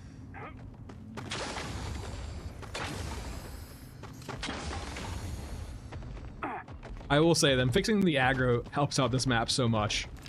This spot. Alright, the book is not there.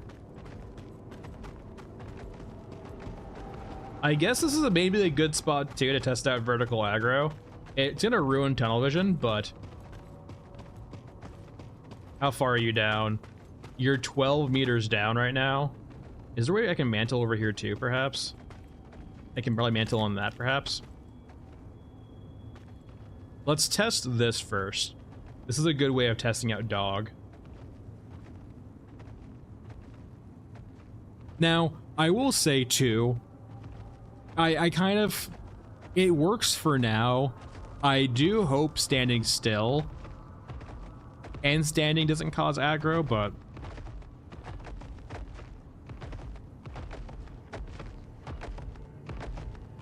so Corva, that's basically it. Yeah, like it's no longer a cylinder, and it's also crouching doesn't, essentially when you crouch you just don't have it anymore. It doesn't exist. They have to visually see you when you're crouched. They can't hear you. All right, next thing. If I stand up, now this is still above his radius here. All right, so let's head down now.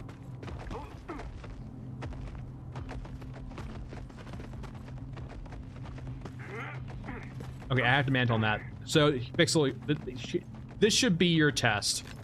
Though it is only 8 meters, though.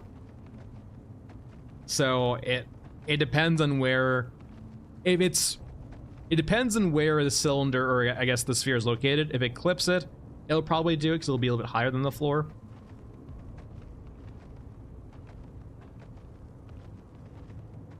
But no, yeah, Corva, it's much more playable now, especially for players who want to engage in stealth.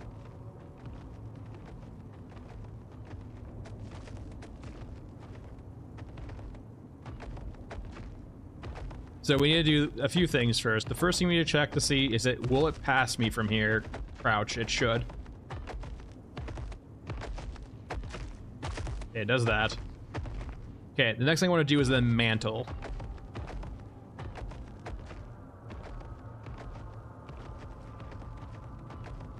I guess I should probably stand up first, actually. Yeah, let me stand up first and see if he aggroes.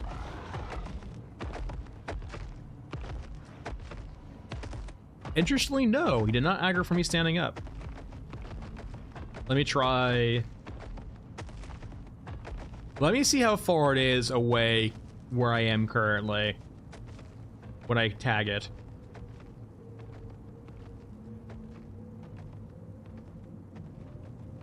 Also, enjoy the floating lights. Pay no mind to the floating lights. Is there actually like a ceiling here that we're just seeing through, by the way? Or is these lights actually just floating?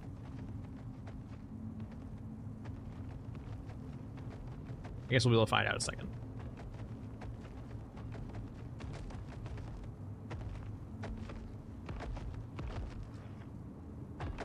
Who's a good boy?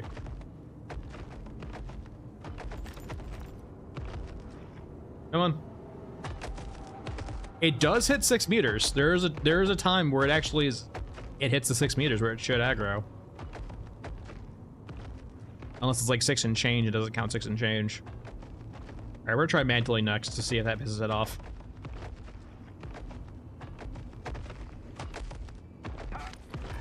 Oh, it heard the mantling. It did not like the mantling. All right, it's a little bit upset. All right, Pixel, there's a response. It does hear the mantling. Even when you're crouched, we were crouched and then we mantled, and it hurt us. So mantling does make sound. It's very upset right now.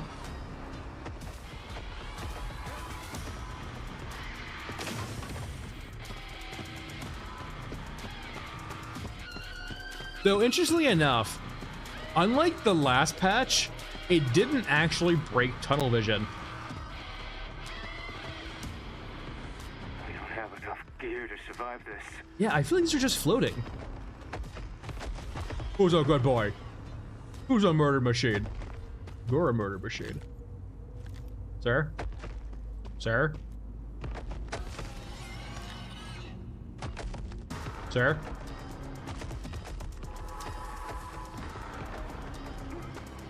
Is there a ceiling? Nope. I'm so dead. I'm sorry.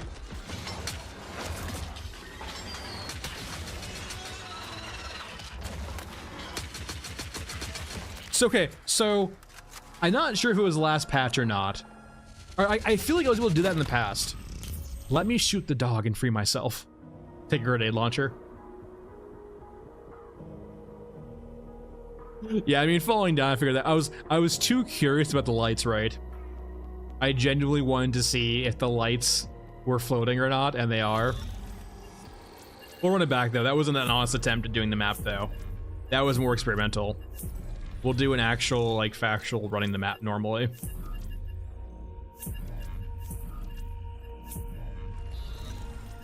We have learned more that mantling, it probably counts as I imagine as like walking.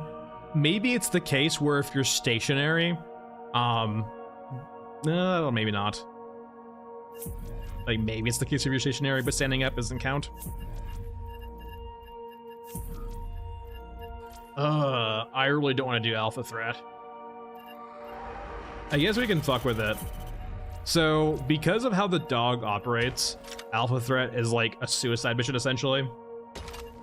It just does not end well for you.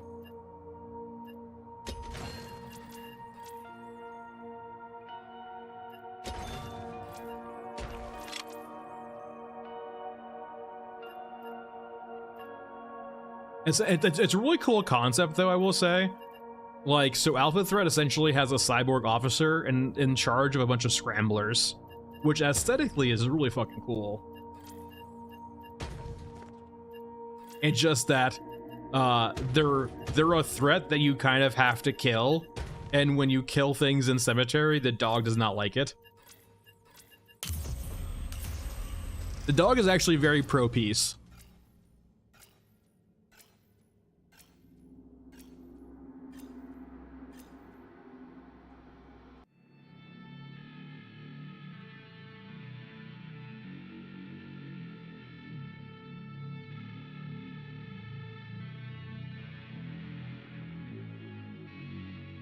I hate the surface. All right, no jump this time. There's not really any Europans down here, but it will, like, if it gets into the atrium, it will fight the Exo in a very poorly, rest in peace. It will murder cultists. One thing they added in the December patch is the dog will now perform the animation for one-shot kills against NPCs now too. And you can actually kind of hear it do it occasionally too, off in the distance.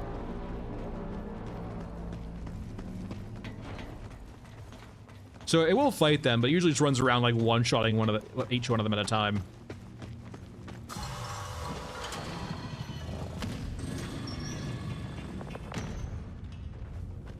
All right. Now, with the change in aggro, it helps out this area a ton. Oh, fuck, I don't have a choice in this. I did run. Only have to be faster than the slowest human. This door is probably still a barrier for the dog. Thank God. Oh, it's still an aggro, which is actually huge.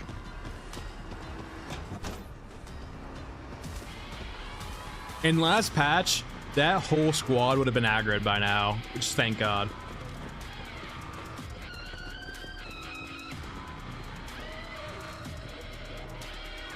Alright, need to find the logbook. Hopefully the logbook's in this room. Are you guys still aggro? Oh, it's the fucking... It's these assholes. Alpha threat.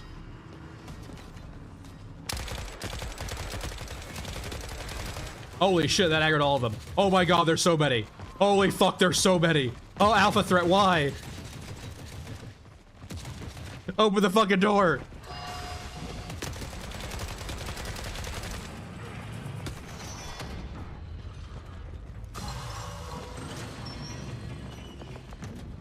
Anyway.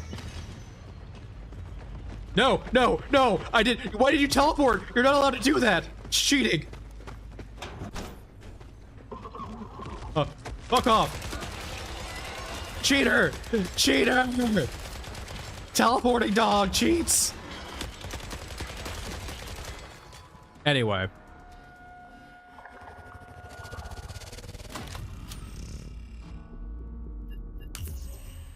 Those damn cheating dogs.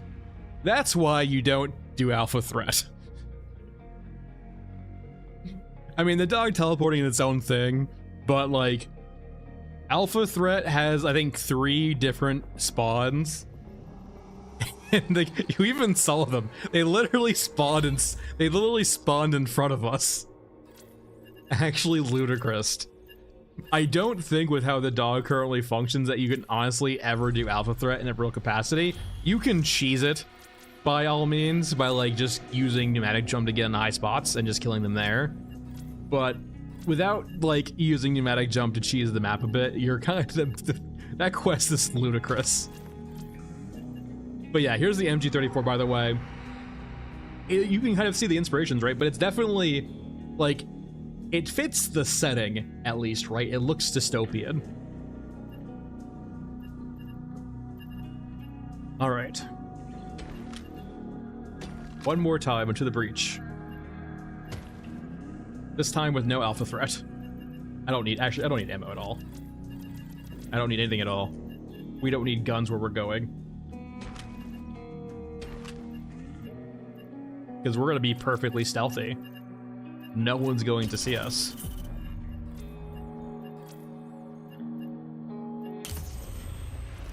See, Duffs, that'd be perfectly fine, but that actually makes sense in a much more Alien Isolation feel if they were to give you ways of like fighting around that. And at that point too, if Dog had ways around the map like that, I feel like it should live mostly in those areas and only come out at certain times. Like, my biggest recommendation also is like having the dog having a passive sleeping state that it would go into quite a few times, or like at the start of the game it'll be in a passive state. If you do something like shoot your gun, attack something, make some noise or whatever, maybe that wakes up the dog, and then you like get a notification by a howl that the dog is active and now hunting you, or patrolling at least. Like right now, just the dog, it's just overbearing. And because it teleports too, right, without making any auditory cues. Like, if it actually had, like, vents it would walk through or go through to teleport and make sounds notifying you that it's moving around, it would help out a ton, right? Like, if you heard it going through, like, pipes and vents around you to get to a different location by, you know, by teleporting, but in, like, an actual atmospheric way, that works.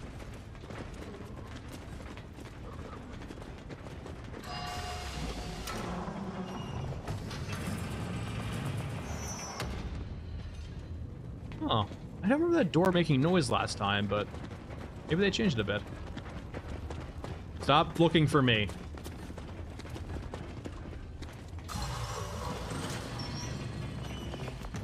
We take the long way around.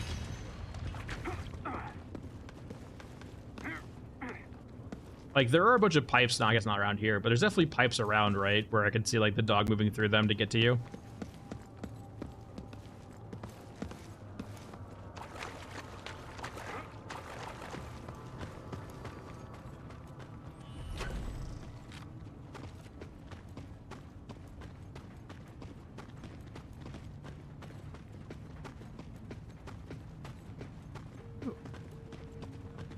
You. All right. Let's free the civvies first.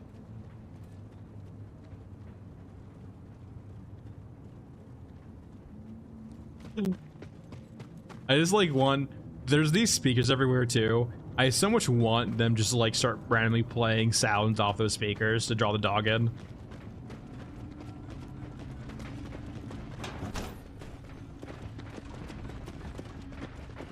Like that'd be an interesting mechanic, right? Like say for example, if you like the dog's not on the map at the start, but you piss off some of your Ruskins and you hear all of these boom boxes or the subwoofers going off, and that alerts the dog and brings the dog into the map. To like Darude's stance store.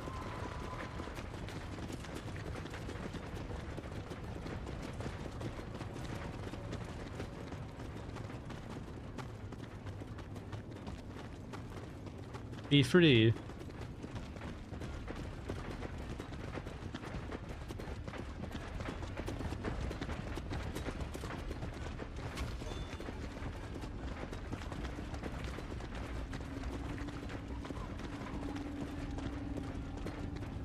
Yeah, it's nice being able to be stealthy again. This would not work last patch. You could do it in different ways, but it wouldn't work like this.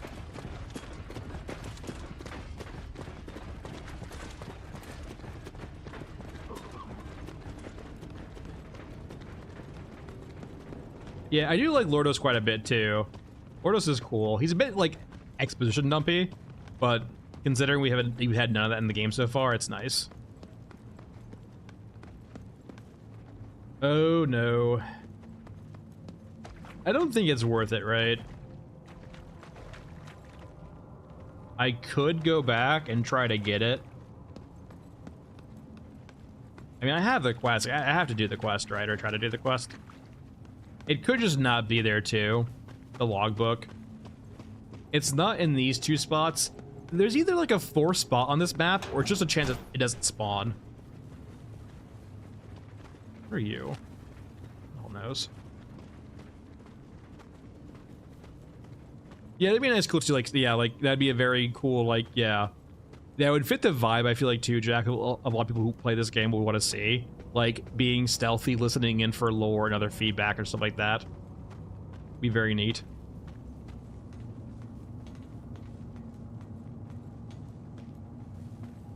To the Fall Thieves.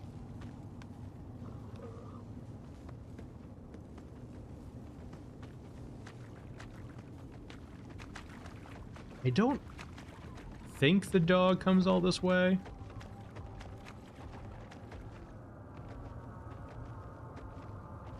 Oh god, a Piet.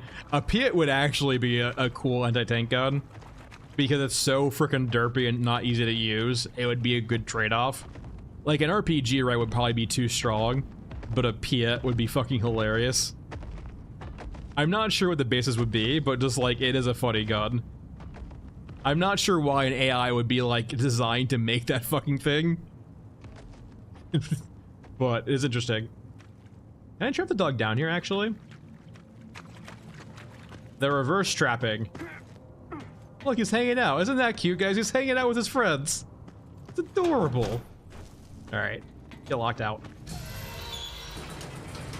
This is my other area of the pipes now. Alright, so the other spot where this thing can spawn is over here.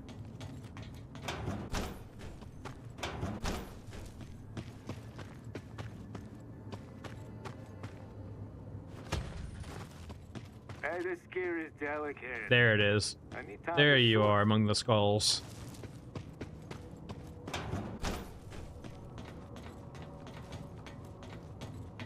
So weirdly enough now, I probably want the dog to path back in here so I can go around it.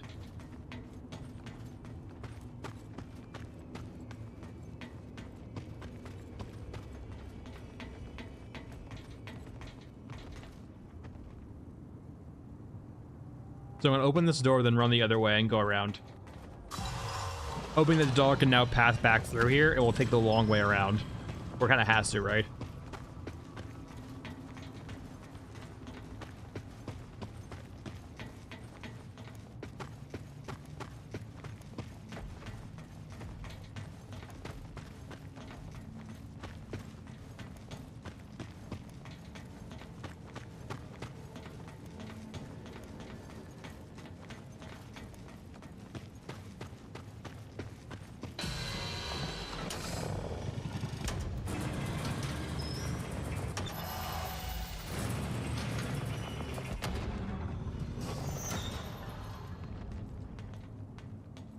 And he's still chilling down here with his new friends. You do you, dog. I don't think this is on purpose, but it's cute. Wait, what is the dog doing that poor soldier? Dog, stop gawking, it's rude. Dog, what are you...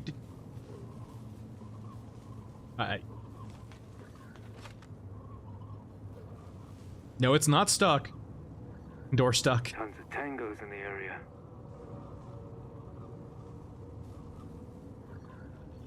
But yeah, that's right there. The red spot's the weak spot on it. Dude, that's a Euruscan female. You can tell because they're not heavily armored. The heavy armored ones are male ones, and the small ones are the females. They have like porcelain masks on. My God.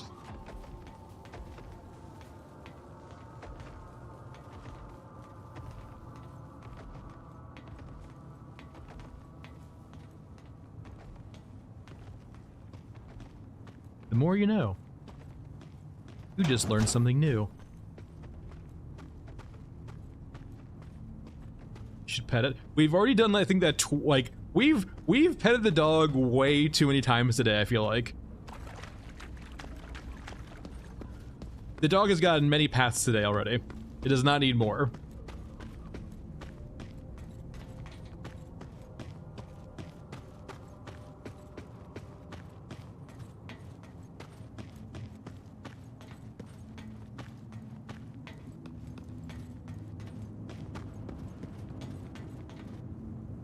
This was actually hard to do last patch, though. Okay, this is actually a good test too, I will say. It's 14 meters away.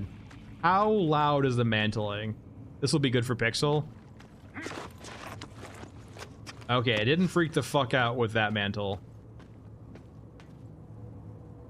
For science? Not enough guns for this. For science. Let's move. Okay. A little bit more science. So the sprint change is about 50%, so it goes from about 6 meters to 9 meters.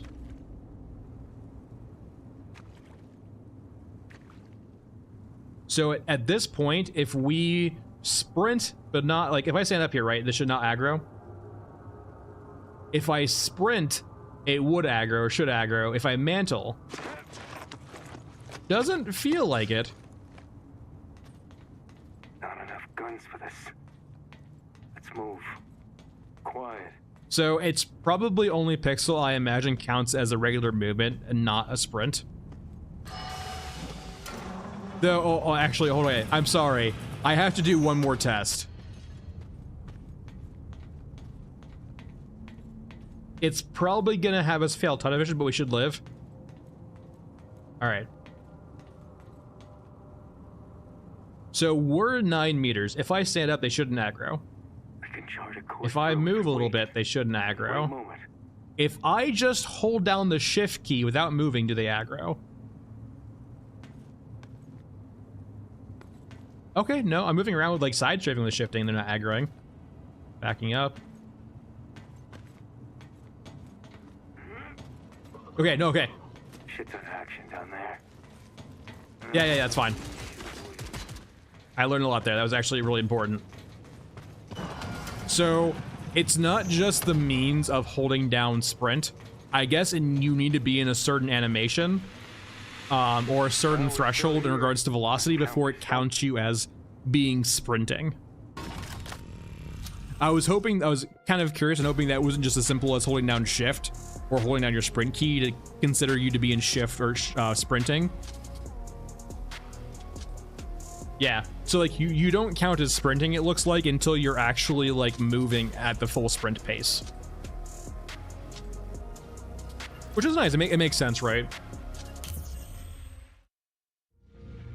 And mantling seems to be, the only thing we did not try was we didn't try mantling when holding shift down. And I don't think it should function like that, considering that we just saw. It should basically just be based off your current animation playing, I think. Or maybe your velocity, but mantling seems to be just normal walking. So 6 meters or 12 meters for gunhead. But yeah, no, I guess the patch is probably much more playable for a lot of people now, which is good.